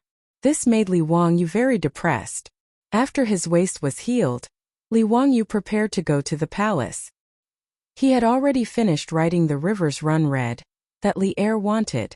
In the past few days, he had also planned to send the perfumes and floral water that had been produced in the manor into the palace to be presented to Li Er's imperial concubines. Little nephew greets uncle. This is The Rivers Run Red, that little nephew wrote. Uncle, please give me some pointers. Not bad, Zio. Your thin body has improved a lot. I like this word very much. Pai Lupi nodded with satisfaction and ordered the inner servant. Come, hang this word Hu Xianzi in the legislative hall for me. Li Wangyu learned the thin gold body from Emperor Huizong of the Song dynasty, and was now famous in the Tang dynasty. His calligraphy was loved by everyone. Now in Chang'an many people were learning this unique calligraphy. Even the professors in the Imperial College had begun to copy Li Wangyu's thin gold body for their students to practice. Ever since he transmigrated to the Tang dynasty, he was forced to pick up the brush again because there was no computer to type. After a few months, especially after copying the Romance of the Three Kingdoms, his calligraphy was indeed much better than before. Uncle, you flatter me. Little nephew's calligraphy is far inferior to uncle's flying white. Little nephew would like to ask uncle to give little nephew a few words, so that little nephew can study them day and night at home. Li Wangyu shamelessly flattered Pai Lupi, which made Pai Lupi laugh with satisfaction. Aha, Zio, if you like my calligraphy I'll give you a few. Li Wangyu hurriedly offered the perfume and toilet water he made. Now he was a little regretful. Why did he show off this thing for no reason? If he had known, he would not have taken them out as gifts. After the perfume became popular in Chang'an, everyone who was familiar with Li Wangyu would ask about it in a roundabout way. It was very annoying. It was not easy to make perfume, and it was not like the air conditioning window which could be given out freely. In Chang'an there were so many nobles and officials. It was troublesome to decide who to give the perfume to. If he did not do it well, he might offend others. That would not be good. For example, Pai Lupi had so many concubines in his harem. The few bottles of perfume in his hands were just a drop in the bucket. Therefore, Li Wangyu wisely offered all the perfume and toilet water he had to Pai Lupi. You have so many women. How should you distribute them? Go figure it out yourself. He did not want to get involved. Pai Lupi still did not know what kind of trouble these bottles of perfume would cause in his harem. He did not think much of it and had the eunuchs accept them. Seeing Pai Lupi accept the perfume, Li Wangyu also let out a sigh of relief. He chatted with Pai Lupi for a bit more and planned to leave the palace. Before he could speak, he saw an eunuch stumble in from outside the Hall of Government. He knelt on the ground and panted as he said, "Sir, everyone, His Highness the Crown Prince suddenly has an unbearable pain in his abdomen. Everyone quickly go take a look." When Pai Lupi heard this, he jumped up and even knocked the brush and inkstone on the table in front of him to the ground. "What did you say? What happened to Chang'an? Why does his abdomen hurt? Quickly call for a doctor from the Shangyao Bureau. I've already sent someone to the Shangyao Bureau to recruit a doctor into the palace. Her Highness the Empress has already gone to the Eastern Palace." The eunuch did not dare to raise his head as he replied with his head on the floor. Pai Lupi did not have time to pay attention to him, and prepared to go to the Eastern Palace to see his son. Hearing that Li Wangyu was sick, Li Wangyu hurriedly said, "Uncle, I will also go see Chang'an." Pai Lupi nodded and turned his head to hurry to the Eastern Palace. Li Wangyu hurriedly jogged after him. Chapter 399. In the Xianda Hall of the Eastern Palace, it was a complete mess. Under the command of the doctors of the Shangyao Bureau, the eunuchs and palace maids were running around in a panic. When Pai Lupi led Li Wangyu and a group of eunuchs to the Xianda Hall, the pregnant Empress Zhongsun had already arrived. The group of eunuchs and palace maids hurriedly bowed to Pai Lupi. At this time, Pai Lupi was not in the mood to care about this. He impatiently waved his hand at the crowd and then looked at Empress Zhongsun. "Guanyin servant, how is Chang'an? Why does his stomach hurt all of a sudden?" Qinxie also does not know. Just now, the eunuchs of the Eastern Palace came to report that Qingqian's stomach was in unbearable pain.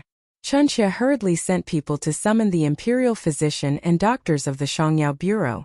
Right now they are still treating him. Empress Zhongsun also appeared very panicked. She had been 7 or 8 months pregnant and her body was not well. Now that she suddenly heard the news of her son's illness, her face paled and she appeared very haggard. Pai Lupi felt sorry for his wife. Seeing Empress Zhongsun like this, he hurriedly called for palace maids to help Empress Zhongsun sit down. "Guanyin servant, it is very inconvenient for you to be pregnant. Why don't you return to Li Main Hall to rest? With me here you do not need to worry."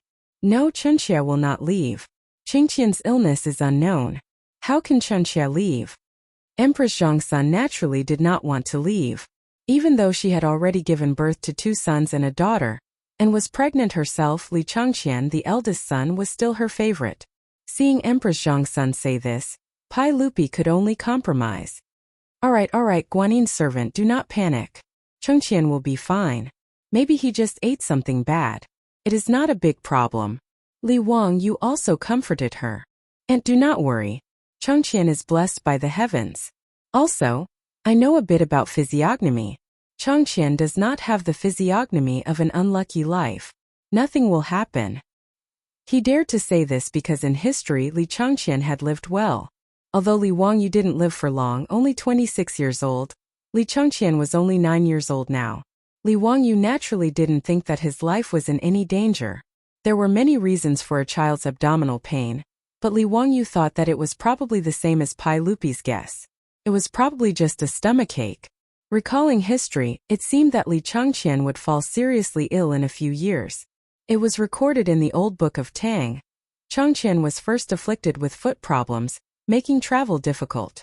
At this time, Li Chang'an's 4 limbs were healthy, and there was no problem with his legs. Li Wangyu looked at the historical analysis of the later generations, and guessed that Li Chang'an might have fallen sick in the 7th year of Zhengguan, causing his legs to be unable to move. In any case, Li Chang'an lived until Zhengguan's 18th year before he died of depression in Guizhou. Now that it was the 2nd year of Kai Zhengguan, Li Wangyu naturally dared to say such words. However, something that surprised Li Wangyu happened. The Shangyao Fingyu of the Shangyao Bureau had a bitter expression as he walked out of the hall, and knelt down in front of Pai Lupi and Empress Zhongsun.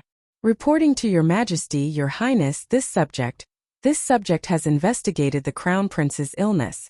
It is intestinal obstruction. This subject is incompetent. This illness is incurable." This Shangyao Fingyu's name was Gung Hong, and he was in his 50s. He was the highest official in the Shangyao Bureau, a lower 5th-rank official. The Shangyao Fingyu was normally appointed by the imperial family to be in charge of the imperial family's medical treatment. Gung Hong was also a famous doctor in the Tang dynasty. Although he couldn't compare to Sun Simiao, he was still quite famous. Hearing Geng Fengyu say that her son had intestinal obstruction, Empress Zhongxuan's face instantly lost all color, becoming as white as paper. Her body swayed a few times, and just as she was about to fall, Pai Lupi hurriedly reached out to support her.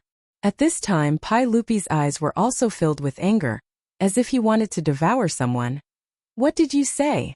Our crown prince even came to greet us today, so how did he get this intestinal abscess? We order you to quickly treat the crown prince.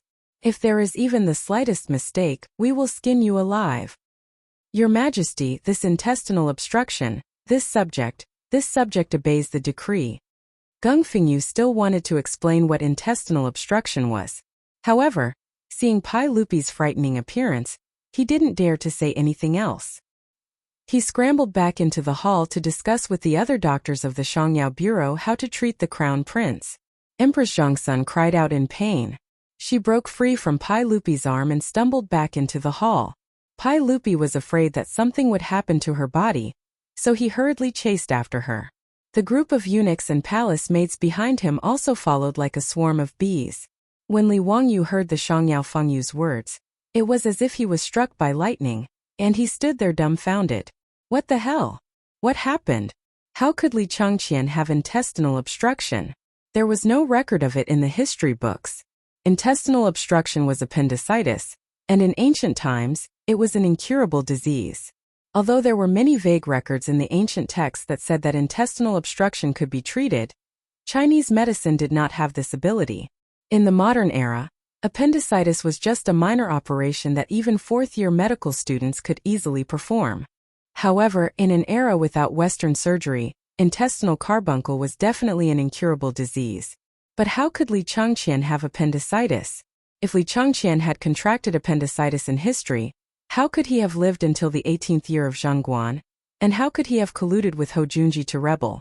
Li Wangyu's mind was blank, and it took him a long while to come back to his senses and run into Xianda Palace. In the bedchambers of Xianda Palace, Empress Zhongxun was sobbing next to the spacious bed. Doctors, eunuchs, and palace maids were kneeling next to the bed, and the atmosphere was extremely oppressive. Li Wangyu rushed over to check on Li Changqian's condition. The crown prince of the Tang dynasty had his eyes closed and was motionless. His forehead was covered in sweat from the pain, and he had already lost consciousness. Grabbing Geng Fengyu's collar, he asked, "Did you really diagnose that His Highness the Crown Prince has intestinal obstruction? You didn't misdiagnose, did you?" Even now, Li Wangyu still did not believe that Li Changqian had appendicitis. This simply did not make sense in history. There can't be a mistake.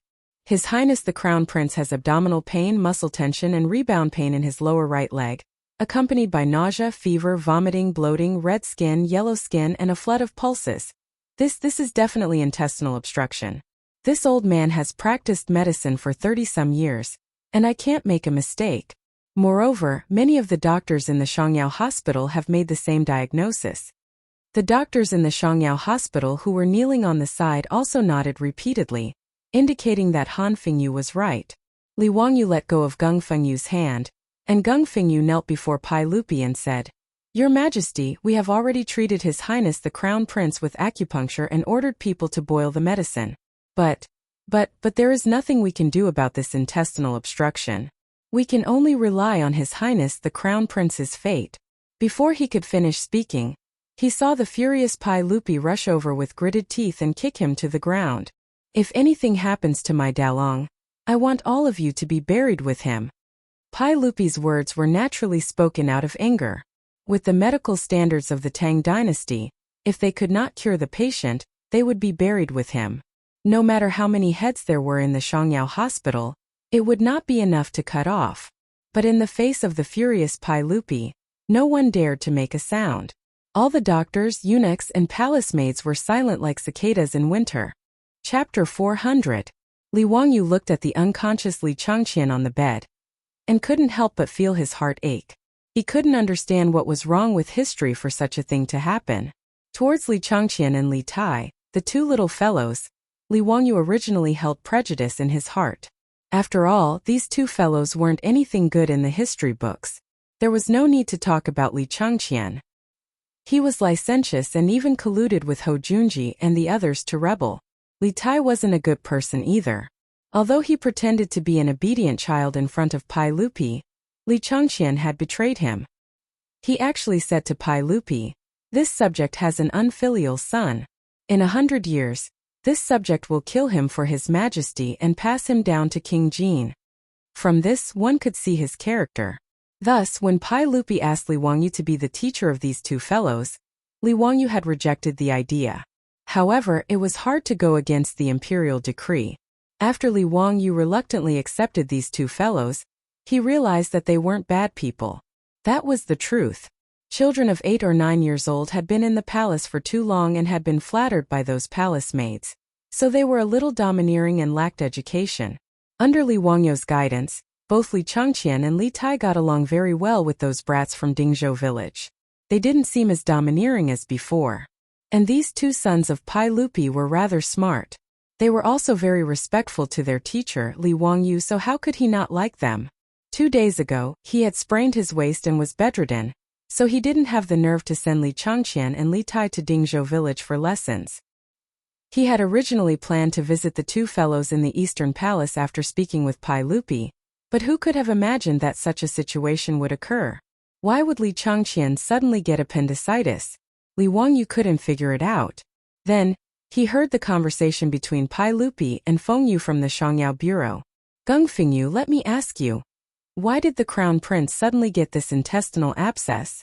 Your Majesty, intestinal abscesses are usually caused by a lack of food and drink, as well as dampness and heat. This depends on what the Crown Prince has been eating recently." Gongfeng Yu hurriedly replied. "What did the Crown Prince eat today?" Pai Lupi glared at the eunuch in the Eastern Palace, replying to everyone, I didn't eat anything. It was all food sent by the Shangshu Bureau." The eunuch's words were somewhat evasive. Pai Lupi angrily shouted, "Tell me the truth. What the Crown Prince ate was recorded by the Food Bureau. Do you think you can fool me?" The eunuch repeatedly kowtowed to the ground with so much force that blood seeped out of his forehead. Replying to everyone, "The weather has been hot recently, and His Highness the Crown Prince said that he wants to eat ice cream. This servant will have the Shangshu Bureau prepare it for the Crown Prince. This servant deserves 10,000 deaths. This servant deserves 10,000 deaths." Ice cream? Li Wangyu was stunned. Eating ice cream wasn't enough to cause appendicitis. Li Changqian and Li Tai, the two little guys, liked to eat ice cream. This was no secret. The two little ones had already asked him for the ice cream recipe and gave it to the Shangshu Bureau. It was said that even Pai Lupi and Empress Zhongsun liked it very much. He suddenly thought of something and interrupted to ask, "How much ice cream did the Crown Prince eat today?" "8 bowls." The eunuch in the Eastern Palace replied in a low voice. His words angered Pai Lupi so much that he kicked the Eastern Palace eunuch a few times. The eunuch fell to the ground and didn't even dare to scream. Although Pai Lupi didn't know much about medicine, he knew that overeating was not a good thing. Moreover, Gongfeng Yu had already said that the Crown Prince's intestinal abscess was caused by a lack of food. "Someone come drag this dog away. Flog him to death." Pai Lupi's voice was cold and made people tremble. The Eastern Palace eunuch didn't even dare to cry for mercy. He was so scared that his eyes rolled back and he fainted. Immediately, eunuchs came forward and dragged the Eastern Palace eunuch away. The outcome was self-evident. Li Wangyu was stunned speechless. Eating 8 bowls of ice cream in a row, it would be strange if he didn't get sick. This group of damned Eastern Palace eunuchs clearly flattered Li Changqian.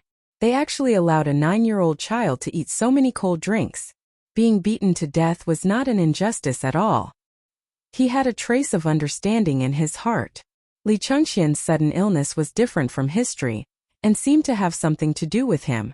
The ice cream he made was like the wings of a butterfly. With a light flap, it changed the original trajectory of history. There was no such delicious cold drink in history, so Li Changqian naturally wouldn't overeat.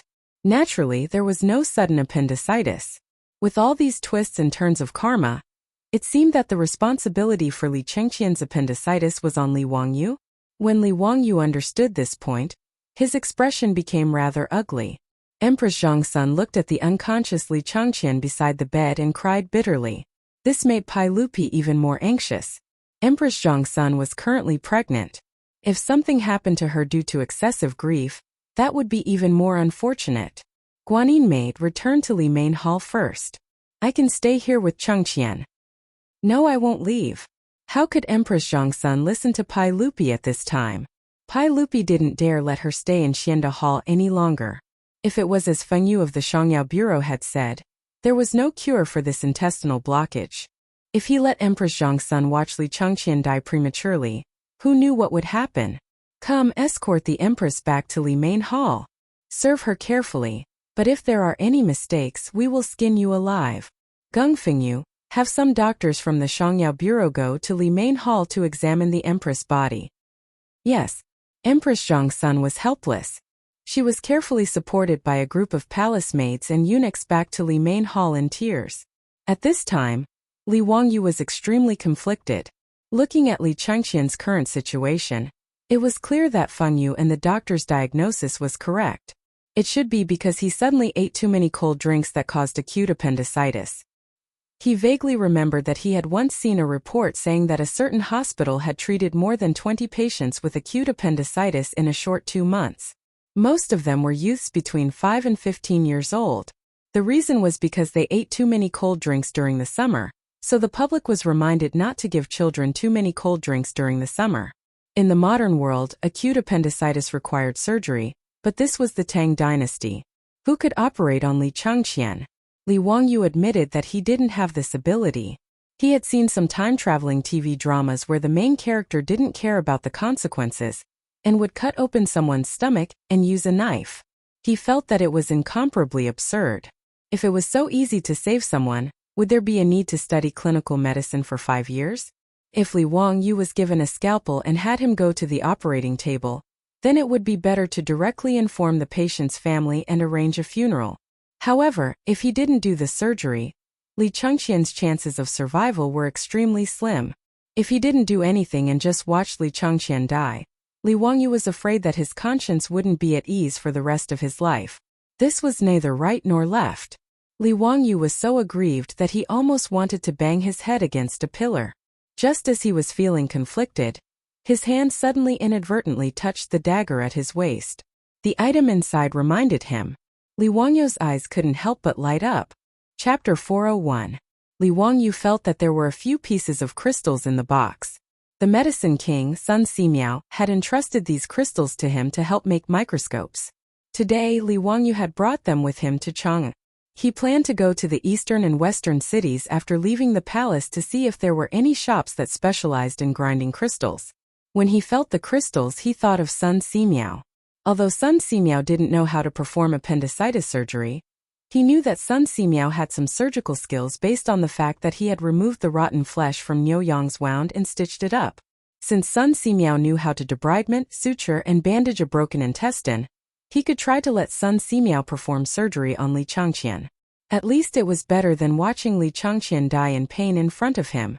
However, the risk of doing so was extremely high. If Sun Simiao's surgery failed, Pai Lupi would blame him. He couldn't afford to take the blame. Furthermore, cutting open someone's stomach to perform surgery was unheard of. Would Pai Lupi be willing? Would Sun Simiao agree? Li Wangyu hesitated and opened his mouth for a long time, but he didn't know how to tell Pai Lupi his thoughts. Just as he was hesitating, he heard Feng Yu from the medicine bureau whisper to Pai Lupi, "Your Majesty, we have already performed acupuncture on His Highness and given him medicine. However, His Highness's pulse is getting weaker and weaker. I'm afraid it will be difficult to save him. We are willing to die 10,000 times. Your Majesty, please be prepared." Hearing this, Pai Lupi's body couldn't help but shake. A line of tears rolled down his face. When he heard Feng Yu and the doctor say that his eldest son had an intestinal abscess, he had already guessed the result. Pai Lupi sadly sat beside Li Changqian's bed and reached out to hold Li Changqian's burning hand. After a long time, he ordered in a hoarse voice, "If His Highness dies, don't tell the Empress for now. The Empress is pregnant and shouldn't be agitated. Do you understand?" Yes. Inside the Xianda Hall, the eunuchs and maids all knelt on the ground. From time to time, the sound of weeping could be heard. The hall was filled with a mournful atmosphere, as if Li Changqian had already died. At this point, Li Wangyu did not have time to think too much. He suddenly said, "Uncle Chang'an can still be saved." His words shocked Pai Lupi so much that he raised his head abruptly. He stared at him and asked word by word, "Zio, what did you say?" "I said Chang'an can still be saved." "Zio, you know medicine? How to treat it?" Pai Lupi grabbed Li Wangyu's shoulder and said anxiously. Li Wangyu shook his head. "I don't know anything about medicine, but the old immortal Sun Simiao does." "Uncle, have you forgotten that old immortal Sun is currently in Dingzhou village?" Pai Lupi was stunned when he heard this, and then he was overjoyed. "Zio, why didn't you remind me earlier? Come, quickly go to Dingzhou village in Hu County and summon Sun Simiao into the palace to save the crown prince." "Uncle, I'm afraid others are not familiar with the way and will waste time. My troops are outside the palace. Let him go." Pai Lupi nodded. "I will have the palace guards and eunuchs go with him. They have to be quick. Let the horses from the palace gallop along Vermilion Bird Avenue." Li Wangyu nodded. "I still have some things that I need my troops to bring to save Chang'an." After he finished speaking, he pulled over an eunuch and asked for a brush and paper. He quickly wrote down some things he needed on the paper and handed it to the eunuch. Following Pai Lupi's order, the palace guards and eunuchs immediately rushed out of the palace gates. After meeting up with Niu Wu, a few strong horses galloped directly onto the wide imperial road in the middle of Vermilion Bird Avenue and galloped south. "Uncle, don't worry. Old immortal Sun will definitely be able to save Chang'an," Li Wangyu comforted. "I hope so, Sai." Pai Lupi sighed deeply. Even though Pai Lupi was the emperor of the Tang dynasty, he had no choice but to place his hopes on Sun Simiao. Inside Xianda Palace, Geng Fingyu's expression became a bit ugly after Li Wangyu mentioned Sun Simiao's name. As the highest-ranking official of the Shangyao Bureau and a lower fifth-rank official of the Tang dynasty, he did not have a good impression of Sun Simiao. On one hand, they were rivals in the same field, and Sun Simiao's reputation among the people was much higher than his. On the other hand, Sun Simiao had once threatened his position. In the 9th year of Wuda, Pai Lupi had once invited Sun Simiao into Chang'an. He wanted to give Sun Simiao the title of nobility and give Sun Simiao the responsibility of the Shangyao Bureau, but Sun Simiao refused. Since then, Sun Simiao had become the name that Geng Fingyu did not want to hear the most. Now that the crown prince was critically ill and the Shangyao Bureau was helpless, Hu Xianzi had actually recommended Sun Simiao to Pai Lupi at this time. Geng Fingyu could not help but feel even more stifled. He could not help but say, "Your Majesty, forgive me for speaking so boldly, but even Sun Simiao might not be able to save His Highness the Crown Prince. This intestinal blockage is an incurable disease. Apart from the legendary Hua Tuo, who can cure intestinal blockages, no one has ever heard of anyone being able to save someone with intestinal blockages. The medical books have recorded Hua Tuo's divine prescription for intestinal blockages. We have already made medicine according to this prescription and fed it to His Highness the Crown Prince, but there was no effect. I'm afraid." Before he finished speaking, Li Wangyu could not help but interrupt.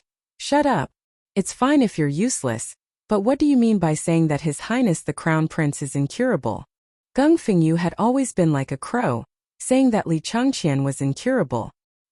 He had even told Pai Lupi to prepare for the funeral in advance. Li Wangyu had long since been annoyed by his words.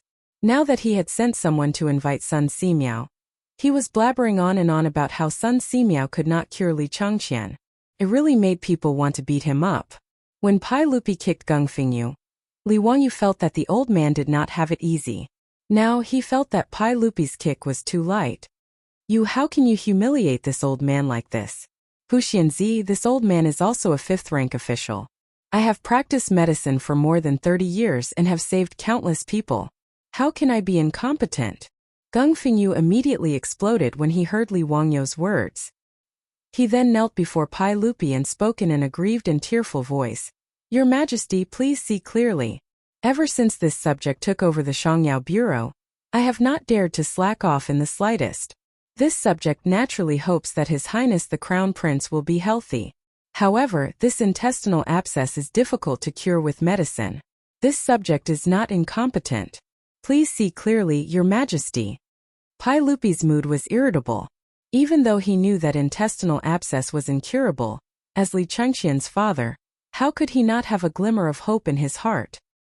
He naturally hoped that Li Wangyou's words would be true, and that Sun Simiao could save his eldest son. Alright, what's the point of saying all this now? Continue to treat the crown prince. Everything can be discussed after Sun Simiao arrives. Pai Lupi's words left Geng Fengyu speechless. He could only shut his mouth. However, his gaze towards Li Wangyu carried a bit of resentment. Li Wangyu naturally could not be bothered to pay attention to Geng Fengyu. He walked to the side and beckoned for an internal eunuch to come over. His words caused the internal eunuch's expression to become somewhat hesitant. However, when he saw the restless Pai Lupi, he did not dare to report. He could only comply and turn around to leave the hall. Chapter 402. While Pai Lupi and Li Wangyu waited anxiously, Sun Simiao finally arrived at Taiji Palace 3 hours later. Even though the old Taoist's body was quite good, he was still an old man in his 90s. By the time he reached Taiji Palace, Sun Simiao was so tired that he almost fainted. With Pai Lupi's orders, Taiji Palace's imperial guards didn't dare stop Sun Simiao's group. They directly rushed to the Eastern Palace's Xianda Hall. Hearing that Sun Simiao had arrived, Pai Lupi and Li Wangyu immediately came out to welcome him. Thank you for your trouble, Minister Sunday. The crown prince is critically ill. Please treat him quickly. Sun Simiao didn't bother with pleasantries. He casually cupped his hands toward Pai Lupi and quickly walked into the hall. Lu Shunwei followed closely behind with his medicine chest. At Sun Simiao's age, even in front of Pai Lupi, he could do as he pleased without any misgivings. Niu Wu also jumped off his horse and took off a backpack from his back. He handed it to Li Wangyu. Lang Jun, everything you wanted is inside. Good. Thank you for your trouble. You can return to the residence first. Tell Chongqing that I will be staying in the palace for a few days. Li Wangyu checked the things Niu Wu brought. After confirming that there were no mistakes, he patted Niu Wu's shoulder. Yes. Li Wangyu didn't delay and turned to walk into the hall. The trouble hadn't started yet. The key was how to convince Sun Simiao and Pai Lupi to agree to operate on Li Changqian. Inside the hall, Geng Hong saw Sun Simiao enter and couldn't help but snort coldly. He called for the doctors of the Shangyao Bureau to retreat to the side and watch coldly. The crown prince's illness was confirmed. He didn't believe that Sun Simiao could treat his intestinal abscess. Sun Simiao examined Li Changqian's body and shook his head. Your Majesty, forgive me for speaking bluntly, but the crown prince's intestinal abscess is difficult to cure. Before he could finish, Geng Fengyu interrupted him. Your Majesty, I'm not speaking nonsense, am I? Sun Simiao was also at his wits' end. Shut up. Pai Lupi and Li Wangyu shouted at the same time, scaring Geng Fengyu into taking a few steps back. Minister Sun, please continue. Pai Lupi glared at Geng Hong before looking at Sun Simiao. Sun Simiao stroked his beard and said, This intestinal abscess is indeed difficult to cure. I can only delay it for a while, but it is unknown whether the crown prince can recover completely. When Pai Lupi heard Sun Simiao say the same thing, he couldn't help but feel disheartened. After a long time, he let out a long sigh. This is all Changqian's fate. Then I asked Minister Sun to treat him. If there's really no way to save him, we won't blame Minister Sunday. Nodding his head, Sun Simiao beckoned his disciple Lu Shunwei over. He took out the golden needles from his medicine box and began to treat Li Changqian. Take the Yangming meridian of the hands and feet as the main point. Use the catharsis method when inserting the filiform needles. Leave the needles for 15 minutes. Sun Simiao whispered to Lu Shunwei as he applied the needles. Your disciple understands. After he finished with the golden needles, Li Wangyu invited Sun Simiao to a place where there was no one else around. Old immortal son, are you really unable to save the crown prince? I can only do my best. However, intestinal abscesses are indeed difficult to cure. How confident are you? How can I be confident? The crown prince is almost certain to die. Sun Simiao shook his head and sighed. Li Wangyu's eyes flashed. Old immortal son, if I have a way to save the crown prince, would you be willing to help? What? Hu Xianzi, are you serious? What method can cure intestinal abscesses? Hearing Li Wangyou's words, Sun Simiao immediately became spirited. May I ask, old immortal son, what is intestinal abscesses? Ulcerative abscesses in the intestines. Ulcerative abscesses were acute suppurative diseases. They were a type of poisonous sore. That's right. Since medicine is ineffective, then the only way is to cut open the abdomen and remove the ulcerative abscesses. Wouldn't that cure him? How can that be done? If this person's abdomen is cut open, how can he survive? Even though Sun Simiao would be revered as the medicine king in the future, when he heard Li Wangyou's words, he couldn't help but jump in fright and shake his head. Why can't he survive? Old immortal son, didn't you once tell me that people with severed intestines can be stitched up and bandaged and survive? Why can't the person live after removing the ulcerative abscesses? Li Wangyou's words stunned Sun Simiao. He had never thought of such a thing. How can that be the same? People with severed intestines often have their abdomens cut open on the battlefield by lethal weapons. Sun Simiao was halfway through his words, but he couldn't continue. On the battlefield, there were many people who had their abdomens cut open and their intestines cut open. Many of the soldiers could survive if they received timely treatment. He had experienced the chaos of the world and saved countless wounded and disabled soldiers. If the soldiers who had their abdomens cut open could survive, then if he cut open the crown prince's abdomen and removed the ulcerative abscesses, he might be able to survive. Sun Simiao was silent for a moment before carefully saying, "This method may work, but I have never tried it before. It may not be able to save the crown prince's life. Furthermore, the saint may not agree. This is cutting open the crown prince's abdomen. As long as old immortal son is willing to help, I will explain it to the saint." Sun Simiao calculated the gains and losses in his heart for a long time before finally nodding gently. As long as the saint agrees, I am willing to try. Seeing that he had convinced Sun Simiao, Li Wangyou didn't dare to delay. He walked in front of Pai Lupi and carefully asked, "Uncle, I do have an idea that may be able to save Chang'an, but..." Hearing him say this, Pai Lupi was like a drowning person who had found a life-saving straw. He immediately asked, "But what?" "Zio, if you have an idea, just tell me. I will not blame you." "Uncle, do you know what the pathology of intestinal abscess is?" Hearing this, Pai Lupi couldn't help but frown. He only knew that intestinal abscess was an incurable disease, but he didn't know the pathology. Pai Lupi raised his eyes to look at Gung Hong, the Minister of Medicine at the side. Gung Hong immediately answered, "Your Majesty, intestinal abscess is a carbuncle in the intestines." Li Wangyou glanced at Gung Hong and continued, "So, uncle, the intestines are spoiled, and the medicinal stone can't do anything about it. There is only one way to cure the disease." Seeing Li Wangyou suddenly stop talking halfway, Pai Lupi couldn't help but panic. He quickly asked, "What is it?" "Zio, don't stutter. Tell me in detail." "Yes, uncle. The intestines are spoiled, so there is only by cutting it out the person will be fine." "Cut it out?" Pai Lupi was surprised to hear this. He muttered to himself, "The intestines are in the abdomen. How do you cut it out?" "Naturally, you cut open the abdomen first." "Nonsense." Hearing this, Pai Lupi jumped to his feet in fright. If you cut open the abdomen, wouldn't Chang'an die even more? Hearing Li Wangyou's words, Gung Fengyu couldn't help but sneer. "Your Majesty, Hu Xianzi is simply spreading lies to confuse people. If you cut open the abdomen, how could he still be alive? Does he want to save the crown prince or harm the crown prince?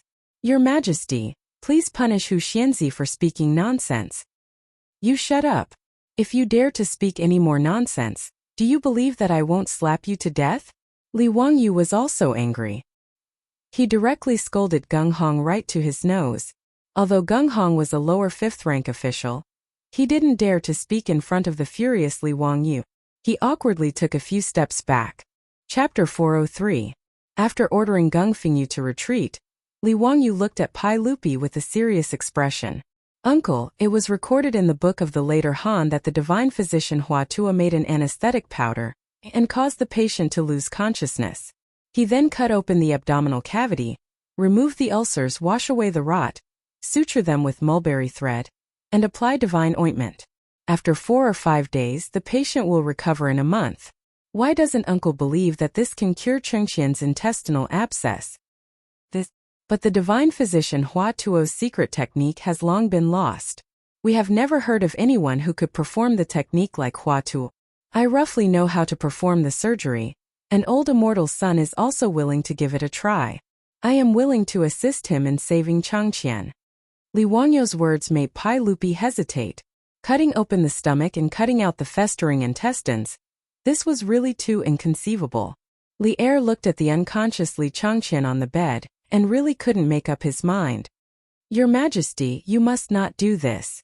If His Highness the Crown Prince were to be cut open, what kind of scandal would that be? Wouldn't that be skinning the Crown Prince alive?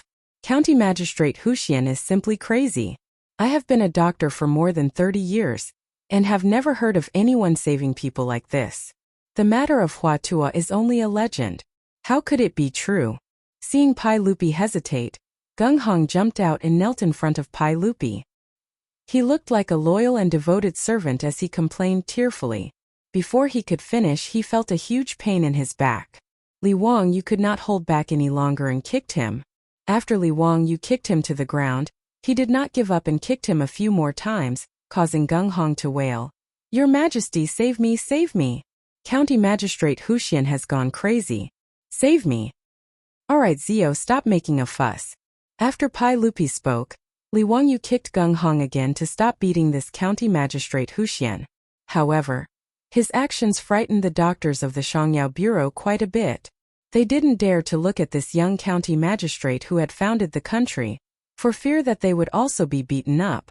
Their own superior, a lower fifth-rank official of the Medicine Bureau, had been humiliated by Hu Xianzi, but His Majesty had only reprimanded him. This allowed them to clearly see Hu Xianzi's position in the saint's heart. Uncle, please forgive your nephew for being rude. It's just that this dog official is too infuriating. Chang'an is my disciple. Why would I harm him? As matters stood, this was the only way to save Chang'an. Could it be that Uncle has the heart to watch Chang'an pass away like this? His words moved Pai Lupi.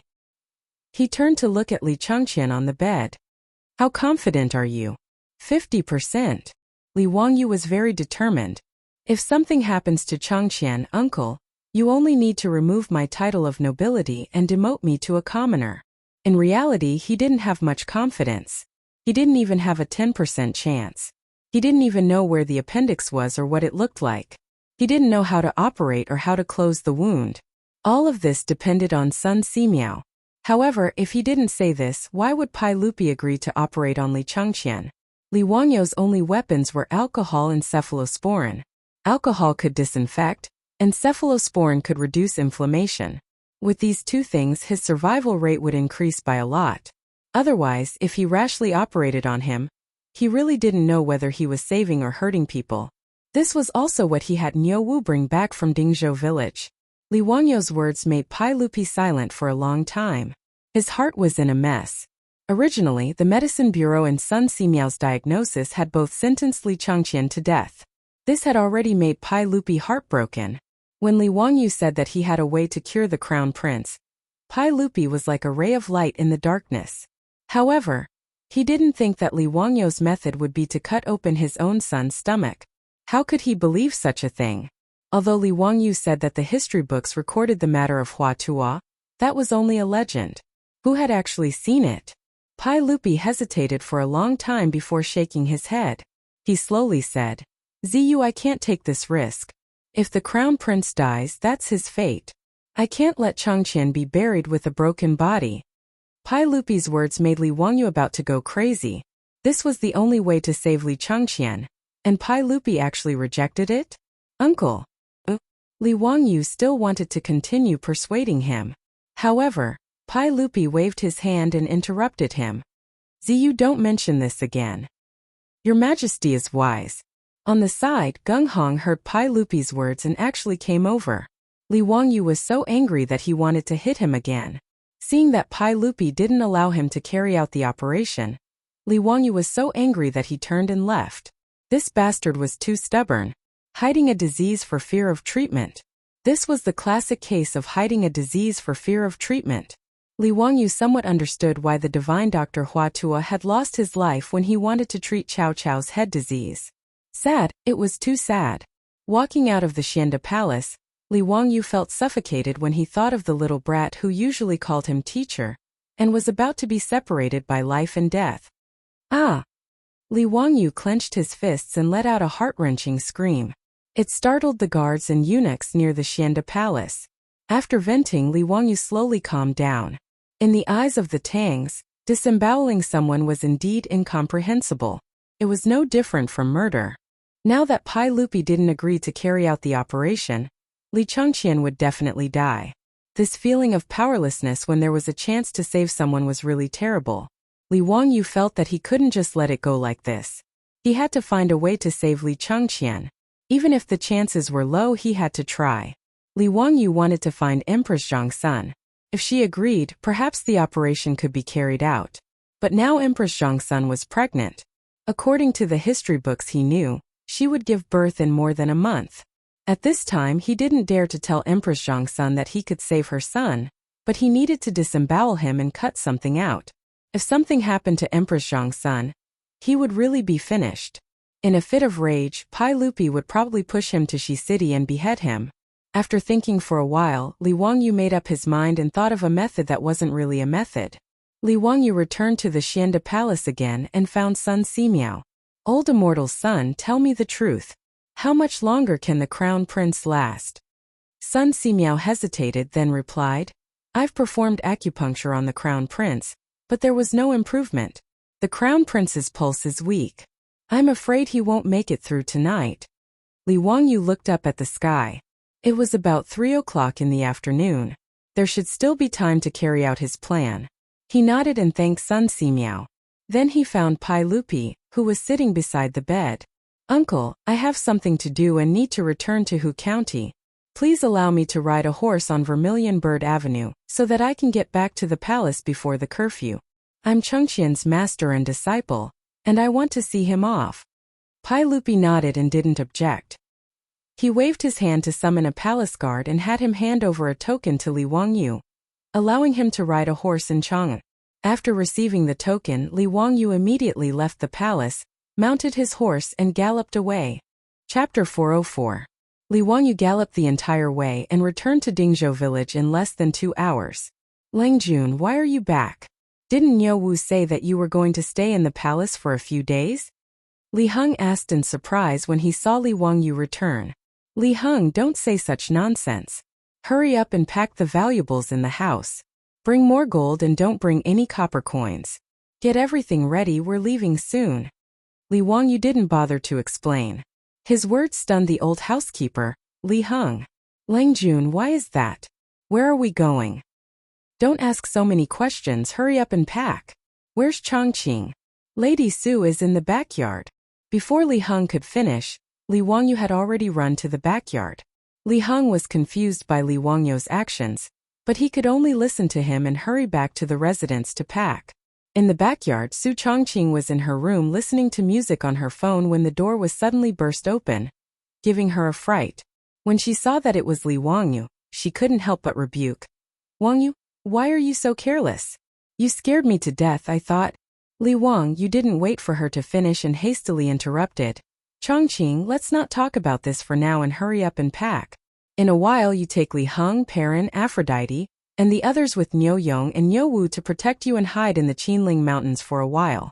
Also, give me the jade pendant that Empress Zhongsun gave you. What? Why are we going to the Qinling Mountains? What are we hiding from? Weren't you in Taiji Palace today? Niu Wu came back and said that Li Changqian was sick and asked me for the cephalosporin. What exactly happened? Tell me clearly. Li Wangyu still wanted to talk about other things, but after hemming and hawing for a long time, he only said that he had nothing to do and asked them to stay in the Qinling Mountains for a while.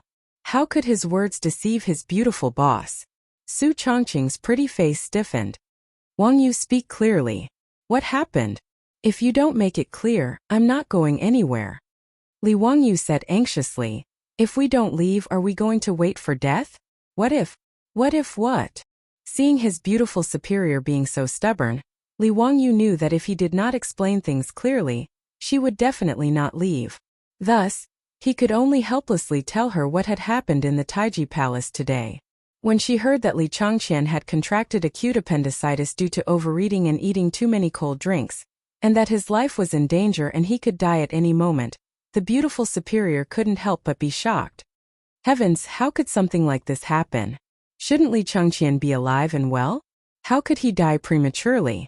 He was only 9 years old. Wouldn't an appendicitis surgery do the trick? Why didn't he do the surgery immediately? Li Wangyu smiled bitterly. Miss, this is the Tang dynasty. How could there be surgery? Appendicitis is an intestinal abscess. For the Tang people, it's an incurable disease. Hearing this, the beautiful superior was also stunned. She also liked Li Changqian, Li Tai, and Li Lizzie very much. These 3 smart little guys. Every time Li Changqian and the others came to the residence to learn from Li Wangyu, she would make all kinds of delicious food for them to try, play games with them, and read books and stories to them. Thinking that the little guy Li Changqian was in imminent danger, the beautiful superior's eyes immediately turned red. Wangyu, Sun Simiao is a divine doctor. Didn't Niu Wu come back today and invite Sun Simiao to the palace? Is there nothing he can do? Li Wangyu nodded sadly. Right now, surgery is the only way. Sun Simiao also agreed to give it a try. But Pai Lupi, that damn bastard, I tried my best to persuade him, but he still wouldn't agree to do the surgery. The beautiful superior suddenly guessed something and looked at Li Wangyu in disbelief. Wangyu, then you want us to hide in the Qinling Mountains? Don't tell me you want to. Yes, right now this is the only way. I also have a certain amount of responsibility for Li Changqian's appendicitis. I can't just watch a 9-year-old kid who called me his teacher die in front of me, especially when I clearly had the chance to save him. Li Wangyu paused and continued. So, I plan to do the surgery for Li Changqian privately. No matter what, I have to give it a try. But it's very risky to do the surgery in the Tang dynasty. If I can't save Li Changqian, I'm afraid that Pai Lupi will do something irrational in his rage. So, I thought of asking Niu Yong and Niu Wu to protect you and hide in the Qinling Mountains first. Before he could finish his words, his mouth was blocked by his beautiful superior's flaming red lips, and he couldn't say anything else. After a long time, the lips and teeth parted. Su Chongqing stared into his eyes and said slowly, I'm not leaving. I'll go with you to the Taiji Palace to save Li Changqian. If there's any danger, I'll bear it with you. No, it's too dangerous. Li Wang, you didn't even think about it before rejecting. The beautiful superior shook her head firmly. Wang Yu, I'm not that strong. If you're not here, I won't be able to survive in the Tang dynasty alone. Tears flowed out of her eyes, but she forced a smile and wiped her tears. I'm not like those heroines in novels who can still show off their skills in ancient times after transmigrating. If you're not here, who will take care of me? If that's the case, then let's go to the Taiji Palace together. The beautiful superior's words made Li Wangyu's heart clench. He reached out and hugged the beautiful woman in front of him. Chongqing, we're not going. We're not going to the Taiji Palace. Pai Lupi, that bastard son of a bitch, I'm not going to play with him anymore. It's his own son. If he wants to die, then let him die. It's none of my business. We're not going. We're not going. We're staying in Dingzhou village. We're not going anywhere. Li Wangyu was a little out of control by the beautiful superior's words. He only wanted to let the beautiful superior and the others hide far away. If he didn't save Li Changqian, Pai Lupi wouldn't be able to retaliate against Su Chongqing and the others. But the beautiful superior's words made him regret it. He wasn't a saint. Why should he risk his life to save Li Changqian? Pai Lupi didn't want to, then so be it. But if he put himself and his beautiful superior in danger to save his son, then he would be crazy. The beautiful superior held Li Wangyu's face with both hands and smiled like a flower. Wangyu, can you really bear to watch a 9-year-old child die in front of you like this? And under the circumstances that we have the ability to save him? Aye, let's go. I'll go to Chang'an with you to the Taiji Palace.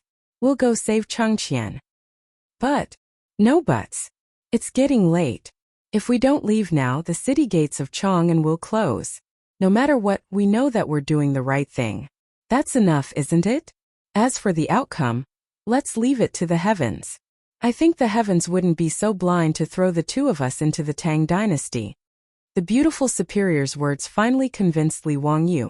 He nodded fiercely. grabbed the beautiful superior's hand, and ran out the door. Chapter 405. Before leaving, Li Wangyu still instructed Niu Yong and Niu Wu, the two brothers, to bring his wife and everyone in the residence to temporarily move to the village to live. If he really couldn't save Li Changqian, everyone in the mansion wouldn't be implicated by him. Li Heng and the others were confused by Li Wangyu's arrangements. Li Wangyu didn't explain and just let them do as they were told. After settling everyone in the mansion, the sky gradually darkened. Li Wangyu didn't dare to waste time. He and his beautiful superior rode Zhao Yebai and Jade Flower Kong. They whipped their horses and rushed toward Chang'an city. As the two galloped, they discussed what to do in the Taiji Palace.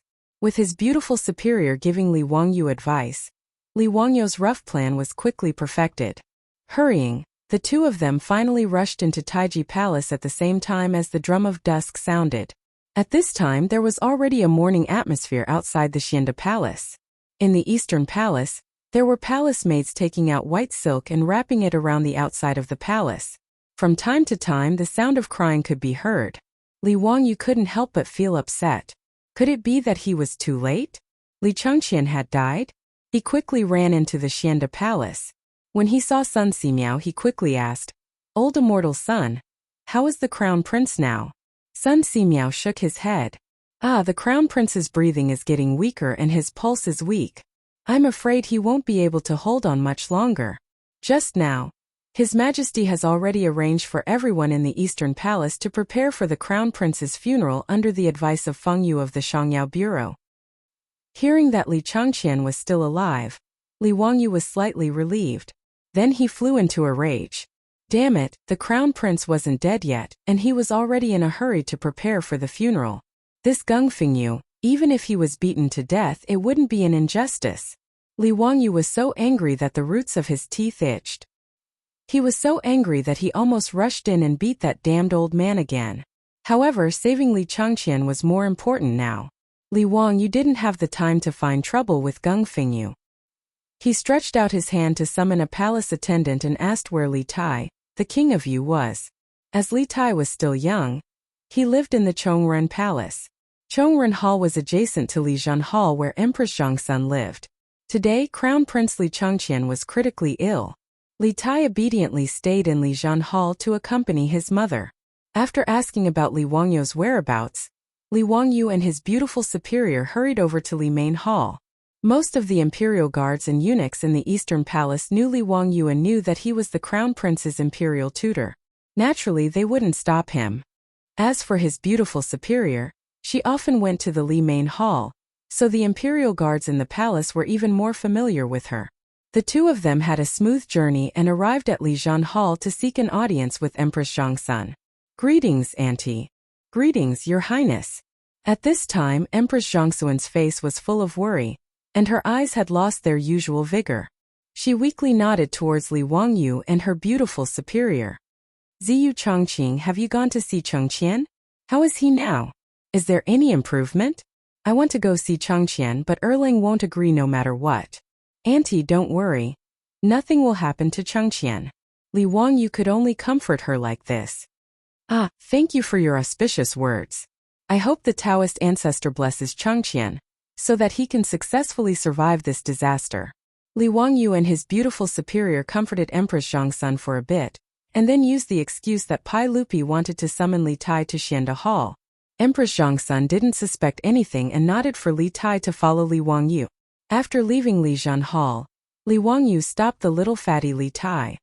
"Qingke, right now your brother is critically ill. Do you want to save him?" "Teacher, of course I want to save brother.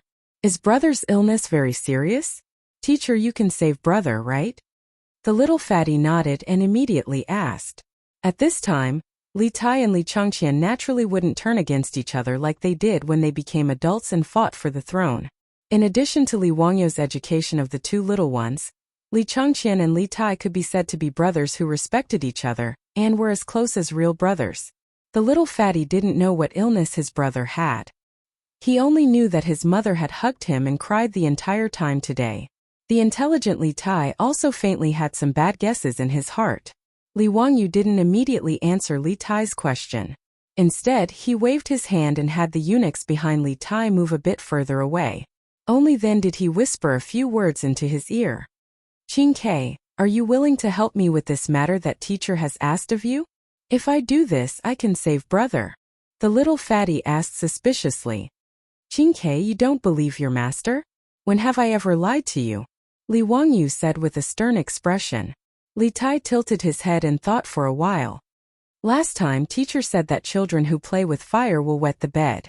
Later, brother and I played with fire when we returned to the palace, but we didn't wet the bed. You lied to us. Also, you said that you would take us swimming after we memorized the incantation for mental abacus. You still haven't fulfilled that promise. Also," Li Wangyu's face darkened and he hurriedly stopped the little fatty, who was counting on his fingers and counting the number of times Li Wangyu had lied to them. "Those were just jokes. Cough cough. Today's matter concerns your brother's life and death. I won't lie to you." Li Tai's face was full of suspicion as he raised his eyes to look at his beautiful superior. Only when his beautiful superior nodded, indicating that Li Wangyu wasn't wrong, did little fatty Li Tai finally nod in agreement. His reaction almost angered Li Wangyu to death. What kind of disciple was this? He actually didn't believe his words. If it weren't for the fact that they were in a hurry to save Li Changqian, he would definitely teach this little fatty what it meant to respect one's teacher.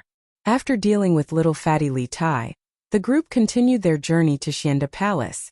By the time they arrived at Xianda Palace, the sky had already darkened and the lights in the Eastern Palace had already been lit.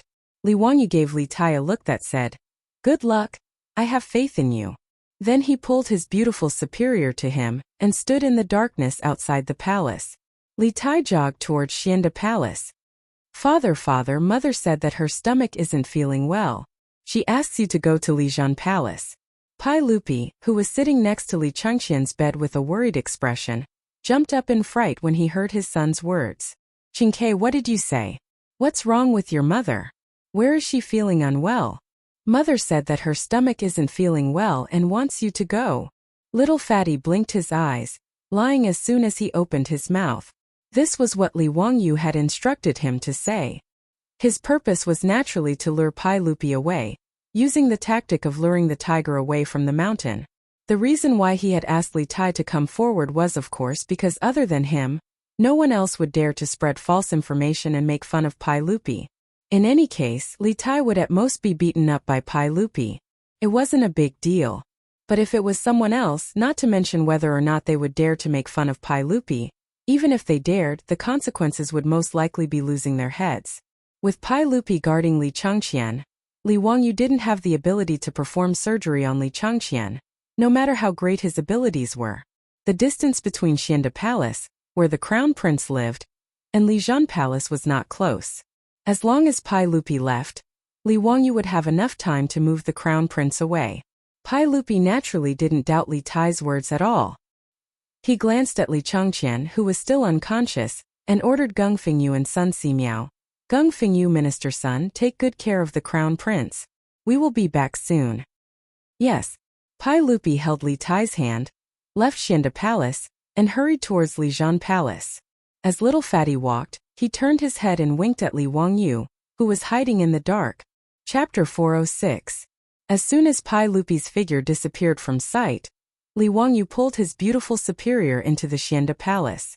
"Her Highness the Empress' imperial decree has arrived," Li Wangyu shouted as soon as he entered the palace, raising the jade pendant in his hand. In his hand was the jade pendant that Empress Zhongsun had given to his beautiful superior that day. The front of the jade pendant was carved with the phoenix that symbolized the Empress, while the back was carved with the words, "Ding has fire virtue, he is a phoenix." To some extent, this jade pendant represented Empress Zhongsun. Li Wangyu's words caused everyone in the Xianda Palace to immediately kneel and prepare to receive Her Highness the Empress' imperial decree. Although it was strange that the imperial decree had not been delivered by an eunuch, but rather by Hu Xianzi holding the Empress' jade pendant, no one thought too much about it. By Empress Zhongsun's imperial decree, the Crown Prince Li Changqian is suffering from intestinal obstruction and is beyond cure. Today, Hu Xianzi, Li Wangyu and Sun Simiao are to immediately treat the Crown Prince without delay. However, those who obstruct will be severely punished. After Li Wangyu finished speaking, the eunuchs and palace maids in the Xianda Palace naturally did not react. However, Gung Hong, who was kneeling on the side of the Shangyao bureau, immediately jumped up. This is impossible. How could Her Highness the Empress issue such an imperial decree? You are falsifying the imperial decree. Hu Xianzi, what are your intentions? Must you cut open His Highness the Crown Prince's stomach and cripple his body? Shut up. I have Her Highness the Empress jade pendant as proof. Do you dare to not accept the imperial decree? Li Wangyu demanded as he raised the jade pendant in his hand. I don't believe it. I will go and report to Her Highness the Empress. This official will not allow you to harm His Highness the Crown Prince. Gung Fengyu lifted his robe and turned to run out of the palace. How could Li Wangyu let him go out? If he ran out now and bumped into Pai Lupi, who had not gone far, everything would be exposed. He lifted his leg and kicked Gung Fengyu again. Gung Fengyu screamed and rolled a few times on the ground. Men, tie up this criminal official who doesn't obey Her Highness the Empress's decree. Li Wangyu shouted to the eunuchs in the hall. These eunuchs didn't care how much Gung Fengyu shouted. In any case, they recognized the Empress jade token in Li Wangyu's hand. Since this was the case, they naturally listened to Master Huxian's orders. Moreover, Master Huxian was a relative of the saint. In the palace he called Pai Lupi uncle, so these eunuchs were naturally willing to listen to him. After Gung Fengyu was tied up, the old man was still yelling. Li Wangyu was too lazy to talk nonsense. He simply pulled a rag and stuffed it into the old man's mouth. As for the doctors of the Shangyao Bureau, no matter how unwilling they were, no one dared to say anything when they saw that their superiors had been tied up. After dealing with Gung Hong, Li Wangyu bowed to Sun Simiao. Old immortal son, thank you for your trouble. Now that Her Highness the Empress has agreed, let's hurry up and prepare to treat His Highness the Crown Prince. Sun Simiao looked at Li Wangyu with deep meaning, as if he had already seen through the problem. However, Sun Simiao, who had lived for more than 90 years, wouldn't say anything. Since Li Wangyu had the Empress jade token and faked a decree, he would pretend that he didn't know. This humble Taoist naturally has no problem. I will do my best to treat His Highness the Crown Prince. Li Wangyu nodded. Time was of the essence. It was hard to say how much time little fatty Li Tai could buy. It was better to hurry up. He looked around the hall and found the eunuch he had ordered in the afternoon. He reached out and called him over. I asked you to find a clean and spacious palace room. Are you ready? County Head Huxian, this servant is ready. I have already followed your instructions and had someone sweep it clean. The eunuch quickly replied. Have you sent the bronze mirrors I asked you to collect in the Eastern Palace to that palace room? They are all ready. That's good. Lead the way and send His Highness the Crown Prince there. Li Wangyu waved his hand and called for a few strong eunuchs to carry over a palanquin. They carefully lifted Li Chang'an onto it. Li Wangyu stopped the other eunuchs and palace maids from following. He only let his beautiful superior, Sun Simiao, and Lu Shenwei out of Xianda Palace while carrying Li Chang'an's palanquin. When Li Wangyu and the others disappeared, the doctors of the Shangyao Bureau hurried forward. They pulled out the rag stuffed in Gung Hong's mouth and untied the ropes binding him.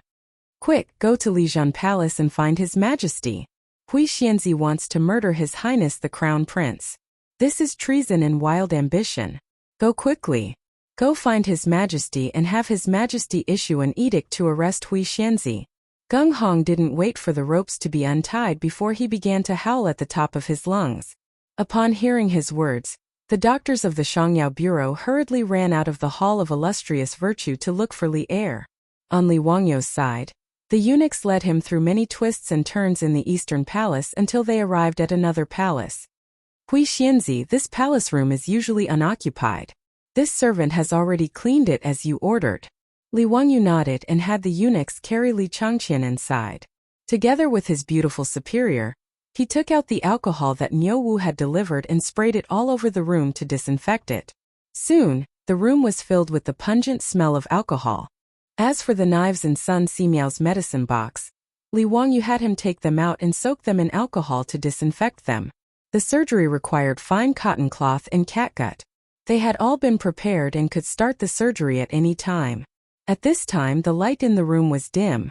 Sun Simiao shook his head and said, Hui Xianzi, the candlelight isn't very bright. How are we going to treat His Highness the Crown Prince? Li Wangyu had naturally prepared for this. He had ordered the eunuchs to collect bronze mirrors in the Eastern Palace to prepare for the surgery. Edison used mirrors to gather light to provide light for the surgery. This was a story that everyone knew in the language books of later generations. Although the Tang dynasty didn't have glass mirrors, they could use bronze mirrors to refract light and gather light. Li Wangyu and his beautiful superior busied themselves. They lit candles around Li Chang'an and placed bronze mirrors behind him. They constantly adjusted the angles of the mirror's refraction. Soon, Li Chang'an's body was abnormally bright under the candlelight. It had the effect of shadowless lights in the operating room. After everything was ready, Li Wangyu sent the eunuchs next door. His beautiful superior turned around and prepared to leave the room. Wangyu, just do what you need to do. If His Majesty comes, I will do my best to stop him. She paused for a moment before continuing. If there are any consequences, I will bear them with you. The beautiful superior spoke very casually. In fact, her whole body was trembling. She was just trying to calm her tone. Whether or not the surgery in the Tang dynasty could succeed depended purely on the person's character. Even Li Wangyu wasn't confident. Li Wangyu didn't care about shocking the world. He stepped forward and hugged Su Chongqing tightly. Neither of them spoke. After a long time, they silently looked at each other and separated. Seeing his beautiful superior walk out of the room, Li Wangyu took a deep breath and turned to look at Sun Simiao and Lu Shunwei. Old immortal son, brother Lu, let's begin. Chapter 407. On the temporary operating table, Li Changqian's clothes were removed. Li Wangyu picked up the alcohol and disinfected Li Changqian's body. Sun Simiao had been observing Li Wangyu's actions from the side. At this moment he couldn't help asking, Hu Xianzi, what did you pour in the room? Alcohol. What's alcohol? It's the essence of wine. What's its use? Sterilization. Sterilization? Is it like what Hu Xianzi told me, that bacteria can only be seen with a microscope? Sun Simiao asked curiously. Li Wangyu was speechless. Sir, this isn't the time to ask questions. If we don't hurry up and perform the surgery, Li Changqian won't be able to live. If you have any questions, can you ask them later? Fortunately, Sun Simiao also reacted. Now wasn't the time to ask questions, so he no longer spoke and instructed his disciple Lu Shunwei to get the lancet. The lancet was similar to the scalpel in the modern world. It was used for surgery. Since Sun Simiao was too old and Lu Shunwei was in his prime, they decided to have Lu Shunwei as the chief surgeon for safety reasons. Sun Simiao and Li Wangyu would assist from the side. Although Lu Shunwei had been in the medical field for many years, he had never done such a thing before. Hence, his hand trembled as he held the lancet. Hu Xianzi, where do you start? Li Wangyu rolled his eyes. You're asking me? How the hell would I know? Brother Lu, do as you see fit. How long should the incision be? Let's leave it to fate. Li Wangyu's words angered Lu Shunwei so much that he almost threw the lancet in his hand at Li Wangyu. Was this still something a human would say? What do you mean by let fate? Why don't you let fate take a look? Seeing Lu Shunwei glaring at him, Li Wangyu felt wronged. He wasn't a doctor, so why would he ask him? Fortunately, Sun Simiao was experienced. Although he had never performed surgery before, he still had a rough judgment. The intestinal abscess is in the lower right abdomen, so it should be there. My disciples, start from here. Don't cut it too long. Slide it 3 inches away and take a look. Lu Shunwei nodded. Taking a deep breath, he tightly gripped his lancet and lightly pressed it against Li Wangyu's lower right abdomen.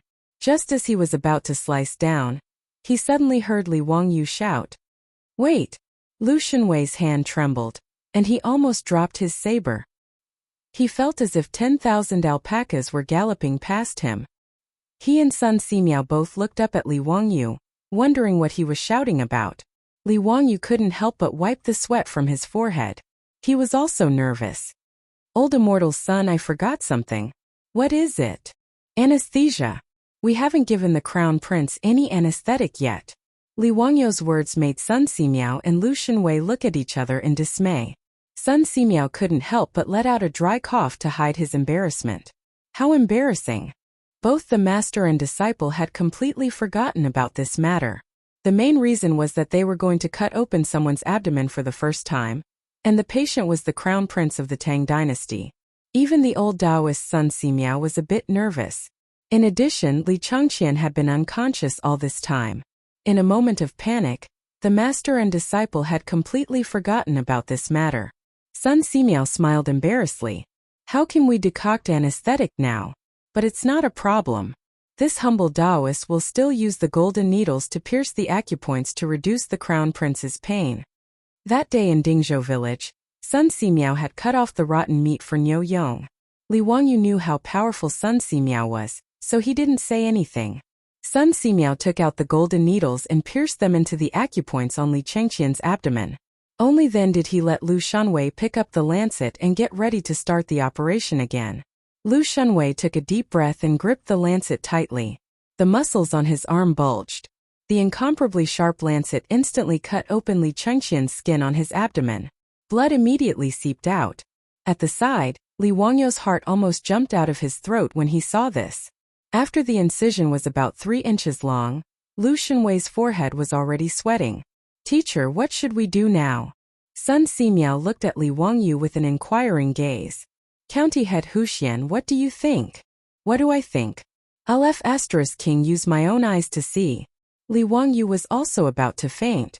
How would he know what to do next? He didn't even know what the inside of the abdominal cavity looked like, let alone what the appendix looked like. "Old immortal son, can you see if there's any lesion? If there's any ulcerated intestines, it should be enough to just cut it out." Li Wangyu, Sun Simiao, and Lu Shunwei were like bad students going to an examination hall. At this moment, they could only rely on their intuition to perform the operation on the crown prince of the Tang dynasty, Li Changqian. At this time, before Pai Lupi and Li Tai arrived at Li Main Hall, someone hurried over from behind. The person was stopped by the palace guards and hurriedly shouted, "I'm a doctor from the Shangyao Bureau. I have something important to report to His Majesty. Let me pass." Pai Lupi couldn't help but frown when he heard the commotion behind him. He was in an extremely bad mood today. At this time, there were still people who didn't open their eyes and were making noise in the palace. This made him even more irritated. What's going on? Why is it so noisy? Replying to everyone, "It's a doctor from the Shangyao Bureau. He said that he has something important to report," the eunuch quickly replied. "Let him come over." Pai Lupi's heart thumped. He was afraid that the news of the crown prince's death had come. The doctor from the Shangyao Bureau was brought to Pai Lupi and hurriedly knelt down. "Your Majesty, just now, County Head Huxian went to the Xianda Palace with Her Majesty the Empress's jade pendant. He said that Her Majesty the Empress ordered him and Sun Simiao to immediately treat His Majesty the Crown Prince. We feel that this matter is strange and have come to ask Your Majesty, is this true?" "What? Say that again." Li Wangyu said that he was following the Empress's imperial decree? Pai Lupi asked in disbelief. Yes, Gung Fengyu wanted to stop him, but he was beaten by County Head Huxian. We were incompetent and couldn't stop County Head Huxian from acting recklessly. Pai Lupi suddenly turned his head and looked at the uneasy Li Tai. "Qingke, does this matter have anything to do with you? Tell us honestly, did your mother really tell you to go to the Xianda Palace to find us?" Only now did he come to his senses. If Empress Zhongsun was truly unwell, she would have sent an eunuch to inform her. How could she have let a brat like Li Tai go to the Xianda Palace? Li Tai was frightened by his father's glare. He hurriedly knelt down and honestly replied, "Father, it was my teacher who told me to say this. My teacher said that this was the only way to save elder brother." The little fatty was very happy to sell out his teacher. When Pai Lupi heard Li Tai's words, he naturally understood everything and couldn't help but fly into a rage. "Li Wangyu, what does he want to do? How daring of him! He actually dares to pass down a false imperial decree. Men, immediately go to the Xianda Palace and arrest that county head Huxian. Do not let him harm the crown prince." "Yes, father." At Pai Lupi's order, the group of palace guards following Pai Lupi immediately turned and rushed to the Xianda Palace. Pai Lupi also hurriedly followed. He didn't have time to deal with Li Tai. Li Tai saw his father hurriedly leave and couldn't help but stick out his tongue. He turned and ran to Li Main Hall. If his father wanted to beat him, he would have to ask his mother for protection. However, when the guards arrived at the Xianda Palace, Li Wangyu was nowhere to be seen. Even Crown Prince Li Chang'an had disappeared. Chapter 408. As soon as Gung Hong saw Pai Lupi arrive, he immediately went forward to complain. Your Majesty, that county's son is truly unscrupulous. I wanted to stop him from harming the Crown Prince, but he beat me up in public and tied me up. Pai Lupi's eyes were red as he angrily stared at Gung Hong. Where is the Crown Prince now? I don't know. After Li Wangyu tied me up, he found a few eunuchs to carry the Crown Prince away on a palanquin. He must be looking for a place to cut open the Crown Prince's stomach. Before Gung Hong could finish his sobbing words, another wave of pain came from his body. He was kicked to the ground by the furious Pai Lupi. If anything happens to the Crown Prince, I will have someone cut open your stomach. You bastard, what did I tell you before I left? Is this how you take care of the Crown Prince? Your Majesty, I am innocent. That Li Wangyu has the Empress Jade tablet, so I can't do anything to him. Gung Hong repeatedly kowtowed. Pai Lupi ignored him and angrily said, Scram! Men, search the area immediately. You must find the Crown Prince. Don't let that Li Wangyu hurt the Crown Prince. Following Pai Lupi's orders, the Eastern Palace was like a hornet's nest being poked. There were imperial guards and eunuchs carrying lanterns everywhere, searching for traces of Li Wangyu and the Crown Prince. There were only so many rooms in the Eastern Palace, and the room Li Wangyu was in wasn't a hidden place, so it was quickly discovered by the imperial guards. However, when the imperial guards wanted to rush into the room to rescue the kidnapped Crown Prince, they were stopped outside by their beautiful superior holding the Empress Jade tablet. Stop! The Empress Jade tablet is here. Whoever dares to take a step forward is disgraceful. The Crown Prince is currently being treated inside, so no one is allowed to enter. Do you want to kill the Crown Prince? His beautiful superior was like a mother hen protecting her chicks. She spread out her arms and blocked the entrance of the palace. This put the imperial guards in a difficult position, and they did not dare to act rashly. They simply surrounded the palace and hurriedly sent someone to inform Pai Lupi. Pai Lupi, who had received the news, was escorted by many palace guards and eunuchs to the outside of the palace where the surgery was taking place. Lady Su, get out of the way. You can't stop these guards. I don't want to hurt you. As long as my Crown Prince is not harmed, I can let bygones be bygones. Don't make a mistake. Pai Lupi's mood was unusually irritable, but he still showed some mercy to Su Chongqing, who was standing outside the hall with his bare hands. The beautiful boss bit her lower lip and shook her head with unusual firmness. Your Majesty, forgive me for speaking bluntly, but the only ones who can save the Crown Prince are Li Wangyu and Sun Simiao. Your Majesty, you must believe in Wangyu. He is Chang'an's teacher, why would he harm him? He really does want to save Chang'an. The corner of Pai Lupi's mouth twitched. He had also thought that Li Wangyu would not harm his son. However, he did not believe Li Wangyu's words. Could cutting open someone's stomach save a life? Could it cure an intestinal abscess? Lady Su, get out of the way. No matter what Li Wangyu wants to do, let me go take a look at Chang'an first. No, Your Majesty. Right now the Crown Prince is being treated inside. If you charge in, the Crown Prince will die without a doubt. The beautiful boss's words made Pai Lupi hesitate. Naturally, he was not willing to risk his son's life. Seeing Pai Lupi hesitate, the beautiful boss continued. Your Majesty, as far as I know, the doctor at the Shangyao Bureau said that the Crown Prince will not make it through tonight. An intestinal abscess is an incurable disease that cannot be cured. If Li Wangyu is not trying to save the Crown Prince, why would he do such a thing? What good would it do him to do such a thing? Your Majesty, do you really not want to save the Crown Prince's life? Would you rather see the Crown Prince die? He is only 9 years old. The beautiful boss's words finally moved Pai Lupi. Can Li Wangyu really save my Crown Prince? Yes. I guarantee it with my life. In reality, Su Chongqing did not have much confidence. With the medical conditions of the Tang dynasty, whether or not Li Chang'an could survive depended on whether or not his life was strong enough. However, she could only grit her teeth and insist that she could save Li Wangyu to buy time for Li Chang'an and the others, who were still in surgery. Pai Lupi could not help but be moved when he heard this. After a while he slowly said, "Since that is the case, I will give him this time. Men surround this palace. No one is allowed to leave." At this time the group of doctors from the Chang'an Bureau, as well as Fengyu Gunghong, received the news and hurried over. Hearing Pai Lupi say this, Gunghong could not help but panic. "Your Majesty, you cannot. Even if a Daoyuo Golden Immortal came, it would be difficult to save this intestinal abscess. How can we allow His Highness the Crown Prince to be wantonly insulted by Li Wangyu? Your Majesty, do not listen to this woman's nonsense. You cannot." "Enough!" Pai Lupi suddenly roared, scaring Gunghong, who was still incessantly trying to persuade Pai Lupi, into immediately shutting his mouth and keeping quiet out of fear. If anyone tries to stop Huxianzi from saving the Crown Prince again, they will be beaten to death. Pai Lupi coldly ordered, then glanced at Gunghong with disgust. He had also thought things through. His son had an incurable disease and was on the verge of death. The Shangyao Bureau's Fengyuan doctors were incompetent and could not save the Crown Prince. At this time, Li Wangyu dared to risk universal condemnation, which meant that he really wanted to save Li Changqian. As a teacher, he could do what Li Wangyu did, even going as far as falsifying an edict to save his son. Even Lady Su in front of him dared to use her own head as a guarantee. What could Pai Lupi say?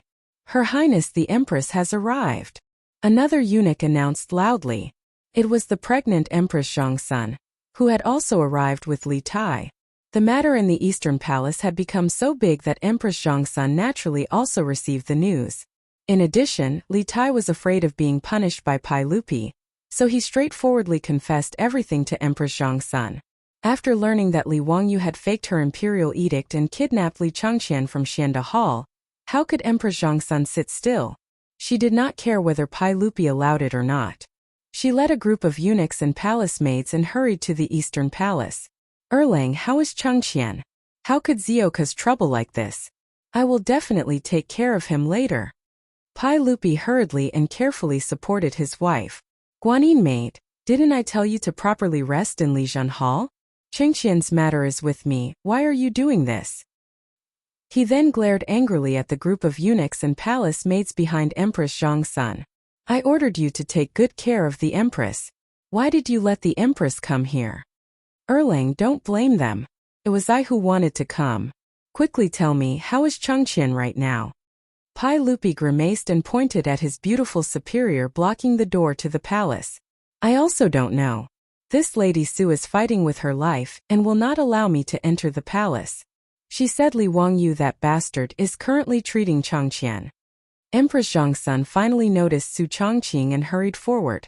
"Niece Changqing, is it possible for me to go in and take a look at Changqian?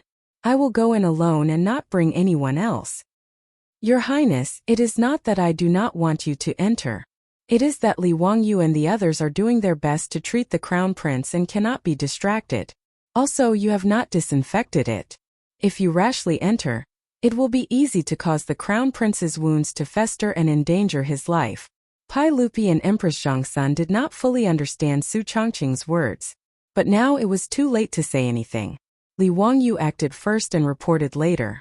No matter how nervous the husband and wife were, they could only wait patiently outside the palace and hope for the blessings of the heavens. Chapter 409. Inside the palace, Li Wangyu and the others naturally heard the commotion outside. However, Li Wangyu could only choose to trust his beautiful boss and hope that she could stop Pai Lupi. He had no time to be distracted. "Huxianzi, do you think we should remove this part? This section of intestine looks like it has ulcerated, so it should be the lesion." Old immortal son, do as you see fit." Li Wangyu looked at Li Changqian's abdomen and almost vomited. He had never seen a living human organ before. He only felt that it was a mess of flesh and blood. How could he tell if there was a lesion in the intestine? Lu Shenwei's voice trembled. "Teacher, should we cut it?" "Cut."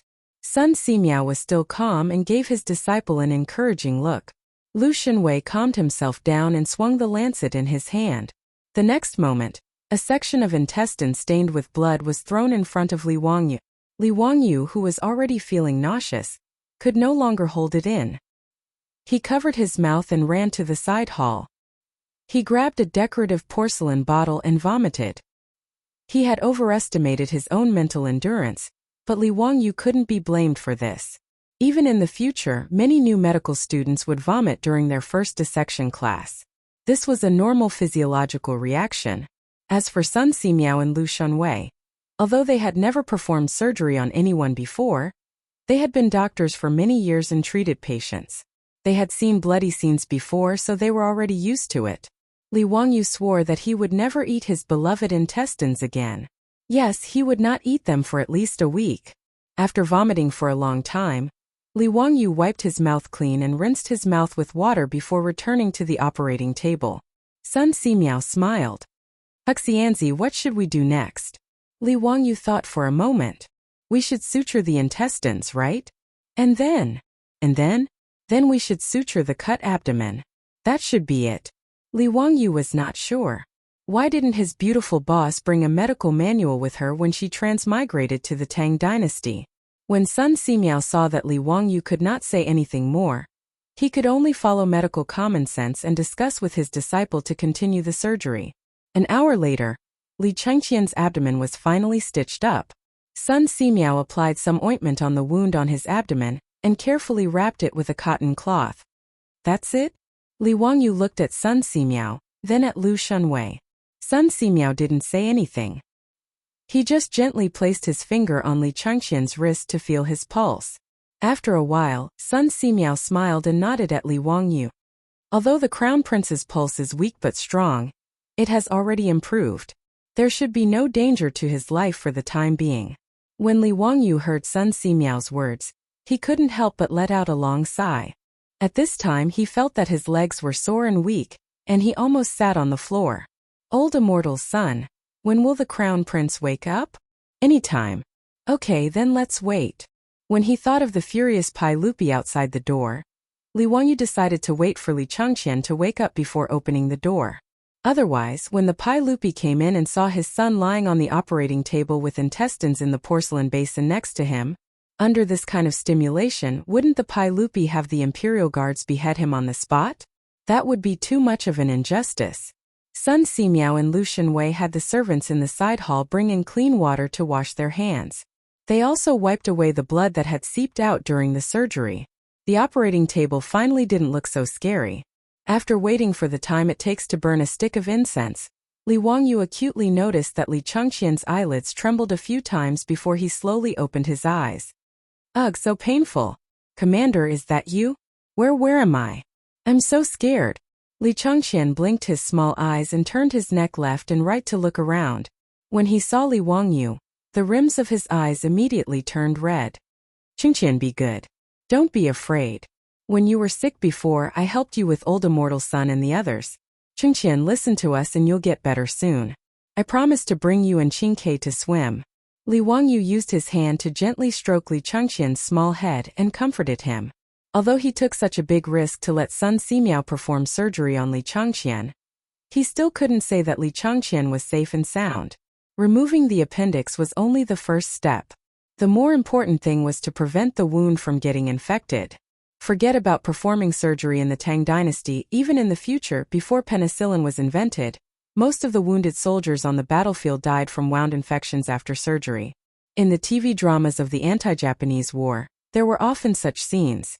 The underground workers risked their lives and fought a battle of wits and courage to obtain the medicine penicillin and send it to the rear to save the wounded. Penicillin was penicillin. Although it couldn't be taken seriously in the TV dramas, it indirectly reflected how dangerous it was for the wound to fester. Li Wangyu was already very careful. Before the surgery, he disinfected all the instruments with alcohol. Because they didn't have rubber gloves, Li Wangyu not only let Lu Shunwei and Sun Simiao wash their hands several times, but also carefully wiped them with alcohol. In addition, he still had the remaining cephalosporin capsules. If Li Chengqian's wound still got infected, then he really couldn't do anything. Now he could only do his best and leave it to fate. He hoped that God would bless him. After Li Chengqian woke up, Li Wangyu called the anxious servants in the side hall and asked them to carefully serve Li Chengqian. Li Wangyu walked to the door of the palace and pushed it open with a creak. The scene outside the door gave Li Wangyu a fright. The palace guards, clad in armor and holding torches, tightly surrounded the palace. Li Wangyu almost cried. Wasn't it just a surgery? Was there a need to make such a big fuss? When Pai Lupi and Empress Zhongsun saw the door of the palace open, they hurried forward. Li Wang, you bastard, you still dare to come out. You really have guts. You actually dared to send a fake edict and even kidnap the crown prince. You really want to kill me. I ask you, how is Chang'an now? Pai Lupi was truly anxious. His words were incoherent. Li Wangyu secretly curled his lips. What do you mean I still dare to come out? Am I going to stay in this palace forever? Now that Li Chang'an had already woken up, Li Wangyu's courage had increased a bit. Uncle, hey, why are you so angry? Nephew greets aunt. Aunt, you also came? Humph. Stop laughing and smiling here. How is Chang'an? Can I go in and see Chang'an now? Pai Lupi still remembered what his beautiful superior had said to scare him. Something about there being germs on his body and not being disinfected. Although he was anxious, he didn't dare to rush in rashly. Li Wangyu made a gesture of invitation. The crown prince is safe and sound. Uncle, aunt, please. Pai Lupi and Empress Zhongsun looked at each other. The couple lifted their feet and walked into the palace. Gung Hong and a group of doctors from the Shangyao Bureau also wanted to follow in, but they were stopped by Li Wangyu. Stop. His Highness the Crown Prince is recuperating inside. The Shangyao Bureau and dogs are not allowed to enter. When he said this, Gung Fingyu and the group of doctors' faces changed. Their old faces instantly flushed red. They glared angrily at Li Wangyu, so angry that their bodies trembled. Chapter 4:10. Li Wangyu doesn't care how Gung Fingyu and the other doctors of the Shangyao Bureau glares at him. He doesn't allow them to enter. As a cynical man, Li Wangyu holds a grudge. He has already written down the names of Gung Fingyu and the others who spoke ill of him in the black notebook. Pai Lupi also heard Li Wangyu's words, but he ignored them and helped his wife into the hall. The little fatty Li Tai blinked and quickly followed. Pai Lupi naturally doesn't have a good impression of Gung Fingyu from the Shangyao Bureau. If Li Wangyu really saves Li Chang'an, it undoubtedly proves the incompetence of Gung Fingyu and the group of doctors in the Shangyao Bureau. What's more, Pai Lupi now understands. After all, Li Wangyu is his nephew. He dares to take such a big risk and insists on saving Li Chang'an. Naturally, he has his reasons. So when Li Wangyu insults the people of the Shangyao Bureau, Pai Lupi just pretends not to hear. Li Wangyu pulls his beautiful boss into the hall, turns around and closes the door with a bang. Gung Fingyu and the others are so angry that they stomp their feet outside. Father, mother. Li Chang'an, who is still lying on the operating table, immediately cries when he sees Pai Lupi and Empress Zhongsun. Chang'an, don't cry, don't cry. How is it? Does your stomach still hurt? Empress Zhongsun is overjoyed to see her son wake up. She gently caresses Li Chang'an's pale little face with her hand. Tears of heartache fall like pearls from a broken necklace. Hurts, it still hurts. Li Chang'an's words scared Li Wangyu to the side. His face is almost white. F***ck, could it be that Sun Simiao and Lu Shenwei cut the wrong place? But before it was abdominal cramps. Now it doesn't hurt, but the stomach still hurts. Li Wangyu finally breathed a sigh of relief. This stinky boy, he speaks with a big pause. Since the abdominal cramps are no longer there, it means that the inflamed appendix has been removed. As for the stomachache, that was not strange. No matter who it was, they would feel pain when their stomach was cut open. Empress Zhongsun and Pai Lupi didn't understand the difference. Hearing Li Wangyu say that his stomach hurt, they couldn't help but turn to look at Li Wangyu. Pai Lupi was even more furious. Li Wangyu, you bastard, didn't you say you treated Chang'an? Why was his lower abdomen still hurting? Is this intestinal abscess cured or not? Li Wangyu hurriedly picked up the porcelain basin that contained the removed appendix. Uncle, aunt, this is Chang'an's ulcerated intestine. It has already been removed by old immortal Sun and his disciples' miraculous hands. The pain that Chang'an feels now is only from the wound on his abdomen. After a few days of rest, the wound will heal completely. When Empress Zhongsun saw the bloody appendix in the porcelain basin, she couldn't help but exclaim. She covered her face with her hands and didn't dare to look again. Pai Lupi didn't have much of a reaction. He even moved closer for a closer look. He was an emperor on horseback and had been on the battlefield for a long time. He had killed countless people with his own hands. How could he be afraid of this intestine? Yes, it really is ulcerated. Was this really removed from Chang'an's body? Of course. Uncle, look, the wound is still here. Li Wangyu pointed at the bandaged wound on Chang'an's abdomen. Then has Chang'an's intestinal abscess been cured? Empress Zhongsun didn't have time to cover her eyes and asked impatiently. Li Wangyu hesitated for a moment but still answered honestly. "Aunt, we still have to see if Chang'an's wound will become infected or inflamed in the next few days. As long as it isn't inflamed, when the wound heals, Chang'an will be as good as new." Empress Zhongsun didn't understand medicine and could only look at Pai Lupi. Pai Lupi understood Li Wangyu's meaning, but because of this, his expression was bitter. "Ziyu, do you know that less than 1 in 10 of the wounded soldiers in the army survive because their wounds become infected? Chang'an is so young. Can he really make it through?" Pai Lupi had seen the section of intestine that had been removed and no longer had any doubts about Li Wangyu's earlier words. The way he addressed Li Wangyu also returned to how it was before. However, when he thought of the fatal problem of the wound becoming infected, his heart, which had just been half at ease, couldn't help but tighten again. "Uncle, this is the reason I didn't let you in earlier. Can you smell anything in this palace?" Pai Lupi couldn't help but twitch his nose a few times at his reminder. "Seems to be the smell of alcohol, but it's also different." Uncle is wise. "This is the smell of alcohol. The alcohol is the essence that I extracted from the alcohol. It is specifically used to disinfect wounds to prevent infection." Li Wangyu simply used the words he had used to fool Sun Simiao and explained to Pai Lupi and Emperor Zhongsun what bacteria were and what disinfecting was. He also explained that Sun Simiao was trying to make the miraculous medicine, penicillin. As for the matter of the cephalosporin capsule, he concealed it and didn't mention it. After all, the cephalosporin had been used up after saving Li Chang'an. He also couldn't explain the origin of the cephalosporin capsule to Pai Lupi, so he simply concealed it and didn't mention it. Pai Lupi listened to everything half believing and half doubting. After learning that Sun Simiao was currently experimenting with penicillin, he became excited and grabbed Li Wangyu's shoulder tightly.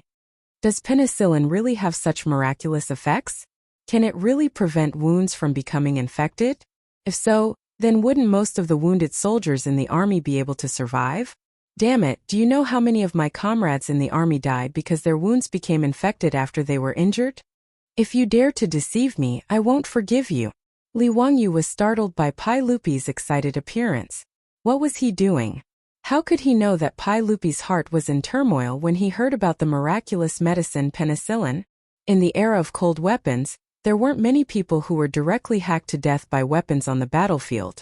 Most of the wounded soldiers died because of the lack of effective first aid on the battlefield, as well as the lack of effective methods to prevent wounds from becoming infected. This led to the high mortality rate. Even a miraculous doctor like Sun Simiao couldn't prevent Niu Yang's wounds from becoming infected after he was injured. Needless to say, there was no need to talk about the lack of hygiene on the battlefield. Hearing that there was a way to prevent wounds from becoming infected, Pai Lupi didn't even care about his son who was lying on the operating table. Compared to a miraculous medicine like penicillin, the Crown Prince's safety wasn't worth mentioning. "Uncle, please be gentler. This nephew can't bear Uncle's domineering aura." Li Wangyu's face was bitter as he begged for mercy. His shoulder was in pain from being grabbed. This damned Pai Lupi's strength wasn't any less than Chang Yaojin's. This bastard Pai Lupi didn't know how to control his strength. He actually dared to destroy the flower bud of his motherland. He really didn't deserve to be a son. "Don't talk nonsense. Quickly answer my question. If this penicillin can really be produced, then it can be used to prevent wounds from becoming infected. However, this nephew doesn't know if old immortal's son can succeed." Pai Lupi immediately looked at Sun Simiao.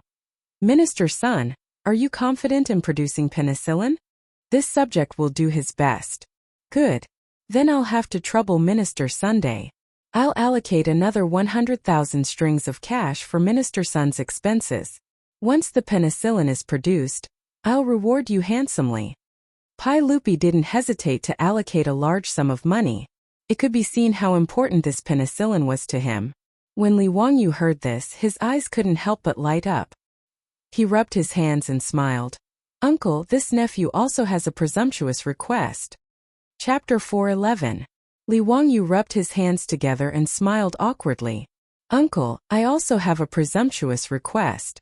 Old Immortal's son wants to experiment with penicillin, but he needs to make a microscope first. Heh. I wonder if Uncle can order the supervising craftsman to help me make a microscope? Pai Lupi glared at him. If you need the cooperation of the supervising craftsman, you can go find Yen Lied. Do you think that I don't know that in recent days you had the supervising craftsman help you make that vending machine? Li Wangyu was slightly embarrassed. He had the supervising craftsman do private work, and Pai Lupi had found out. He rubbed his nose. Heh, Uncle, the main thing is to make a telescope. It needs a large amount of high-quality crystal. Pai Lupi replied unhappily. All right, I know. I'll have the Changsha Bureau send you some crystal later. During the Sui and Tang dynasties, there was no imperial treasury in the palace. There were only 6 bureaus and 24 divisions responsible for managing palace affairs. The Changsha Bureau was responsible for managing palace furnishings and tints. Most of the crystals were used as decorations, so they were naturally managed by the Changsha Bureau. Li Wangyu asked Pai Lupi for crystals again. Naturally, it wasn't that Sun Simiao didn't give him enough crystals, but because of the microscope, he had thought of many other good things that could be made from crystals. Thus he took this opportunity to ask for more. He could also use his position for personal gain and make some other novel things. After talking about penicillin, Pai Lupi turned his attention back to Li Changqian. Ziyu, can we send Chang'an back to Xianda Palace to rest now? Li Wangyu shook his head. Uncle, it's best to let Changqian rest in this palace. After all, I've already used alcohol to disinfect this place, so the chances of Changqian's wound getting infected are lower. If that's the case, then we'll do as you say. However, Pai Lupi paused and then looked at the people in the palace. However, no one can say a word about what happened today. I don't want the matter of the crown prince's intestines being cut out to become the talk of the town. Everyone understood what Pai Lupi meant. After all, cutting open someone's stomach and removing their intestines was simply too absurd to the Tang. If this matter were to spread to the outside world, it would damage the crown prince's reputation. Naturally, everyone bowed to receive the order and promised not to spread it out. As for the eunuchs in the Eastern Palace, they were so scared that they all knelt down and kowtowed repeatedly to show that they were tight-lipped and swore that they would not reveal anything. These eunuchs had seen this kind of thing many times in the palace. In the imperial palace, the best way to make them shut up and keep secrets was to turn them into dead people. The dead would never speak of secrets. Even if Pai Lupi was an enlightened ruler, he might not be merciful to the servants in the palace. At this moment, he looked at the eunuchs with an unfriendly gaze. It was as if he was contemplating whether or not he should summon the imperial guards to drag these eunuchs out and beat them to death. Li Wangyu saw the eunuchs kowtow like they were pounding garlic and couldn't help but feel pity. Uncle, Changqian still needs to recuperate here for a few more days and needs people to serve him. These eunuchs have worked hard today. Why don't we let them continue to serve Chang'an here? Hearing this, Pai Lupi thought for a moment and nodded slightly. If that's the case, then we'll do as you say. When he said this, the eunuchs felt that they had escaped death and didn't dare to say more. They only kowtowed heavily in Li Wangyu's direction a few more times before standing up and silently retreating to the side. Uncle, that Dr. Feng Yu and Dr. Feng Yu of the Shangyao Bureau probably know how I treated Changqian. Can they keep it a secret? Li Wangyu didn't forget to give Gung Hong and the others a hard time. It doesn't matter. They haven't seen it with their own eyes and won't believe it. I will have the palace guards lock down this palace room. Other than you, no one is allowed to enter or leave until Changqian fully recovers. Yes, sir. Empress Zhongsun and Li Tai chatted with Li Changqian for a long time before they were persuaded to leave by Pai Lupi. As for Li Changqian, he was naturally left to recuperate in this palace room. Li Wangyu, Sun Simiao, and Lu Shenwei also temporarily stayed in this palace room and were responsible for looking after Li Changqian. After the sun rose the next day, the beautiful superior returned to Dingzhou village and comforted the old butler, Li Heng, and the others. Pai Lupi had the palace guards lock down the palace room in the Eastern Palace and didn't mention a single word about Li Changqian's illness. However, he didn't think that this would lead to a notice storm. In reality, there weren't any secrets to speak of in the Eastern Palace. Even in this Taiji Palace there were leaks everywhere. As long as there was any movement, the moment Pai Lupi found out, the outside world would be in an uproar. The news that the Crown Prince had an intestinal abscess that was beyond cure and was on the verge of death had already spread to the hundreds of officials in the imperial court the next day. Towards this, the officials had different reactions. Those who were worried about the Crown Prince's life were worried that if the Crown Prince died, the new Crown Prince would be able to inherit the throne. After Pai Lupi locked down the news of the Eastern Palace, all sorts of rumors spread. No one knew what was going on with Crown Prince Li Chang'an. There were even officials who guessed that the Crown Prince had already died. But Pai Lupi didn't want to announce it. As for the aristocratic families led by the 5 families and 7 hopes, they were suddenly energized and felt that they had grasped Pai Lupi's weakness. Within the Zheng family residence in Xinjiang, a banquet was held as usual and a large number of guests were invited.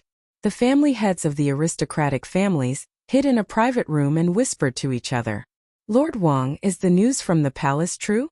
That Li Chang'an really has an intestinal abscess? That's right, there's no doubt about that. I've asked Feng Yu of the Medicine Bureau and a few other doctors who have diagnosed Li Chang'an, and they all confirmed that he has an intestinal abscess. Tsk, that means that Li Chang'an is definitely going to die. That should be the case. I've asked many famous doctors, but there's no medicine that can cure intestinal abscess.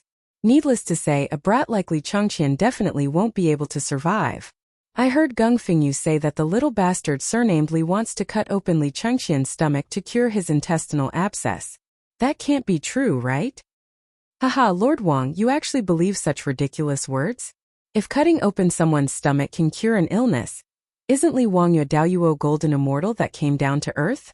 Haha, that's right, that's the case. However, if that's the case, once Li Chang'an dies, it'll be worth us doing something. Last time, we let that bastard Li Shimin use the so-called Dao ancestor to escape a calamity.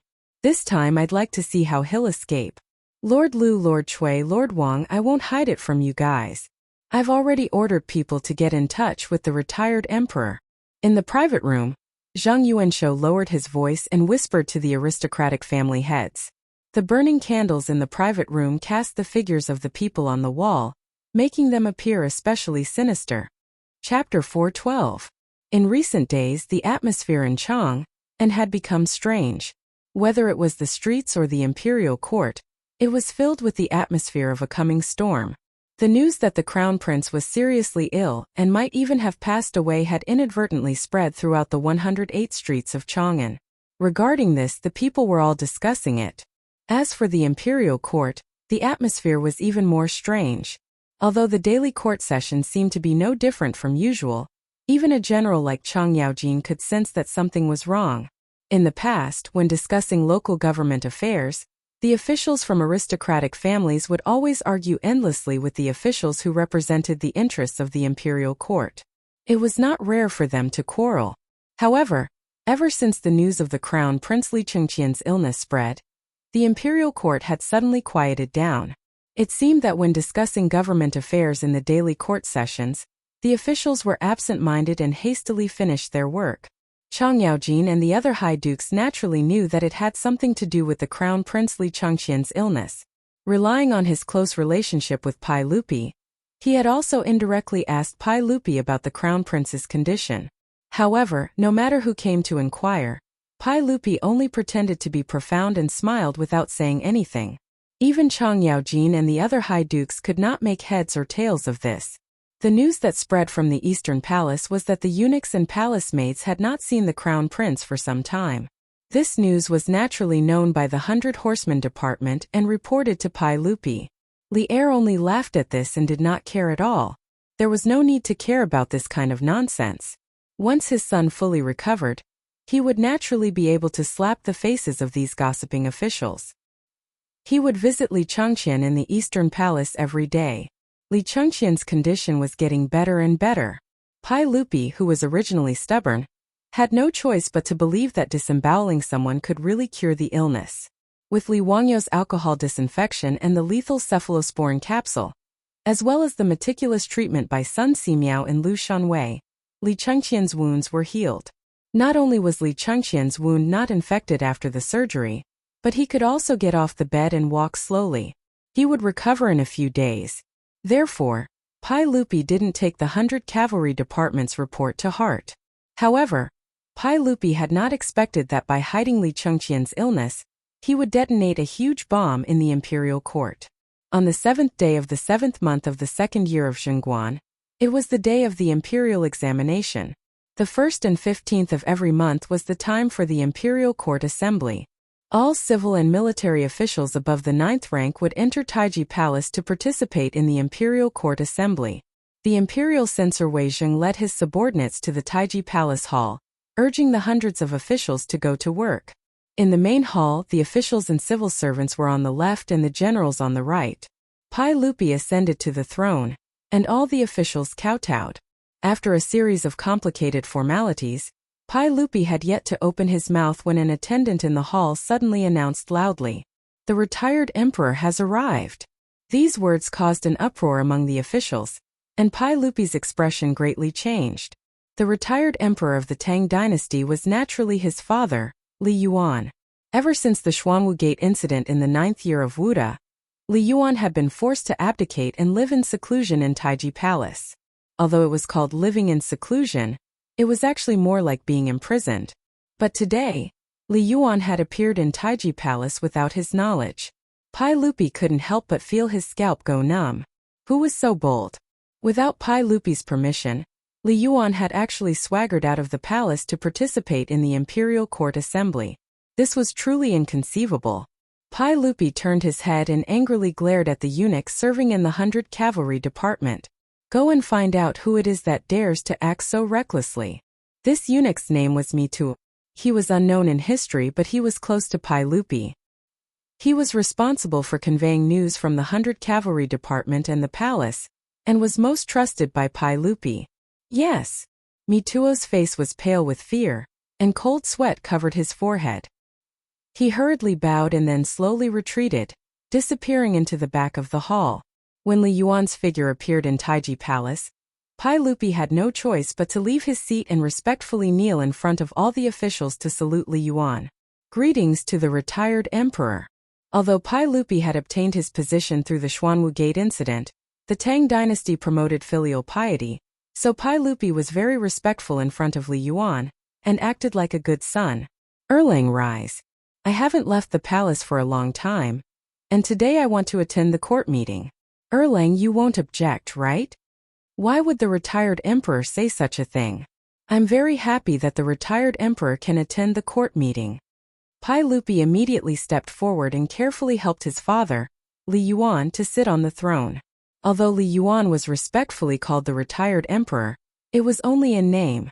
Many later generations had confused the two concepts of retired emperor and retired emperor. The retired emperor was only a title the current emperor gave to his father out of respect. It had no real political power and was more of a symbol. As for the retired emperor, he was the emperor above the emperor. The emperor had real power, and he would call himself emperor. He would report all the important matters of the country to the emperor, and he would call himself emperor. However, as the retired emperor, Li Yuan naturally didn't have any power. Pai Lupi forced Li Yuan to abdicate during the Xuanwu Gate incident, so why would he give him any power? Pai Lupi was even more of an actor. In addition to acting as a filial son in history after the Black Tortoise Gate, in order to obtain Li Yuan's forgiveness, Li Er actually imitated that milk baby, burrowing into Li Yuan's bosom to suck on his breast, mourning for a long time. It was really hard for people to understand. After Li Yuan sat down, the officials once again bowed and kowtowed 3 times and 9 times. Pai Lupi sat next to Li Yuan and lightly coughed. Just as he was about to ask the officials what they wanted to discuss, he saw an imperial censor suddenly stand up. "Your Majesty, I, Imperial Censor Wang Yuanzhong of the Imperial Censorate, have something to report." The Imperial Censorate of the Tang dynasty consisted of the Tai Yuan, the Imperial Censorate, and the Censorate. The Tai Yuan was responsible for censoring officials and impeaching those who violated the law. The Imperial Censorate was responsible for censoring officials and the 6 departments of the Minister of State. The imperial censor of the imperial censorate was not a very high rank, at the 7th rank or higher. Pai Lupi thought to himself, which civil official or general was it that had been caught by this imperial censor? Wang Qing has reported. Your Majesty, this subject has heard that County Magistrate Li Wangyu entered the Eastern Palace 10 days ago with the token Your Majesty bestowed upon him. But for some reason, County Magistrate Huxian has not left the palace. Today, County Magistrate Huxian is attending court, so why is County Magistrate Huxian not attending? This subject wishes to impeach County Magistrate Huxian for disrespecting the law and acting recklessly. This is a great disrespect. Pai Lupi couldn't help but frown. What did Wang Yuanzhong mean by this? Was it really just to impeach Li Wangyu? Or did it have to do with Li Yuan's sudden appearance at the court?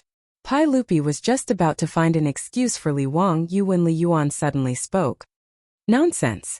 That County Magistrate Huxian is County Magistrate Li Wangyu? We have heard of this person. He is only 16 years old and is highly regarded by the emperor. At such a young age, he was granted a noble title. Since this is the case, he should be even more loyal to the emperor. Why is he so preposterous as to not even attend the court?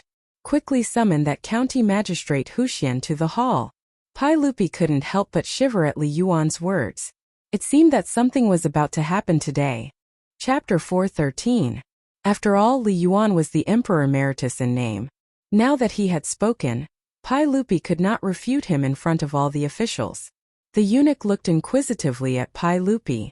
Pai Lupi lightly nodded, indicating that someone should go to the Eastern Palace and summon Li Wangyu to Taiji Palace. Within the main hall, an eunuch immediately ran to the Eastern Palace to summon Li Wangyu.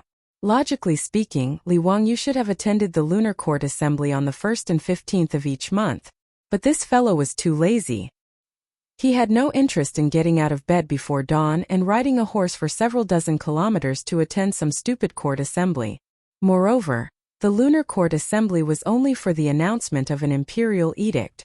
Under normal circumstances, it was not for discussion and was considered a ceremonial court assembly. Although Pai Lupi would always ask if there was anything to report, this was just part of the procedure. Li Wangyu was a noble, but he had no official position. Thus, every time the Lunar Court Assembly was held, he would find all sorts of excuses to ask for leave. In the end, Pai Lupi just let him do as he pleased. Today was the same. Li Wangyu would rather sit in the Eastern Palace and chat with that devilish brat Li Chang'an than attend the court assembly in Taiji Palace. But it was clear that someone wanted to use today's court assembly as an opportunity to make trouble for him. Just like a few months ago during the plague of locusts, they wanted to force Pai Lupi to issue an imperial edict. Pai Lupi was well aware that this imperial censor Wang Yuanzhong's sudden mention of Li Wangyu's disrespect for the law was probably just a pretext to make a fuss.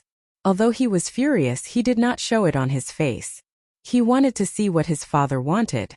It didn't take long for Li Wangyu, still dressed in white, to be summoned to Taiji Palace by an eunuch.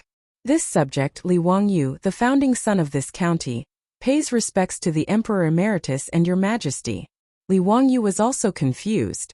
Why had he been summoned to the Taiji Palace for no reason? As for Li Yuan, who was sitting on the throne, it was the first time he had seen him, so he hurriedly greeted him respectfully.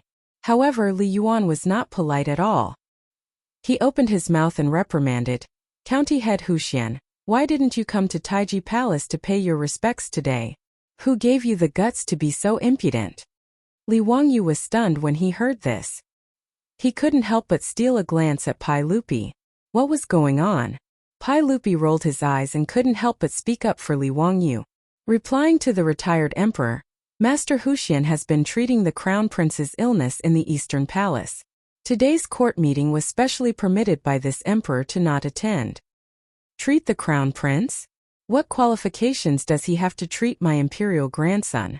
Jean heard from the chamberlain that Jean's imperial grandson is suffering from intestinal obstruction. Erlang, is this true? Li Yuan narrowed his eyes and stared at Pai Lupi as he asked.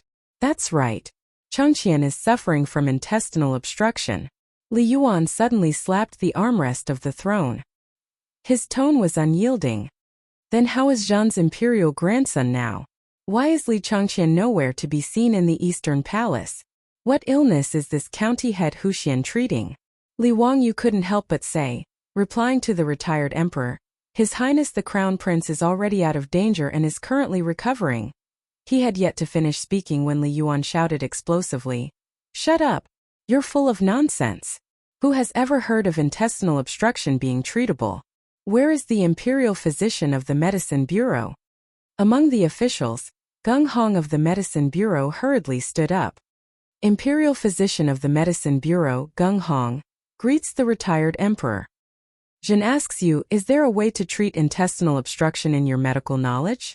Replying to the retired emperor, intestinal obstruction is incurable. It is a terminal illness. I have practiced medicine for more than 30 years and have never heard of this illness being treatable. Gung Hong continued, however, I have heard that County Head Huxian is preparing to cut open His Highness the Crown Prince's abdomen and cut out the ulcerated intestines. He says that this can treat intestinal obstruction. I do not dare to speak nonsense.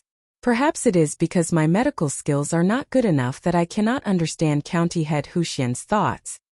Scoundrel, cutting open someone's abdomen? Can that person still live? Is this a treatment or a plot to kill Zhang's imperial grandson? Li Yuan's tone became increasingly agitated. He slapped the armrest of the throne loudly. Pai Lupi watched Gung Fengyu and his father echo each other in the great hall and couldn't help but sneer in his heart. He gave Li Wangyu a reassuring look and then said nothing, allowing Li Yuan to do as he pleased. As soon as Li Yuan finished speaking, the imperial censor of the imperial censorate, Wang Yuanzhong, who had previously threatened to impeach him, stood up again. County Head Huxian, tell me the truth. How is His Highness the Crown Prince? Is he still deceased? Nanny? Li Wangyu was taken aback by this fellow's words. What did he mean by the Crown Prince was deceased? Li Chang'an was alive and kicking right now. If it weren't for Pai Lupi forbidding him from showing himself before he recovered, this little brat would have already run wild in the Eastern Palace. When Wang Yuanzhong saw Li Wangyu's dumbfounded expression, he thought that he had grasped Li Wangyu's weakness and left Li Wangyu speechless. He immediately put on a sorrowful expression and bowed to Li Yuan on the throne. Reporting to the retired emperor, if this subject's guess is correct, it seems that the Crown Prince has already passed away. I ask the retired emperor to restrain your grief. This subject wishes to impeach County Head Huxian Li Wangyu for his treachery and deliberate concealment of the Crown Prince's death. He truly harbors ill intentions. Li Wangyu didn't know whether to laugh or cry at this fellow. Which eye of his saw that Li Chang'an was dead? He actually dared to speak with such certainty? Was he really not afraid of losing his head? Li Yuan glanced at the stone-faced and silent Pai Lupi and asked, How can you be so sure that my imperial grandson has already passed away? This matter is of great importance. You cannot speak irresponsibly. Wang Yuanzhong quickly replied. The retired emperor can ask the Shangyao Bureau's Gung Fengyu about this matter. Gung Hong quickly replied. Reporting to the retired emperor, the Crown Prince fell ill 11 days ago in the Eastern Palace's Xianda Hall. At the time, this subject and 9 doctors under the Shangyao Bureau made a joint diagnosis and confirmed that His Highness the Crown Prince was suffering from intestinal obstruction. This subject can vouch for this with my head. This subject has practiced medicine for many years and rarely has anyone with intestinal obstruction lasted more than 3 days. He then pointed at Li Wangyu. Moreover, that night, County Head Huxian falsely issued an imperial edict to Her Highness the Empress, beating this subject and kidnapping the Crown Prince. Later, he falsely claimed that he had cured the Crown Prince. However, other than His Majesty and Her Highness the Empress, no one has seen the Crown Prince's face. Even this subject has never seen the Crown Prince, much less been able to treat him. As for why there has been no news of His Highness the Crown Prince, this subject does not dare to make wild guesses. Li Yuan turned his head to look at Pai Lupi. Erlang, is this Gung Fengyu speaking the truth?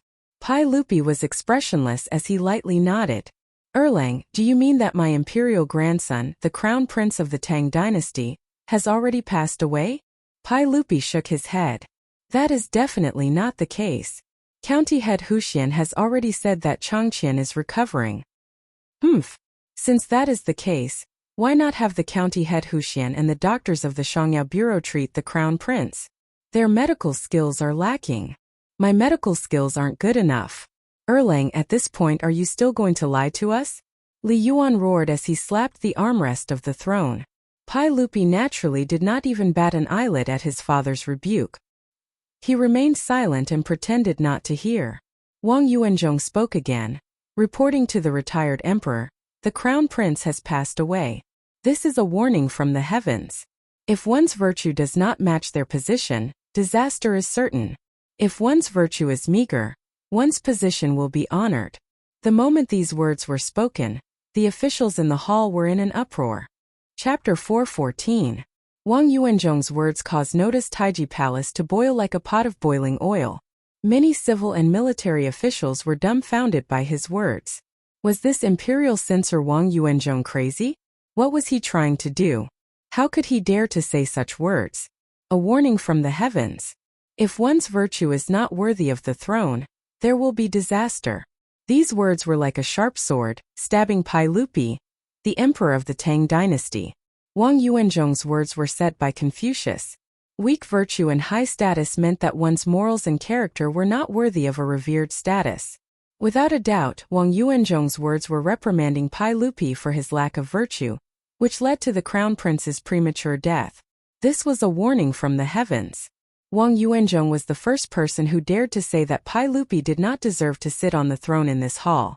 As soon as he finished speaking, the reactions of the officials in Taiji Palace were divided into two factions.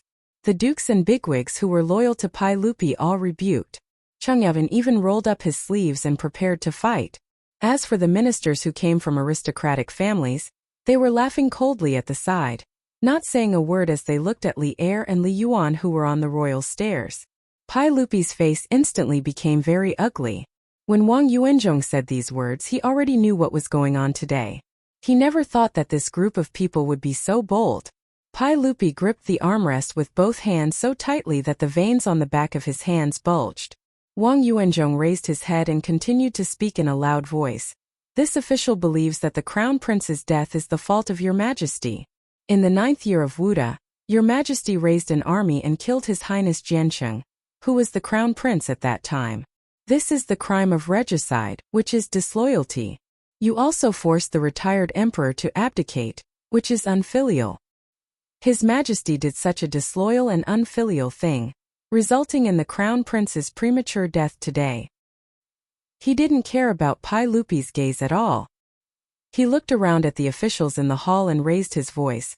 Your Majesty is not the eldest son of the retired emperor and has no right to inherit the throne.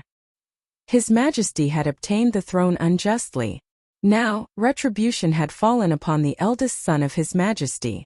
That was why the crown prince had died at such a young age. Your Majesty, haven't you learned your lesson? I beseech your Majesty, for the sake of the common people, issue an imperial edict and return the title of retired emperor. After Wang Yuanzhong finished speaking, the Taiji Palace that had been in chaos just a moment ago fell completely silent. He looked straight at Pai Lupi, who was on the royal staircase, with a proud expression on his face. At this point, Wang Yuanzhong felt that he was a moralist today. Even if Pai Lupi immediately ordered people to drag him out and beat him to death, he was not afraid at all. If he, Wang Yuanzhong, was killed by Pai Lupi because of this, he would be a martyr and would be revered by the world. He would be recorded in the history books. 100 years later, 1,000 years later, he would still be a loyal official like Baigan. He, Wang Yuanzhong, was not afraid of death. He even wished that right now, Pai Lupi would order him to be executed in Shi City to fulfill his reputation as a martyr. After Wang Yuanzhong finished speaking, nearly half of the officials in the hall suddenly knelt down. They didn't say anything. They just quietly knelt like this, but their gazes were fixed on Pai Lupi. The meaning was self-evident. Forcing the abdication. This was the aristocratic family's overt plot. During the court conference, they used the crown prince's death to mobilize the officials to force Pai Lupi to abdicate, welcome back the retired emperor, and support Li Yuan to ascend the throne again. In the eyes of the aristocratic families, Li Yuan returning to the throne was more beneficial to them than Pai Lupi continuing to be the emperor. Pai Lupi was too forceful. Even these 1,000-year-old aristocratic families felt great pressure when facing Pai Lupi. And Pai Lupi was constantly working to weaken the aristocratic family's power. This made the 5 clans and 7 aristocratic families feel even more threatened. Thus, these aristocratic families that wanted to suppress Pai Lupi used the crown prince's death to contact retired Emperor Li Yuan, who had been placed in the depths of the palace. They tried in vain to force Li Yuan to abdicate and return him to the throne. Perhaps in the eyes of later generations, using the crown prince's death to attack Pai Lupi was truly absurd and laughable. Li Wangyu was stupefied as he listened.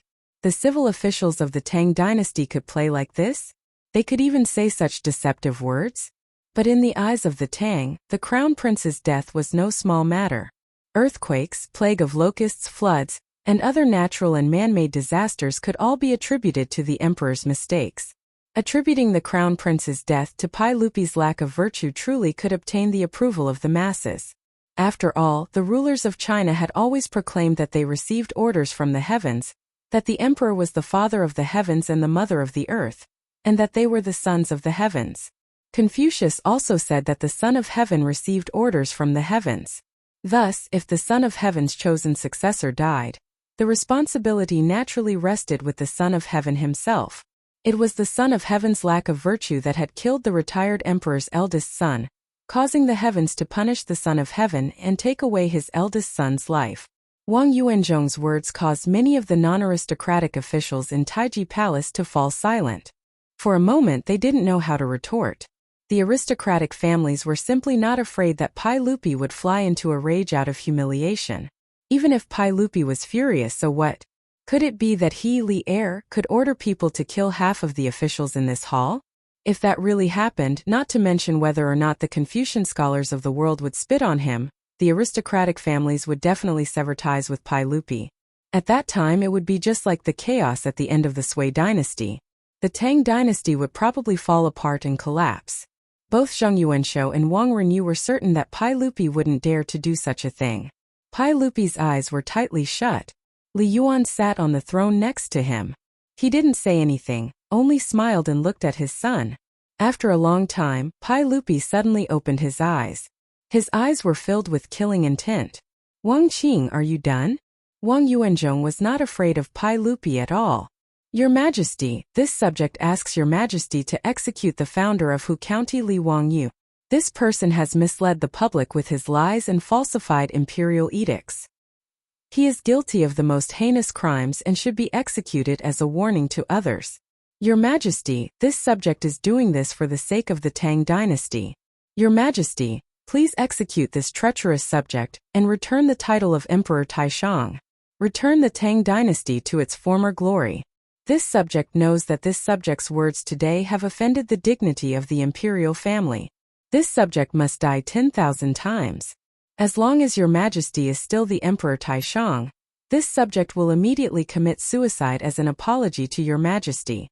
When Li Wangyu heard this, his nose almost became crooked from anger. What the hell does this have to do with me? You actually want to execute me? You're really a pig or dog. Pai Lupi indifferently glanced at the kneeling officials in the hall. Then, do you all think the same? In the Taiji Palace, the kneeling officials were silent at first. Then they all kowtowed. Your Majesty, this subject thinks that Imperial Censor Wang Yuanzhong's words are reasonable. This subject agrees. This subject agrees. Your Majesty, please put the country first. Some of the officials began to kneel and cry bitterly. Among the hundreds of officials, the heads of the aristocratic families couldn't help but smile. The matter was settled. Sitting on the throne, Li Yuan didn't say anything, but the hint of a smile on his face couldn't be concealed. Now that things had come to this, he was the victor. This was the human heart. In the Taiji Palace, the atmosphere was extremely oppressive. Suddenly, there was a sneer that attracted everyone's attention. The one who laughed was the treacherous subject that Wang Yuanzhong spoke of, the one who should be executed, Li Wangyu. When he saw the hundreds of officials turn their heads to look at him, he was a little embarrassed. He waved his hand and smiled. That? I say, you've made such a scene, but what if His Highness the Crown Prince is still alive? How will you deal with this? Chapter 4:15. As soon as Li Wangyu finished speaking, the officials in the hall fell completely silent. Soon after, they began to clamor again. Everyone was shocked by his words. If the crown prince didn't die, then today's matter would become a joke. Cheng Yaojin couldn't care less about etiquette. He rushed to Li Wangyu and slapped him on the shoulder. "Brat, hurry up and tell me what's going on with His Highness the Crown Prince? Is he dead or alive?" Li Wangyu rolled his eyes. "Uncle Cheng, didn't I just say it? The Crown Prince has just recovered from a serious illness and is currently recovering. You can't joke about this. Is that true?" Li Wangyu shrugged. "Why didn't anyone believe the truth these days?" "Uncle Cheng, why would I lie to you?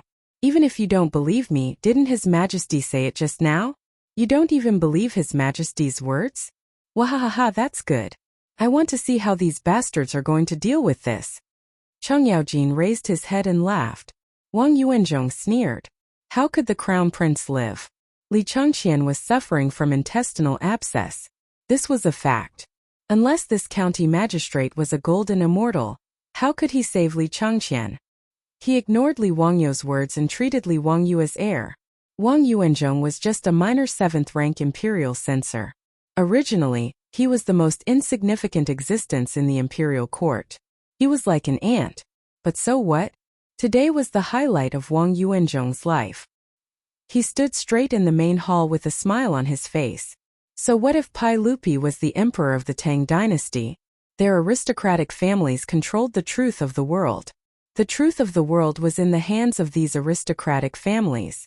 During the Black Tortoise Gate incident, Pai Lupi was able to kill the crown prince Li Jianqing and force Li Yuan to abdicate. Today, their aristocratic families could also force Pai Lupi to abdicate in the main hall. Gung Hong from the Shangyao Bureau scoffed at Li Wangyu's words. Even if he was beaten to death, he didn't believe that Li Changqian could survive. He also didn't dare to imagine what would happen if Li Changqian really did survive.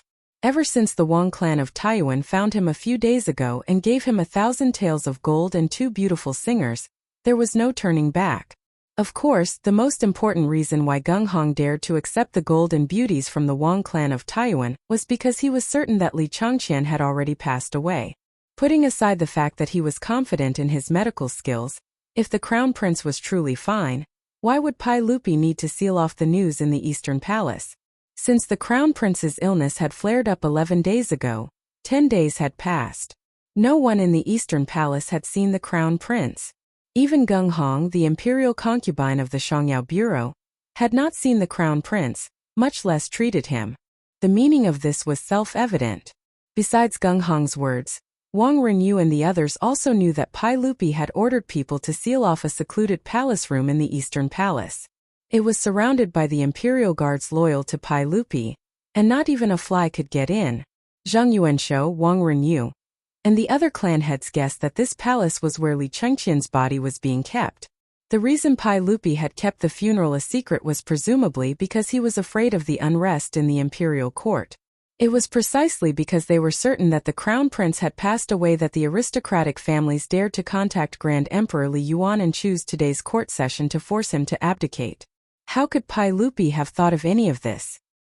He only felt that his son's stomach had been cut open, and Li Wangyu had cut out his ulcerated intestines. He felt that this matter would affect the crown prince's reputation, so he sealed off the news and kept it a secret.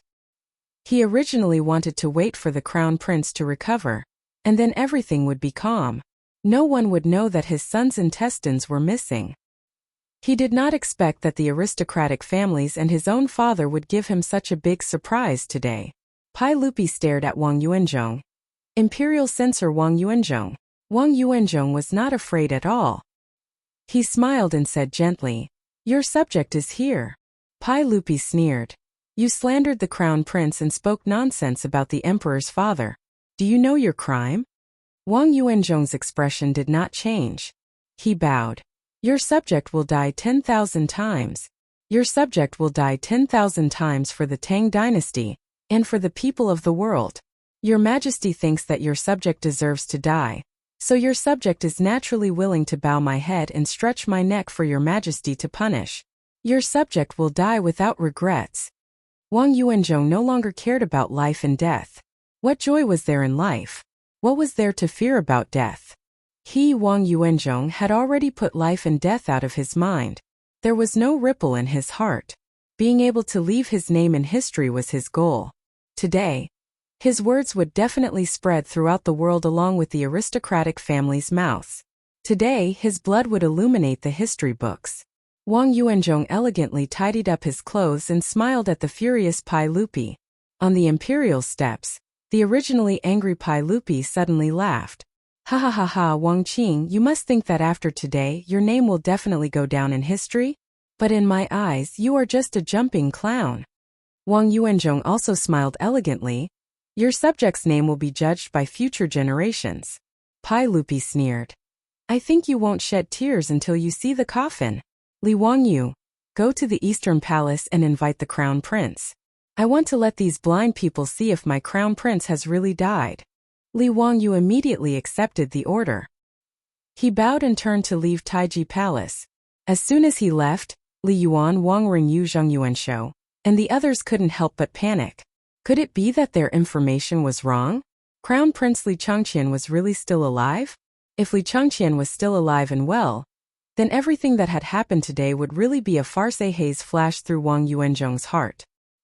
He turned to look at Gung Hong and saw that Gung Hong's legs were beginning to tremble. He kept muttering, "Impossible, this is impossible. The Crown Prince has intestinal obstruction. There is no medicine that can cure it.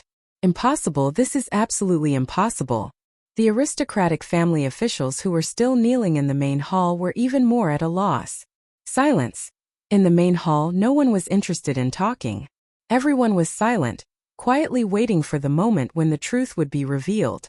Notice Taiji Palace fell into a deathly silence.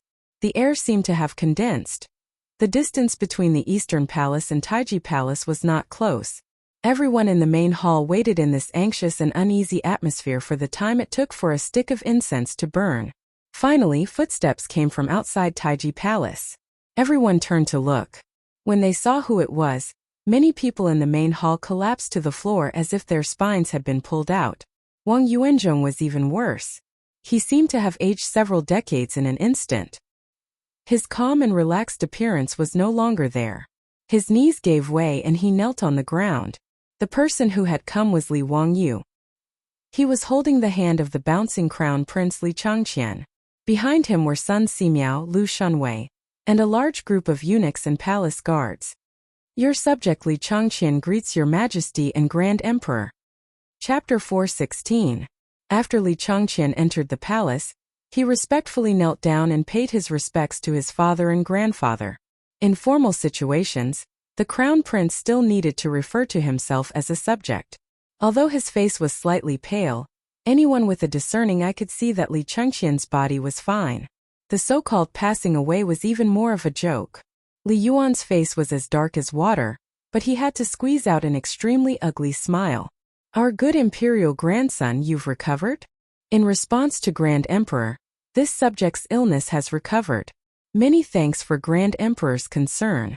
We heard that Changqian had an intestinal abscess. How was it cured? Li Yuan asked again. Grand Emperor, it was this subject's teacher Li Wangyu, the founder of Hu County, who cured this subject's illness. Li Changqian very cleverly pointed at Li Wangyu and said with great grievance, "This subject heard that some people have cursed this subject to pass away. Grand Emperor, please uphold justice for this subject and punish these bad people."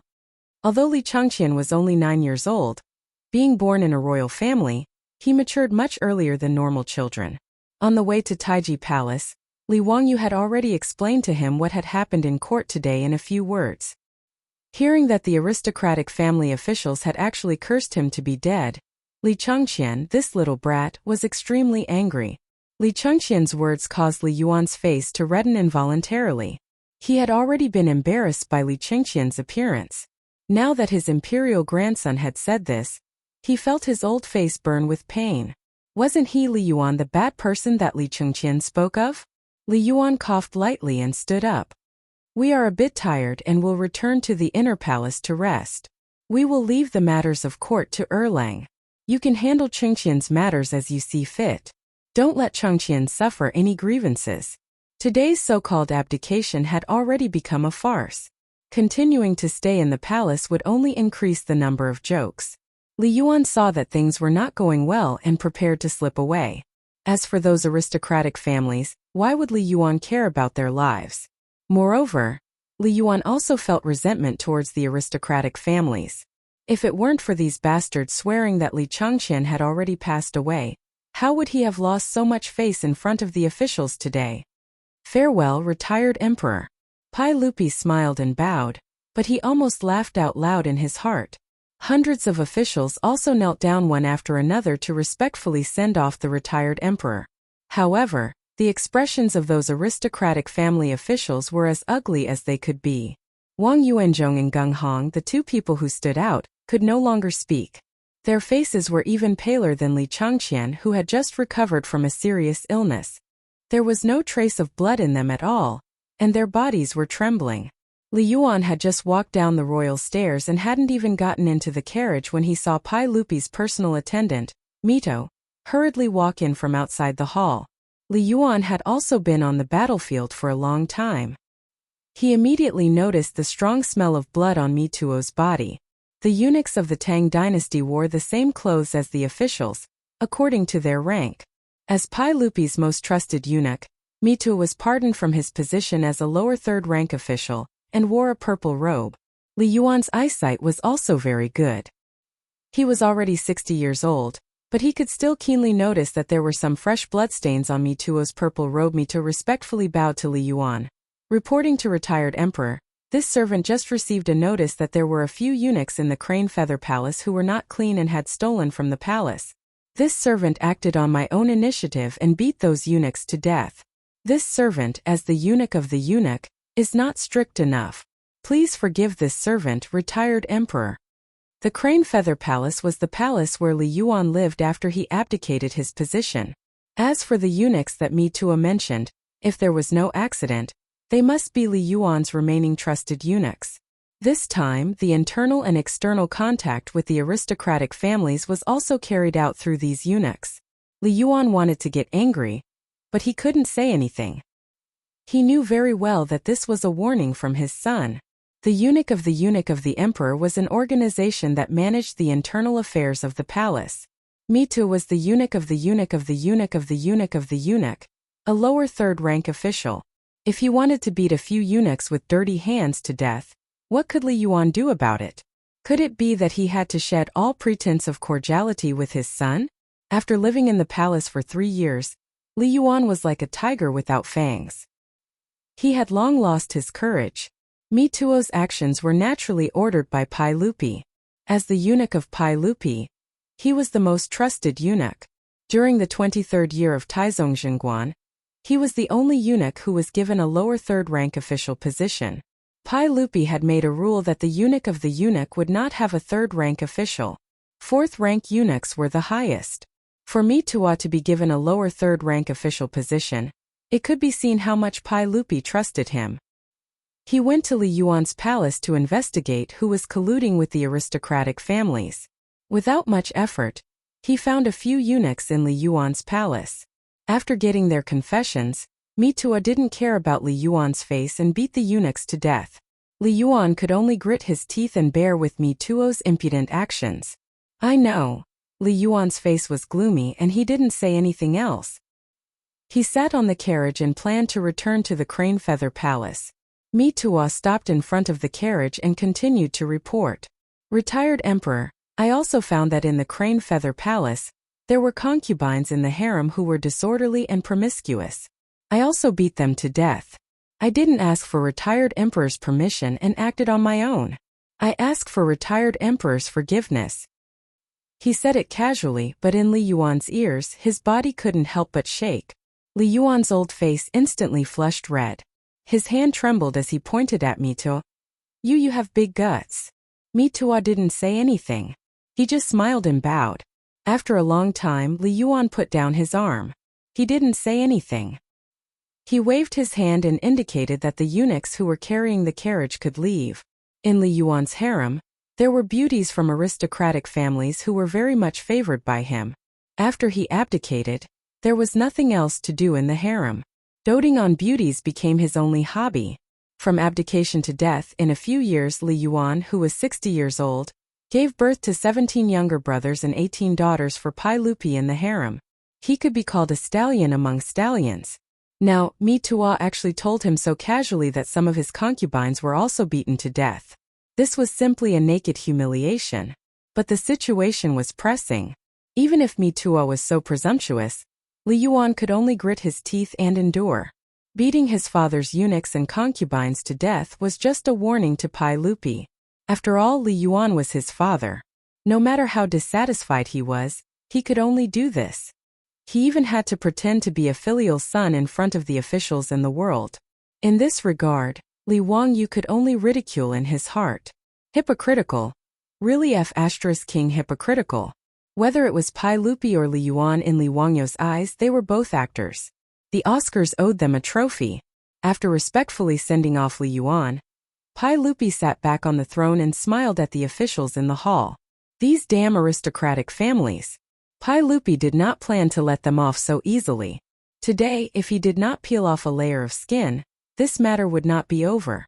Pai Lupi was still thinking about how to deal with these aristocratic families when suddenly, from the crowd of officials, a few people rushed out. They rushed in front of Wang Yuanzhong and Geng Hong, grabbed their collars and fiercely slapped them, slandering the crown prince and speaking nonsense about the emperor's father. Who do you think you are? You are worse than pigs and dogs. This old man will beat you to death, you traitor. After a few slaps, Wang Yuanzhong saw stars and was stunned silly. Geng Hong was hit until his face burned with pain. He howled miserably and fell to the ground like mud. Li Wangyu and the others at this time felt like 10,000 grass mud horses were galloping in their hearts. Too damn shameless. Chapter 417. The ones who rushed out to beat up Wang Yuanzhong and Geng Hong were none other than Wang Renyu, Zhang Yuanshou, and other family heads. Bah! Wang Renyu spat on Wang Yuanzhong's face, his face full of indignation. Your Majesty, these two are heartless and unscrupulous. They slandered the crown prince's death and even insulted Your Majesty. They are truly wicked beyond redemption. Your Majesty, please kill these two as a warning to others and return the Tang dynasty to its former glory. That's right, Your Majesty. These two beasts are harboring evil intentions. We were careless and were deceived by these treacherous officials. It is our fault for being disrespectful to Your Majesty. Please forgive us, Your Majesty. As soon as Wang Renyu and the others spoke, including the officials from the aristocratic families, they couldn't help but curse in their hearts. Shameless, truly too shameless. Obviously, in the eyes of Wang Renyu and the others, Wang Yuanzhong and Geng Hong no longer had any value. They didn't mind pushing these two out for Pai Lupi to vent his anger. In the main hall, the officials from the aristocratic families didn't react any slower than their family heads. They all kowtowed. We were deceived by these treacherous officials. We deserve to die 10,000 times. Your Majesty, these two beasts are deceiving the public and slandering the emperor's father. They deserve to be killed. We should die 10,000 times for being deceived by these treacherous officials. Such an unruly and fatherless dog. His death is not worth pitying. Your Majesty, please issue an edict to kill these two beasts. In the main hall, countless officials began to shout and shout. Geng Hong was so scared that he wet his pants. A puddle of stinky yellow liquid flowed out from his crotch. He couldn't care less about this. He desperately kowtowed and banged his head so hard that his forehead was soon covered in blood. Your Majesty, please spare me. Your Majesty, please spare me. I deserve to die. I was blinded by lard, that's why I said those nonsense. Your Majesty, please spare me. As for Wang Yuanzhong, he didn't beg for mercy like a kowtowing bug. He just lay on the ground and shivered. Wang Yuanzhong wasn't afraid of death. He even wanted Pai Lupi to give the order to kill him, but now he felt a deep sense of fear. He originally thought that he could become a loyal minister like Bygone and leave his name in history, but he didn't expect that Crown Prince Li Chang'an would be completely fine. His bold and visionary words just now had become a big joke.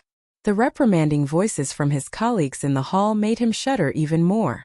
Wang Renyu, who was pointing at his nose and scolding him, was his uncle.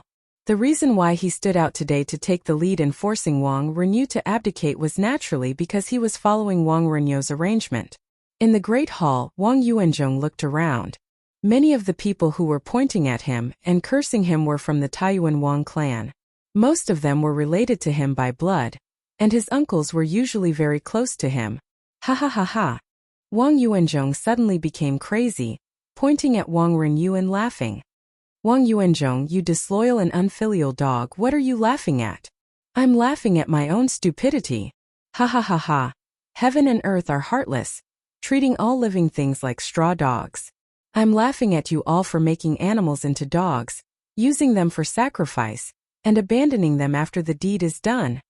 Wang Yuanzhong's words came from Zhuangzi Tianyun, which meant that the straw dogs used for sacrifice were highly valued before the sacrifice. But after the sacrifice was done, they were abandoned and trampled on at will. A straw dog was a fake straw dog. Wang Yuanzhong felt that he was that straw dog, pushed to the front of the stage by the aristocratic families, and now abandoned and trampled on. His maniacal laughter caused Wang Renyu and the other aristocratic families and ministers' expressions to change. After Wang Yuanzhong finished laughing, he only felt a sweetness in his throat. He directly spat out a mouthful of blood in the great hall, and then collapsed on the floor. In fact, Wang Yuanzhong didn't care that Wang Renyu and the other members of the Wang clan beat him up and insulted him. Even if he was abandoned and trampled on as a straw dog, he wouldn't be surprised. The reason why he spat out blood was mainly because his illusion was shattered. Wang Yuanzhong cared more about his reputation, but now it was all for naught. Half an hour ago, he thought that he would be able to leave his name in history.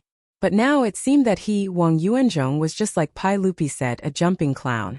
His heart was dead, and there was no greater sorrow than the death of his heart.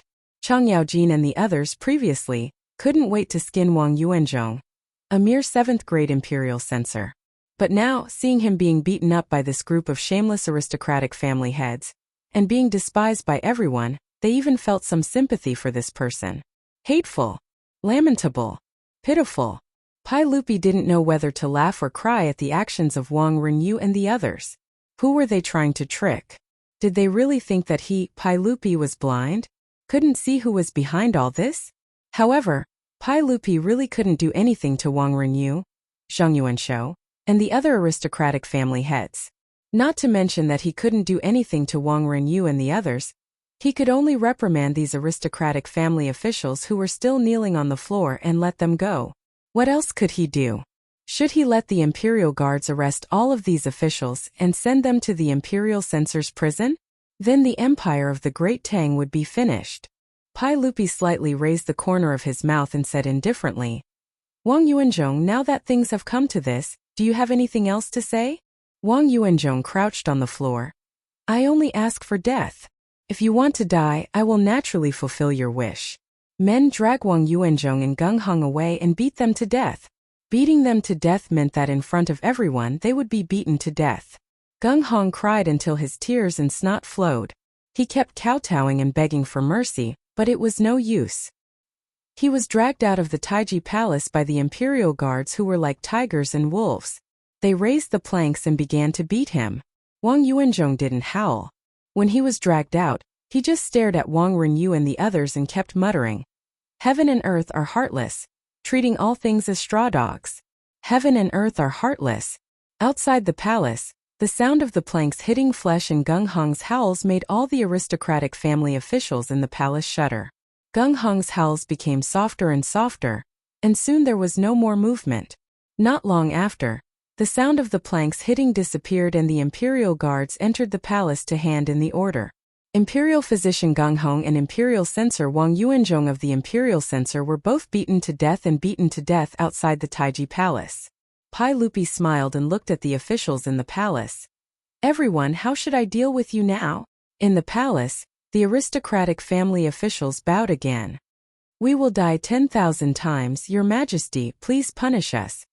Although these words were pleasant to the ears, everyone knew that this matter was over.